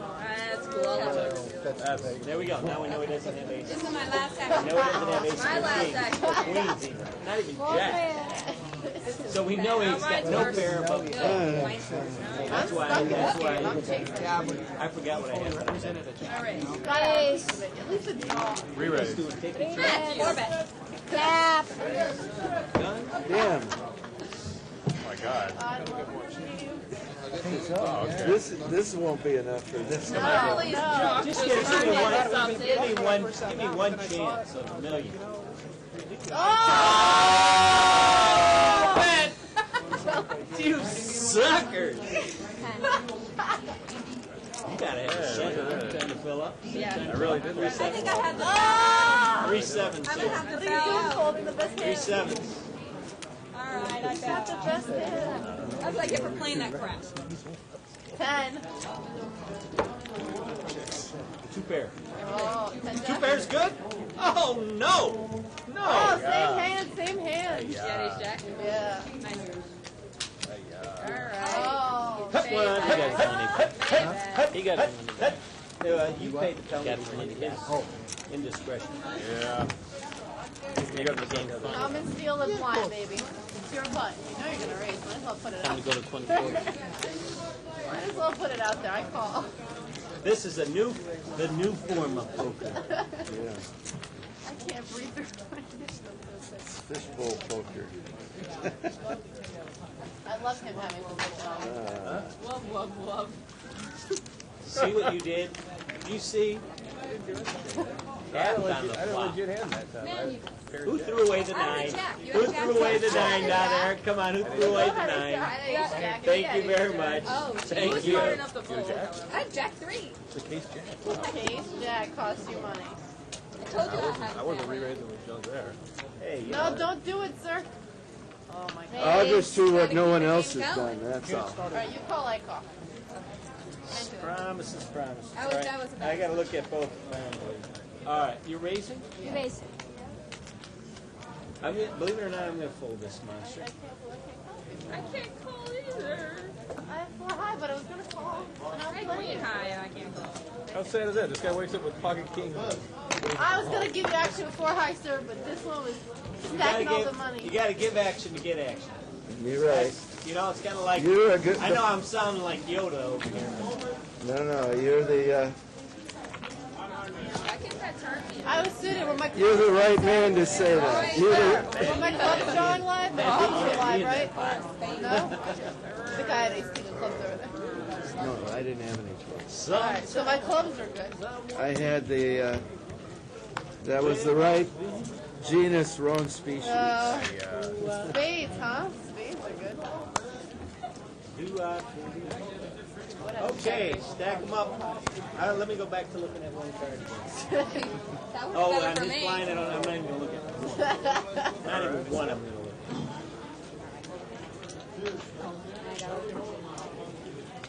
Look again, Shirley, look again. at. Shirley, she just sees action. She's just got to go. I gotta go. You're calling? Yeah, I'm gonna call. You set me up? I better look at one now. Nope, that's a good one. I'm raising. Raise. I'll look at one.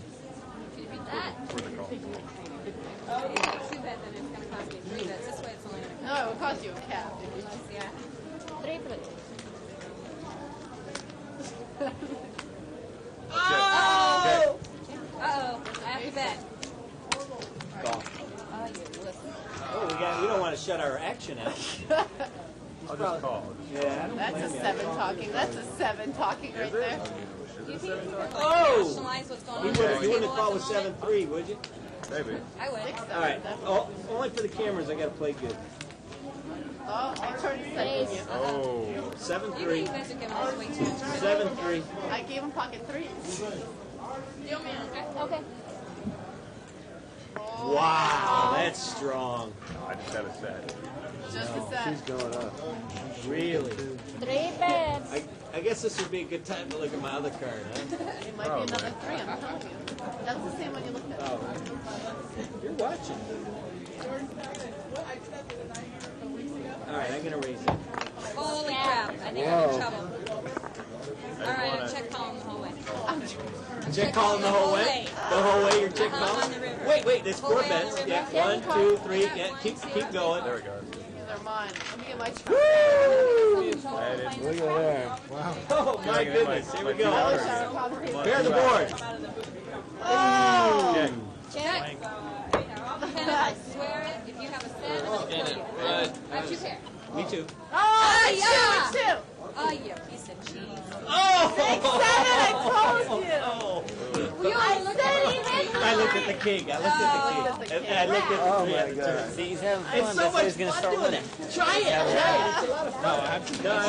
That's how you do it. When you come in here, you drop a rack and a half. You're going to get a help. Hey, you know what? I'm telling you, it works because you get extra cards. Fun, great, great.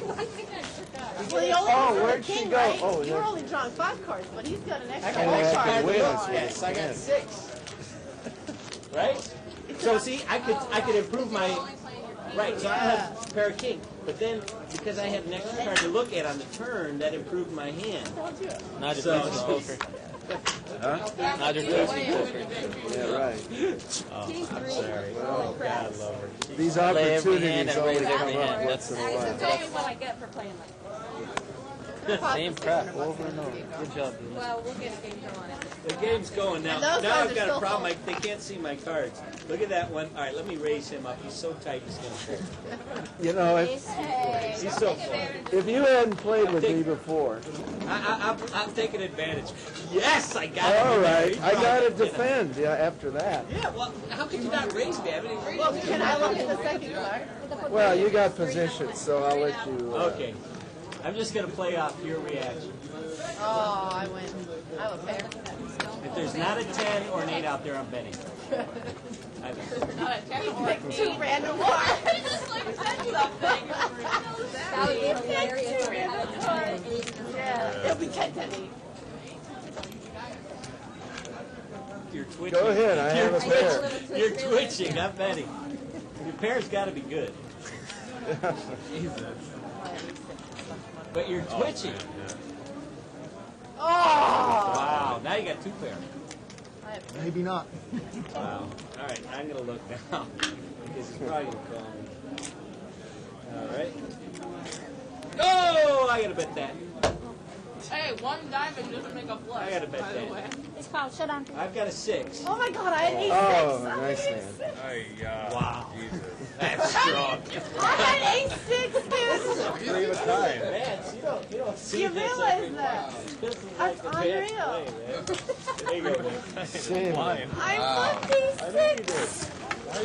What do you think the How blind did you raise? fuck these 6? You got a guy Blind blind raise. raise. I had 3 bet. Hey, That's it. oh my goodness.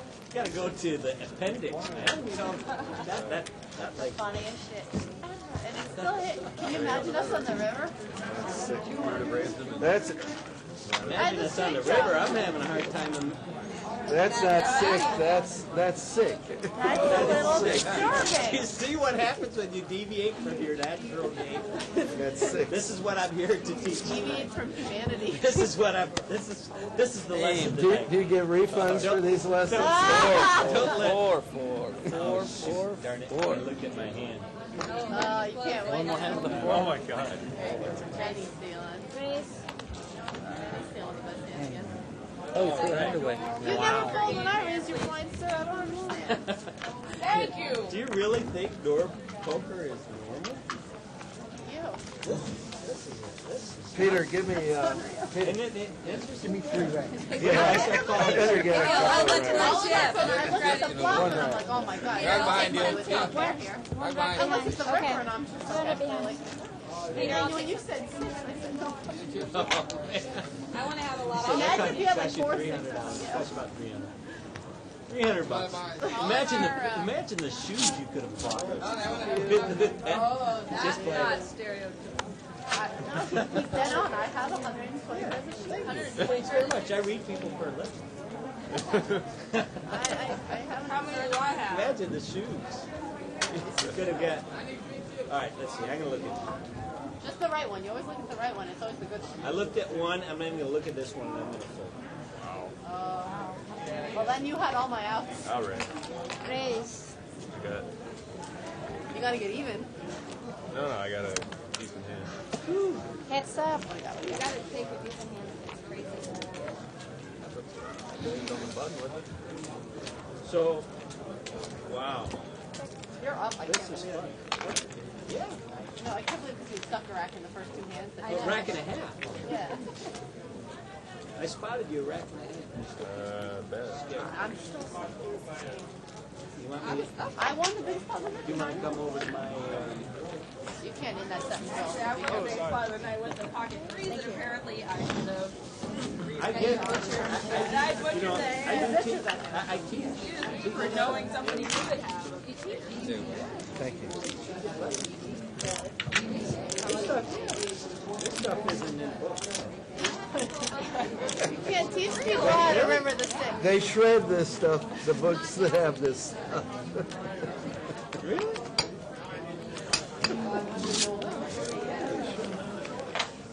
Oh, Matt.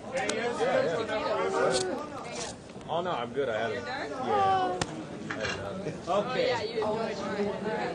Oh, that one's a good one. Should I look at only one then? But I don't have to, so I'm only going to call. Yeah, I looked at one. No, if you look at one, you get. Now, see, you only got 5 cards, and I got 6. I raised.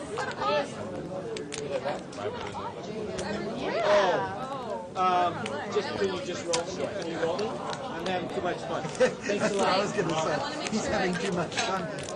What happened? You got raised? You know what? See, now I know you're upset about what happened last time. You're trying to isolate me, so I'm going to 3-bet. Let's get I'll just take my chance. I feel bad that you didn't get that money on that other I hand. see me feel bad. So that's why. Quarter of the Well, I am. I just put in 4 bets. Shit, wait, I don't remember that either. Although I don't think that's making much of a difference. That's got to be a good flop on you, but I'm going to check. The ace is there in your raise, so you're obligated to bet. I'm going to call with only looking at one card. I think you have a draw. I'm going to look at my second card. I do. I really do have a draw. I check. Now I'm on diamond. Okay. You have to rabbit cam this one. That's the rabbit cam right there. The problem is, if I call you and beat you, you're going to be upset. Is that that's a live mic there? Yeah. So they could hear it? Really? People at home If you can't give- know if that. you give me I think, $16, Well, there's nobody in the booth at the moment. We left it for live table talk. Meaning if you give him that 16, he'll give you all of that right now. Really? No. I'll take my chance. Go ahead, give him a heart. No, he's on diamonds. No, wait, he needs a 6. That could not have been. Now I have 2 there. Oh, I did so good. I made such a good way. Wow.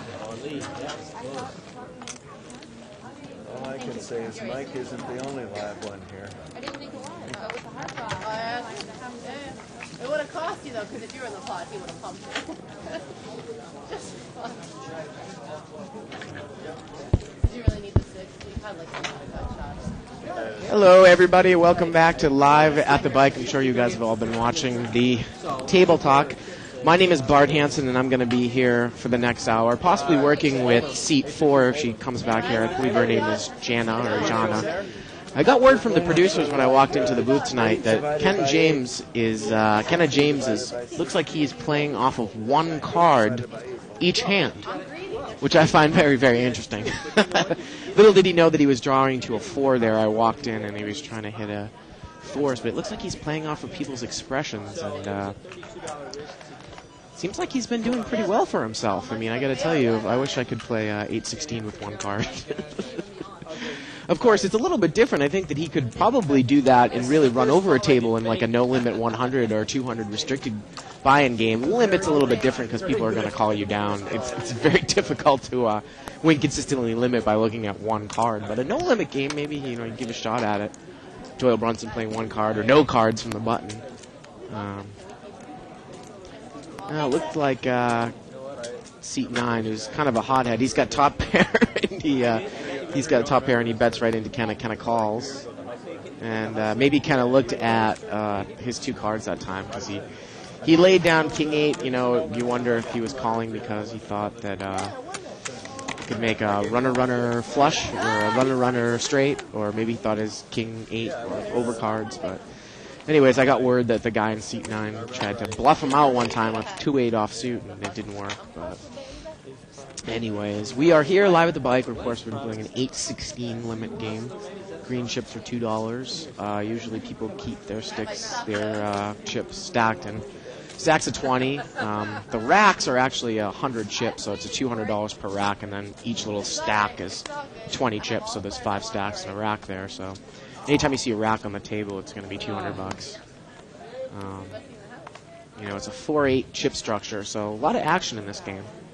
Word has it that we're going to be doing possibly a 20-40 limit game on Saturday night, which is similar structure. It's a 4-8 chip structure, but they use the yellow chips that we use in No Limit Hold'em, which are $5 chips.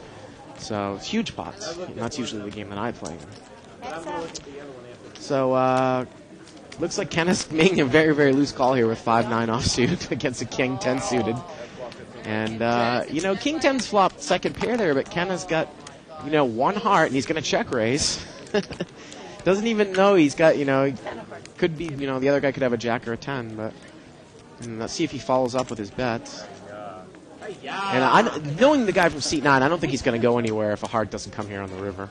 I think he's going to call him all the way down, and I'm sure he's going to call Well, Uh-huh. I here. know I looked at this 9 of hearts. Oh, he says he's only looked at 1 9. Okay. He only looked at one card, he said, so that's why he check raised. Which. Well, see, I had a 50% chance.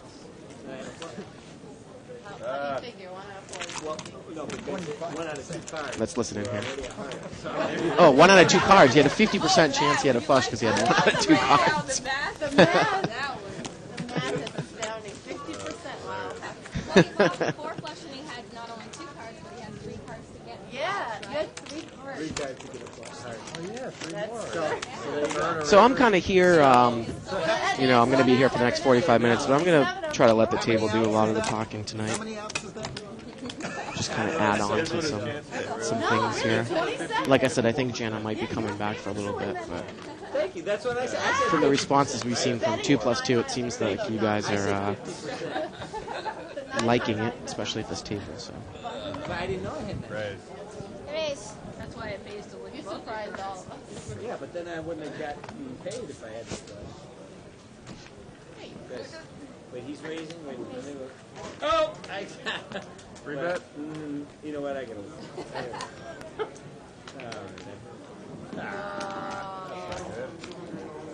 Here, I 3-bet for her. I can't. Jennifer with the call with King Deuce suited. Because surely you told me to, mathematically. Kenna actually folded. You must have looked at both of his cards. I don't know about this mathematically thing. Oh, yeah? See, now if you... All right, go ahead, check raise. We'll ask Kenna after this. What's the math you need to know? We're talking about in heads up situation. Heads up in blind. You know, I was out tonight on the floor right before I came in here, and we're having our $200 no limit with no rebuy tournament. The winning in the green series, of course, the winning in the green series is going to go on all the way to the end of the month. And looks, I don't know if we got a count on the amount of people that entered, but I would imagine it was somewhere between 300 to 400. I would think. It's like there's a lot of people out there. You're assuming, say you call it 3-7. If you hit and you're beat, you're going to lose a lot of money. And from what we have planned, we most likely will be doing the big game tomorrow. The 400, 800, or 300, 600 Holman game. I know that we had planned to do that last week, and we ended up doing the 200, but we're pretty sure that we're going to do that tomorrow. And on Friday is going to be the big no limit game, and then on Saturday, hopefully a 20-40 limit game. It's his button. I love that it's his button. It's like Shirley and I are playing in another Omaha tournament on Friday, so you won't catch us. $300 Omaha buy-in. This is a perfect example. Look at this. Shirley, this is I a have perfect not example where I looked at my can't hand. call. She knows I didn't look at my hand. I raised the big But he one. can't be worse than this. Let's look at it. Kenna brought it in with a 4-9 offsuit from the button for a raise. And Jana laid it down.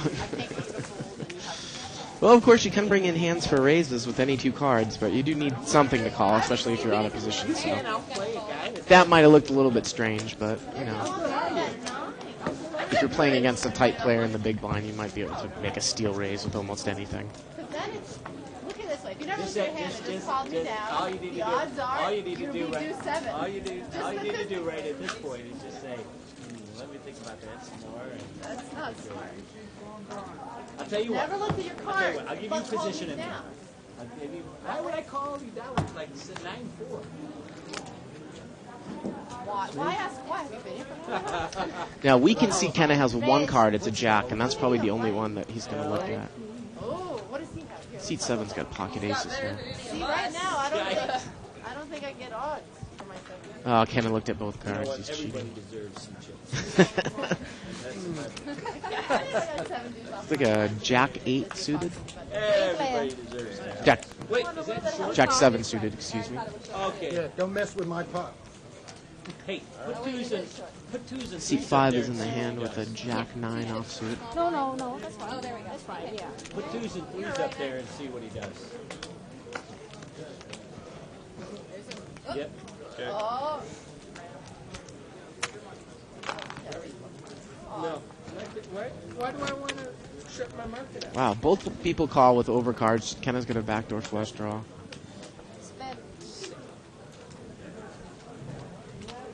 Try to make it fair. And they're going to muck the Ace high was hands. so the best hand that you didn't even have to worry about it. Pocket ace is held up.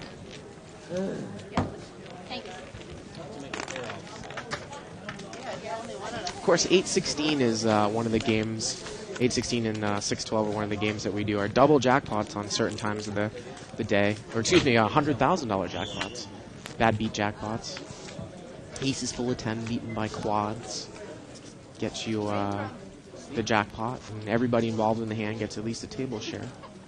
So it's a great deal. Come on down to the bite. Of course, our no limit jackpot has still not been hit. Still at $100,000. We've just seen more and more play every day. 10 to 15 live cash games going usually. It's just incredible how much action we've been seeing. And with the tournament series down here, it just adds even more.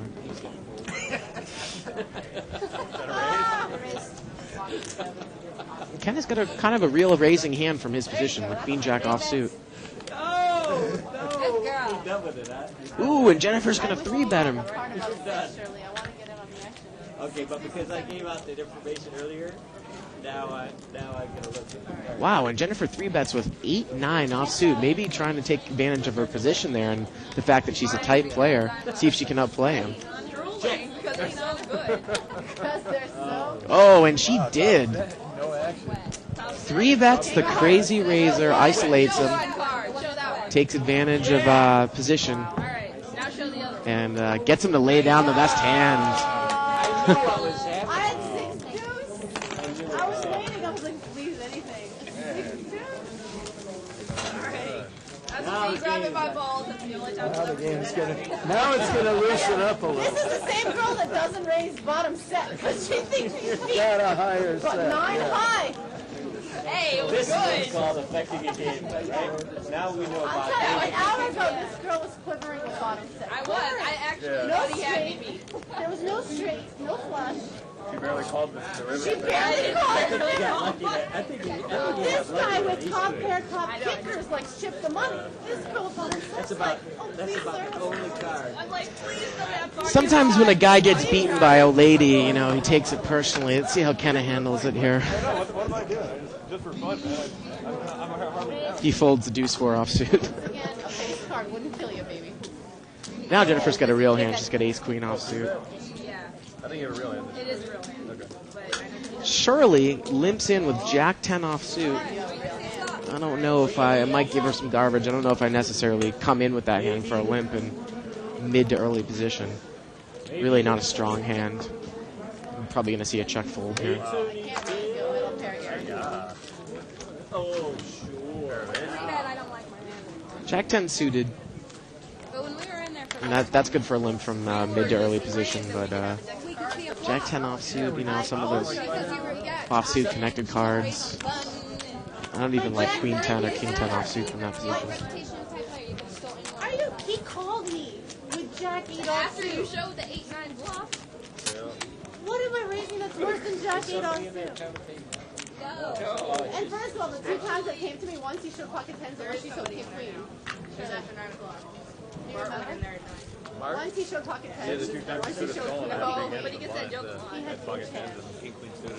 You just don't know. I guess he is. Yeah, but we saw the hand. Yes, there were a lot of them that you think Martin David went in there at 9. No, it's just me, Jennifer. But I'm going to let you guys continue to talk because it seems like people are enjoying your banter. They stopped isolating me now. Did you notice that? Well, yeah, my hand's not very good. So. Now they're mine. Yeah, I didn't see that. Both times. 3 play. Hey, put 2s and 3s up there and see what they do. And I do 5 once. Oh! Check. Not a good return on that. Check. Oh, no, I counted on you to bet. All right. And seed 8 actually checked the top pair. I think so. Ooh, and seat 7 bet right in with the ace jack. And seat 8 just flat calls here. I really do not like this play. Sorry, I don't want to keep silent, but look at the 3-5 stays in with the open-ended straight draw because the jack. If the jack had raised there, I'm sure Kenna would be out. And look at this, Kenna hits a straight, a great example of why you would never want to slow play 3 queens in that position. Let's raise that, man. Unbelievable. You know, people could be going for clubs. There's no way. Kenna's a good player. I have 8. Straight. Shows the straight. There's no way. We talk about how you don't chase straights necessarily if there's a couple of suits up there on the board. If he pops it there on the turn, or even if you bet on the flop, but especially if he pops it there on the turn when there wasn't a lot of money in the pot, there's no way Kenna calls that on the turn.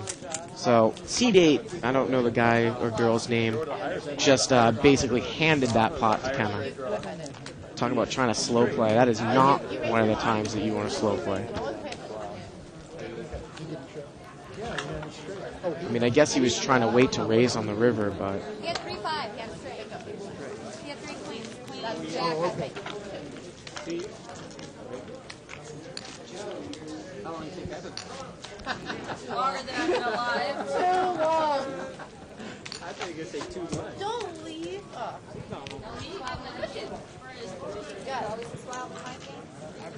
I'm just playing. I'm just playing. Well, you did exactly what you wanted to do. Yeah, Explain the whole tournament concept to me. he called my all in the pocket 6s and 7s in that Hustler tournament. I thought he was going to lay down. I don't get that game at all.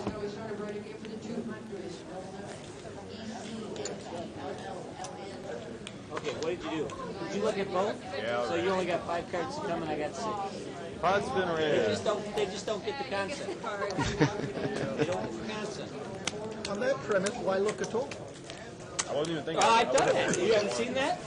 Sometimes I got 7 cards to come, but now I just don't. I don't know what to do. not seeing a lot of strong hands here pre-flop. Ooh, Kenneth's got the queen high flush draw. Oh, you're bluffing. And C5 basically brought this one with a raise with a weak hand, and he has nothing. Pot has been raised. And Kenneth check raises. Maybe he's only looked at the queen. It's going to be the same situation. Seat 9 with a top kicker, top pair with a weak kicker against Kenna. Now Kenna picks up second pair with the flush draw.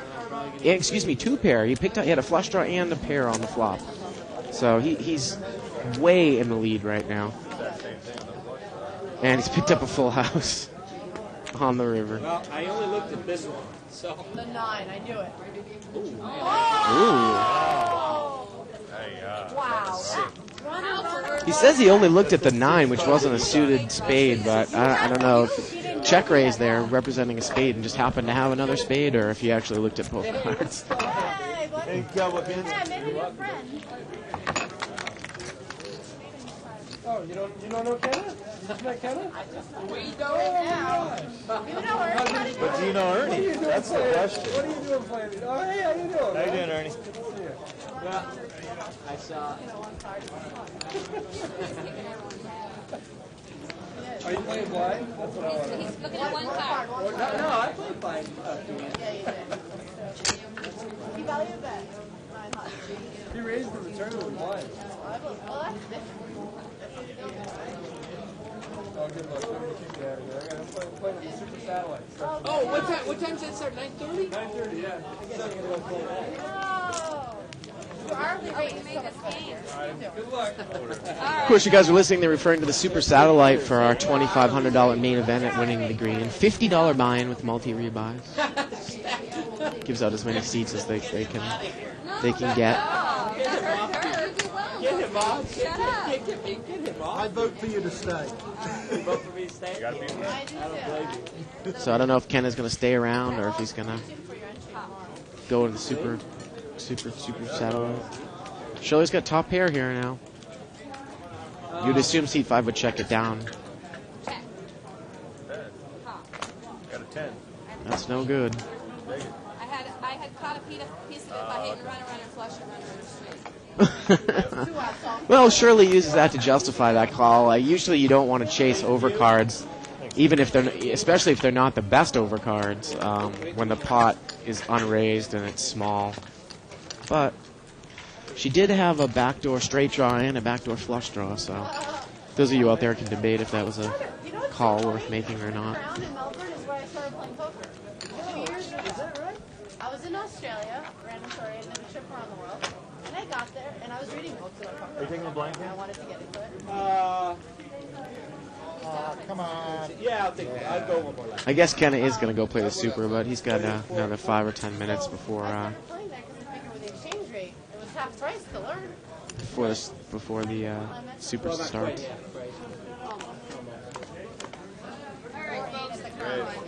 No, I just. Pot's been raised. C5 looks like he's been pretty aggressive here, just from a few minutes that I've been watching. He usually plays no limit. I've never seen him. And he's bringing in with the raise with 4-10 offsuit. I think people are just trying to kind of mix it up with Kenny here. I don't think we're seeing the normal style of play. I may be wrong, though. Again, I just entered the booth, but normally you're not going to see somebody bring in the hand with 10-4 offsuit. Kenna's got the guy dominated, though. raise? Nope. Yep, I was gonna say, if you play that crap, you gotta show the hand. Especially in that position. I think he's just trying to have a little bit of fun on the table. I kid you not, it was like raise. River, I bet, Jack calls. He goes, Jack high. Thanks, Jen. Thanks for playing. The guy's about to knock his cards because he's like, oh, good call, I was Jack high. He goes, split the pot. He's like, no, it's Jack high. No pair. He goes, I know. Shows Jack high. That's a hell of a read. The board wasn't even double paired. It wasn't even obvious that Jack, you know what I mean? It looked like queen, and he got it. Later. The pot's been raised. Pot's been raised, says our dealer, Greg. Oh, no, I won't. One of my favorite dealers here. Oh, because I said that's why.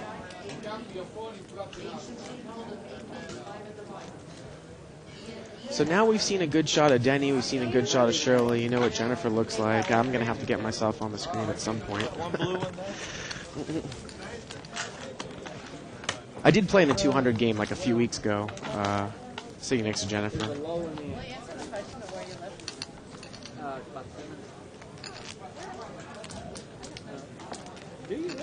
Some of the things we might be doing in the future might be starting to interview some players, so you might see me go out there and do it during the middle of the broadcast. I think if we can get it, you know, because we're doing a big game tomorrow, if we can get to the opportunity to do that tomorrow, we might be able to.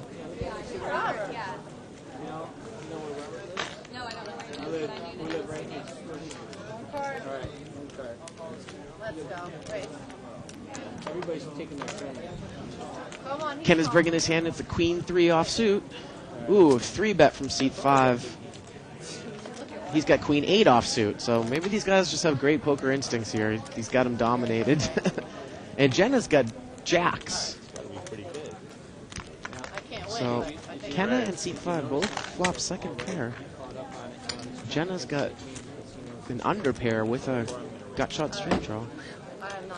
The theory behind that one just blew me away. Now I've relegated me to college. Look, they were both trying to steal. Both trying to steal my money. Still betting again. You gotta think Jenna, like, she's a tight, solid player. You gotta think she's gonna lay this one down. No, she isn't. Maybe she thinks the guys are totally full of it. Because she can't think her jacks are good. Got 3 overcards. Now let me explain this process. No spade. Okay. Let me explain this process. Well, if she was drawing to an ace, maybe she's going to call here all the way. Yep. Maybe she must think the jacks are good. If I hadn't hit the 3, I wasn't going to bet. And look at this. Kenna hits it on the river. 2 pairs on the river. Unbelievable. See, I would have checked. And seat 5 had the hand the whole way. What the hell do you have? Wow. Pocket jacks, open-ended.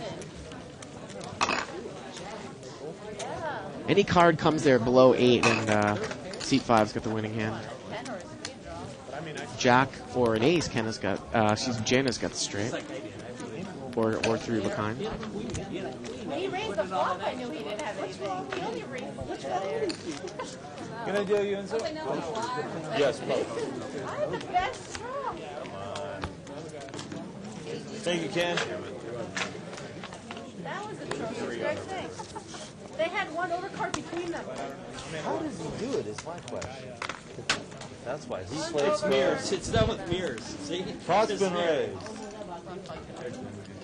That's unreal. Yes, sir. Yeah, that's it, and you got it. Might look at him first before I do that? Yeah, you gotta look at him before you do that. I'm surprised you checked that. Looks like we're rolling into our last half hour here at Live at the Bike.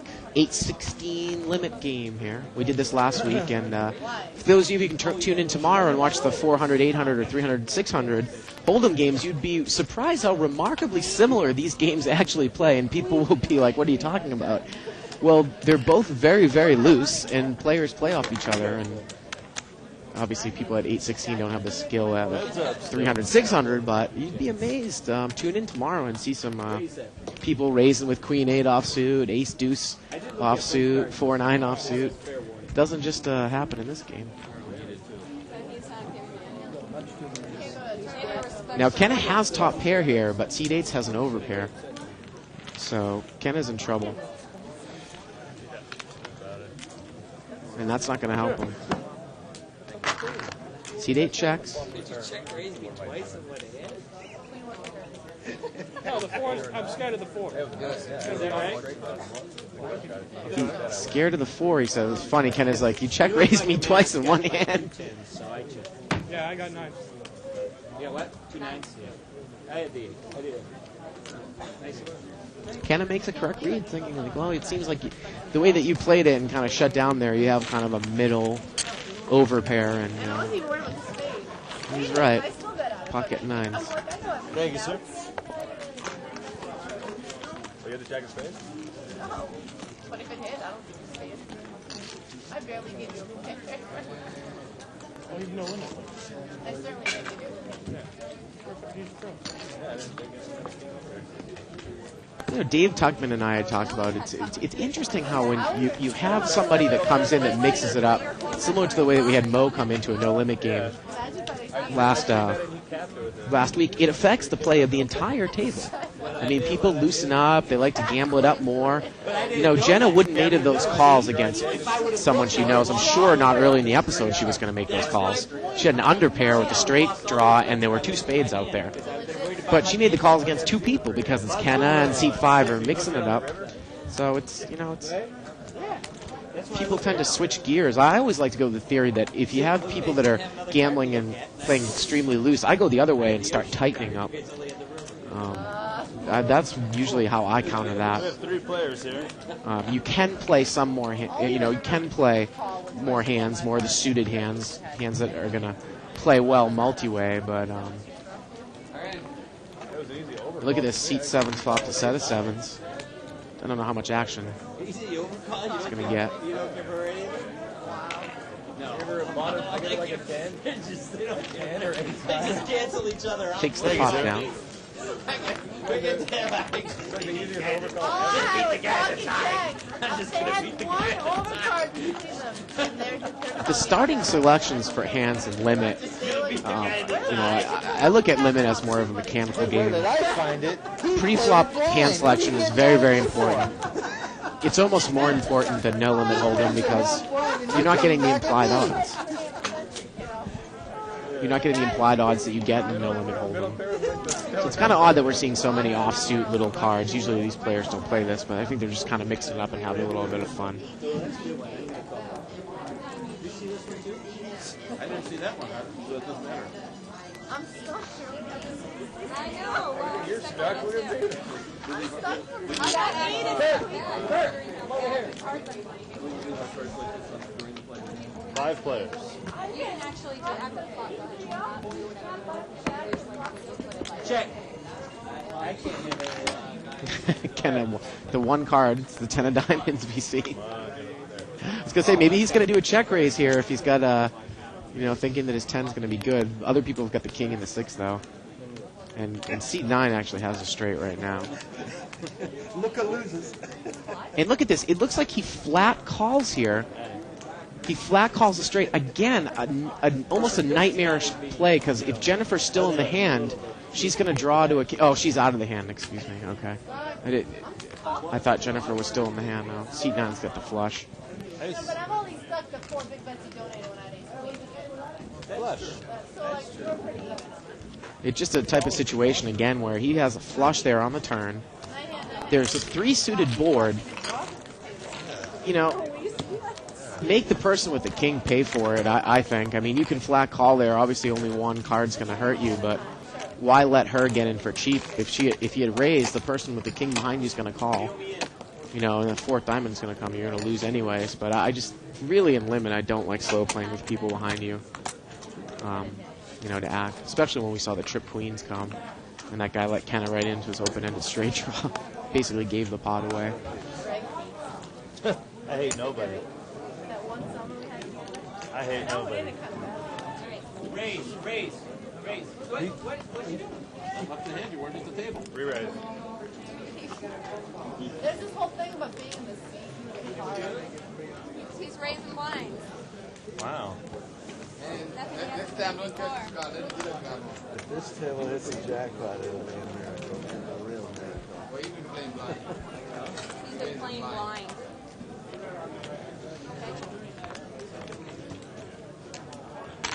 I was gonna say, maybe Shirley can make a move right here with a 2-suited board, and she check raises basically with absolutely nothing and takes it down. I like that move because if the guy doesn't have a pair and if he doesn't have an ace, it makes it extremely difficult to call. And he didn't. He had King 10 offsuit.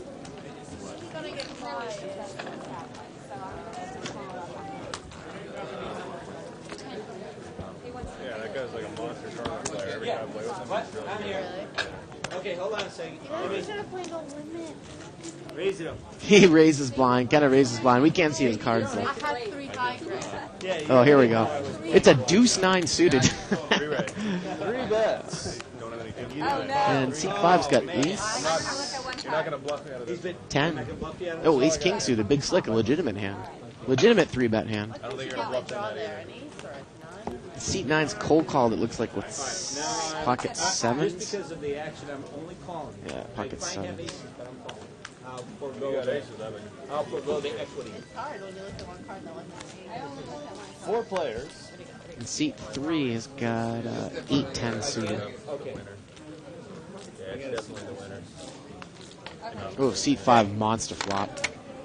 2 overcards, nut flush draw, gut shot straight draw. Huge flop for ace king suited. It's going to be pretty much favored over any hand unless someone had flopped a set, which no one did. I don't have 3 queens. You said you cannot lose his hand. And there comes the overcard, and he's ahead of the 7s. Yeah, I saw you over there. He's a blind, right? Yeah. Here's the button. I don't like my hand anymore. Okay, what do we got? I got a king. C5's going to take this one down. I think he was all in, and that's why it was check at the end. Ace king suited with that type of flop over pocket 7s. Huge.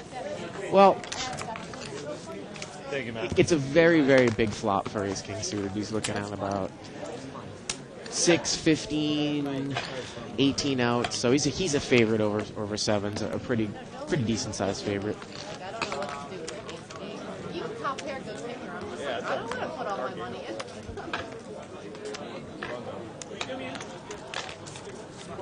Greg, the first card sucks. Sorry. Okay. Hit me. I know what it could be.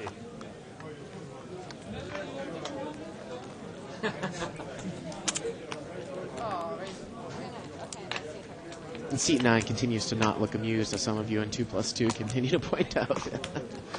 Like I said, I am, and Kenneth's actually picked up a legitimate hand here. I am going to raise. Oh, and he's going to raise. I was going to say maybe he's going to try to slow play a got bit. 5 to come. You guys got, I give you advantage. He called the raise. Oh. I just like being a Surely, 4 jack suited. I don't know if it hadn't been raised on the button yet, but that's not really that great of a hand. And seat 9's flop top 2 pair here. Kenneth's got the over pair, and Shirley's the one that leads with bottom pair. We got 3 bets here. So a bet, a raise, and a re-raise. And we got to see Shirley's going to lay this one down, I'm sure. So you're doing the 1 card thing now. I hope you lay it down. There you go. And a call. And I wonder if Kenna, if a low card comes, if Kenna's going to go for a check raise, or he thinks the guy flopped a set. Let's see. See if he check raises here.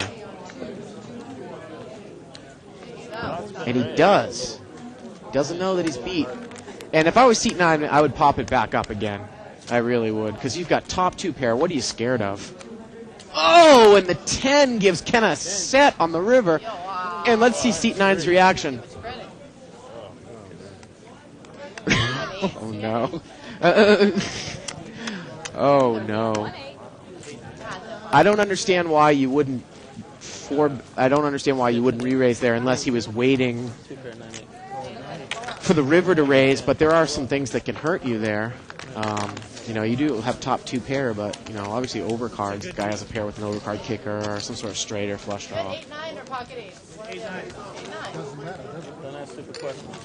He says, don't ask stupid questions.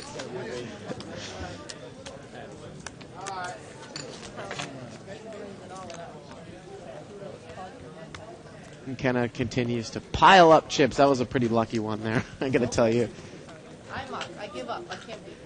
Getting word in the booth here that he actually only came with 1 rack, so it looks like he has his original 200, 1, 2, 3, 4, 5, 6, maybe 7 or 8 more stacks. So he's up about $400, which is pretty big in this game. And seat 9 limps in with an ace 3 suited, and he's looking pretty disheveled. I am doing everything that I talked about. Shirley's limping in with pocket 2, slow pocket pair. Four players. $100 minutes. You gotta play for something. Ooh, and Shirley flops a set. And seat 9's bets. And Shirley did she raise or did she call? She called with her set. Well, I don't know. I mean, there are a couple of spades out there, and now the ace comes. And seat 9's got 2 pairs now. And Shirley's, I'm sure, you wonder if Shirley's gonna jam it up here a bit, I'm sure. No, she just calls. I don't quite understand that move either. She's over-calling with Kenna behind her. I mean, another spade out there. Why would you give Kenna a chance to call there and win with the 8 of spades? Now, she's going to win this hand, but I'm going to have to give her a little bit of... Now she waits the river to raise. You know, this is something that you'd see if someone had a nut flush, like a king jack suited, king jack of spades, that I would play out the way Shirley did. But, seat 9 is...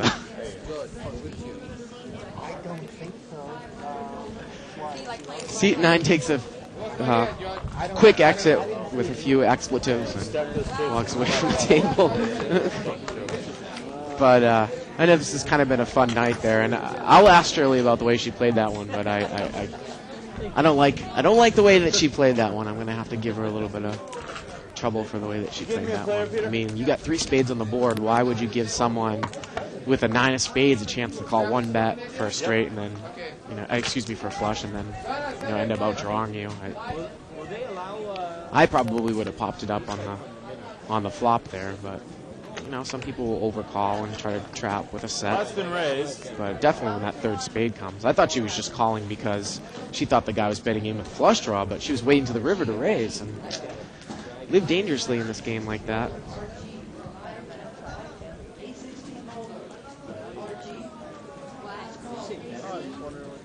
trying to decide what I want to do, but considering that I'm going to 3-bet this. Oh, you just bought yourself a bet. You just wanted to isolate me on the button.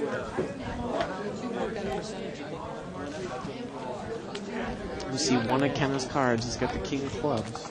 Oh, am I representing ace king? Check. You cannot have any of that. I don't know if you can. Huh? That looks like that's all over me like flies on you. Check. Oh, and seat 5 checks the king queen, the top kicker. Maybe he's trying to go for a check raise, playing fancy. Just gotta check it all the way down. I don't like it. I gotta call you that. I have the queen. I don't know. I haven't looked. Do you really have a queen? Yeah. Well, we know. Oh, Kenna's got king jack. I was gonna say the only thing that Kenna could hope for was the fact that if he had pocket kings or a tie with king queen. I don't exactly know why seat 5 was checking on the turn. Kenna says the same thing. He didn't bet that. Thank you very much. And I bet. I thought you were gonna bet it again. Yeah, I think that's so good. You're your first position. Of course he's in. I bet the flop. If I bet the flop, I see a comment here from Baron Vangor Toth. This guy likes to talk it up a bit. He says that I made a comment that directly contradicts a lesson from the Theory of Poker, a book that I just read last night again on my night off. So please enlighten me. Hey, I hit a 2-outer earlier. Don't be looking in there because somebody will see you online. I call it the purveyor camp. I mean Got about 10 minutes left in the broadcast. Oh, I got a good one. Hope you guys enjoyed tonight's broadcast with little bit of lesson that we had in the first hour, and we're going to start doing some different things on different nights and trying to post them up on the website for schedules with some new ideas. And please feel free to email us at live@thebike.com or post up on 2+2. We're always, reading the threads. Any comments and suggestions to make the show better, we welcome. Really? I got a jack. T5 says he has a jack. He has king 5. I don't exactly know why he would call here, unless he's trying to set up a check raise. But Show me ace high, baby. Come on. Show's got ace 10. Best hand, but a lot of times in limit, people get caught up with making an extra call when they don't really have a plan to do what's next. I mean, you bet into a whatever it was, a jack 9 deuce flop with king 5, and you get raised and you're out of position. If you call, really, what are you hoping for? If you're trying to set up a play, if you put the person on a raise bluff, like Shirley really was, just raising with an ace 10, okay, well, then maybe check raise on the turn or bet in on the turn. But if your intention is to check and fold on the turn, if something comes that doesn't help you, I mean, what if you caught a 5? You're going to stay in there? Still don't know if you have the best hand. So maybe the guy's only drawing a king, a 3-outer. I just don't understand the call there on the flop. That's the replay. All right, he's tight. Did you look? Doesn't matter. Hey, Nine of hearts. I looked How about that other one? Look, it's only having 2 cards. It's not Ken has got 1 jack, looks like. That was it. 9-3. We know he has jack 10, but he only knows he has a jack. And unfortunately, he's up against ace jack. Now I got to look again. I'm going to force you. So if a jack comes, he's going to be in I'm trouble. forcing you to put $8 in this pot. I wouldn't have given him the satisfaction. Well, I got to do it this time. Boys will be boys. Ooh, I checked. Who's the initial raiser here? Who's you? Me? So I've got to have that, right? Seat 5, we can't quite. Oh, he's got an ace 8 offsuit here. That's right. All right, I better look. And Kenna was the initial raiser. He's going to bet with jack 10. He has a flop to open-ended straight draw. Not a bad flop, and he's made it. Made it on the turn. This is too big not to Seat 5's got an ace. Again, he's calling with an ace, so what is he going to do? And now, of course, Seat 6 has got top pair. Kenna's got the straight made, the nut straight. There are 2 clubs. He's just going to flat call, trying to maybe set up a trap here. And he did. He called, and he got Seat 5 $16 with the ace. He has the straight. And he's going to check. Of course, the ace-jack and the ace-8 both can't really beat the board. It would be a chop pot, so they both correctly checked on the I've end. got a monster. Throw it away, Byron, before you make something. And the ace-8 calls, so now the question, what can the ace-jack do here? You already got a caller, so you're only looking at a chop pot at best if you put somebody on an ace. But he's going to call, because it would be aces and 7s for the king kicker. But of course, Kenna's got the straight. They don't believe. Now, Kenna played that hand very well. Just happened to be that the cards fell for him that time. Open-ended on the flop, catches it on the turn, overcalls on the turn. Has a guy from up front who has a weak ace that he gets the call.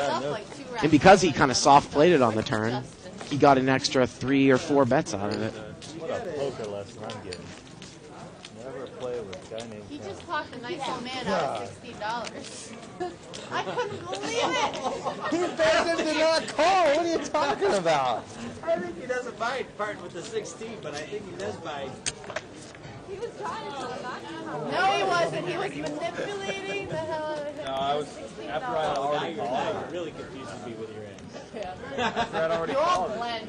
The lies all sound the same, don't they, Let me Shirley? look at this one. So it looks like Kenna's made an additional couple, maybe 100, 150 bucks. You have about $500 from the. Pod's been 3. Started off with a rack, has an extra rack there, and 1, 2, 3, 4, 5, 6, 7, 8 more. So 8 more stacks. So it's about maybe $550 ahead for the night, which is pretty big at an 8-16 table. That would play a lot more like $1,500 to $2,000 at a 20-40 table. Kenna's flopped open-ended straight, and Seat 5 flopped an open-ended straight. And both have made it. Both have made it. Now, seat 5 can make the nuts, though, with a 7. Or the best hand with a 7. And look, he's going to raise with the 5. Now, the only thing that seat 5 has to worry about is Kenna has 5-7. So I would assume that he's going to pop him back here. Right now I'm busy because I'm like... One more. And he is. We're going to 3 You raise? All right, I'm all in. If you have 5-7... Of course, there is no heads-up cap here. 7. How do you have a 5? Oh, and a 6 coming. Now, 7 would have given C5 the best hand. But it's going to be a chop pot. Me with that hand. Sick. Look, he's trying to 3-ounce and he 3-bet me. Now, what kind of game is this? Cost you money. This is yeah, right. I can't believe This sick is right. I can't believe he had a 5. Wait, stop! What are the chances? I have a 5. I can't believe he had Queen 3 and yeah, I'm still steaming for that. That was a huge 5. Give me a face card. Something was coming up there, too?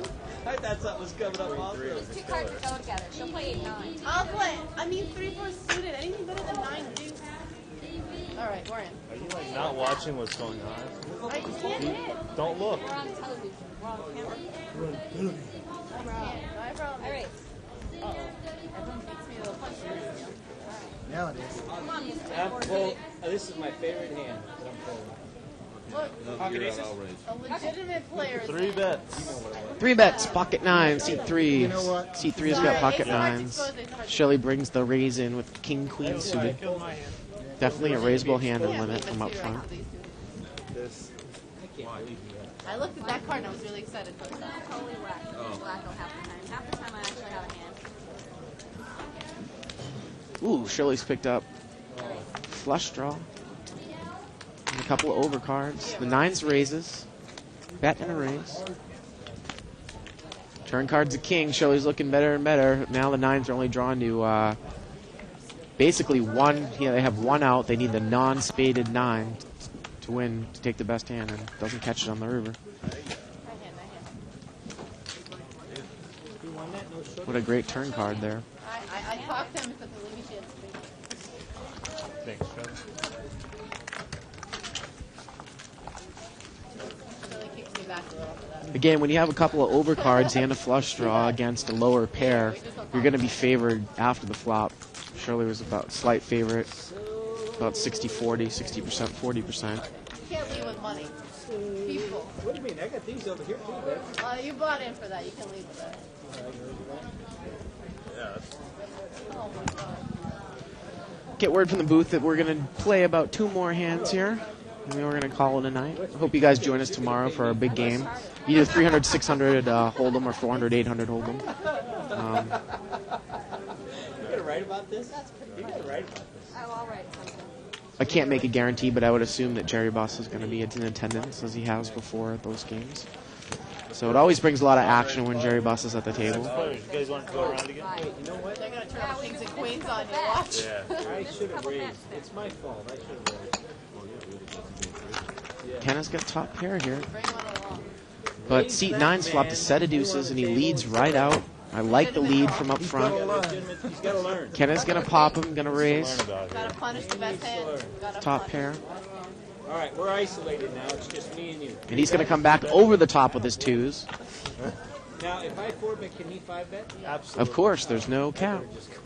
I don't have the safety of the Kenna's got the great instinct. He doesn't have a draw. He's got top pair, but his kicker isn't that great. Oh, that's a Ace of diamonds comes, which might slow down both players if he thinks that Kenna's on a diamond draw.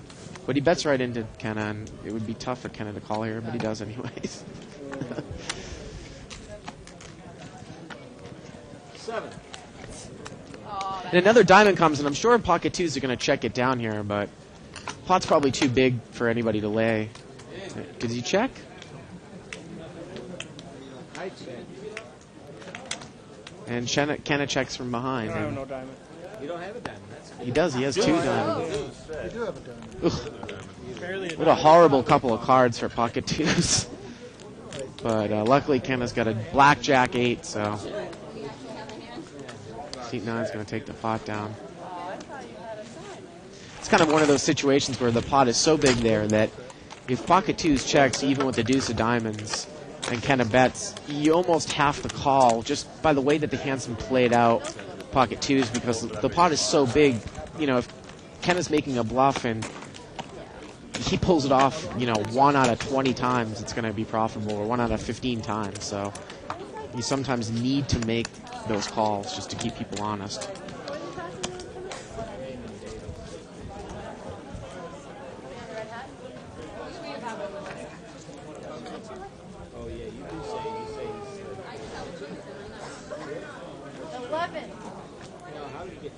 I can't get away from 11.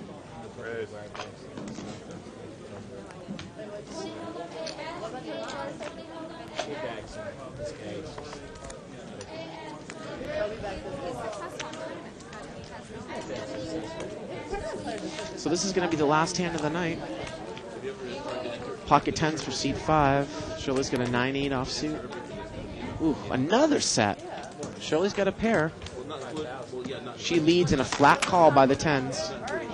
So we're seeing a top set's going to be slow played a little bit here. Now the board's very, very coordinated. It's checked and 10s bet. Ooh, 4 10s. Wow. Quads. What a hand for the end of the night. And there aren't a lot of things that Shirley can beat here, except a pure bluff with ace-king or ace-jack. That's pretty much all that Shirley can beat, ace-king or ace-jack. Because I know that you'll play 10-4, and you probably bet on my fear of you having 10-4. So it's my hand good. Which pair you got, 9 or queen? I have a 9. Maybe Shirley thinks that the guy might have pocket 7s or pocket 8s or something like that also. Little does she know that she's up against 4 of a kind. She calls. Swear to God.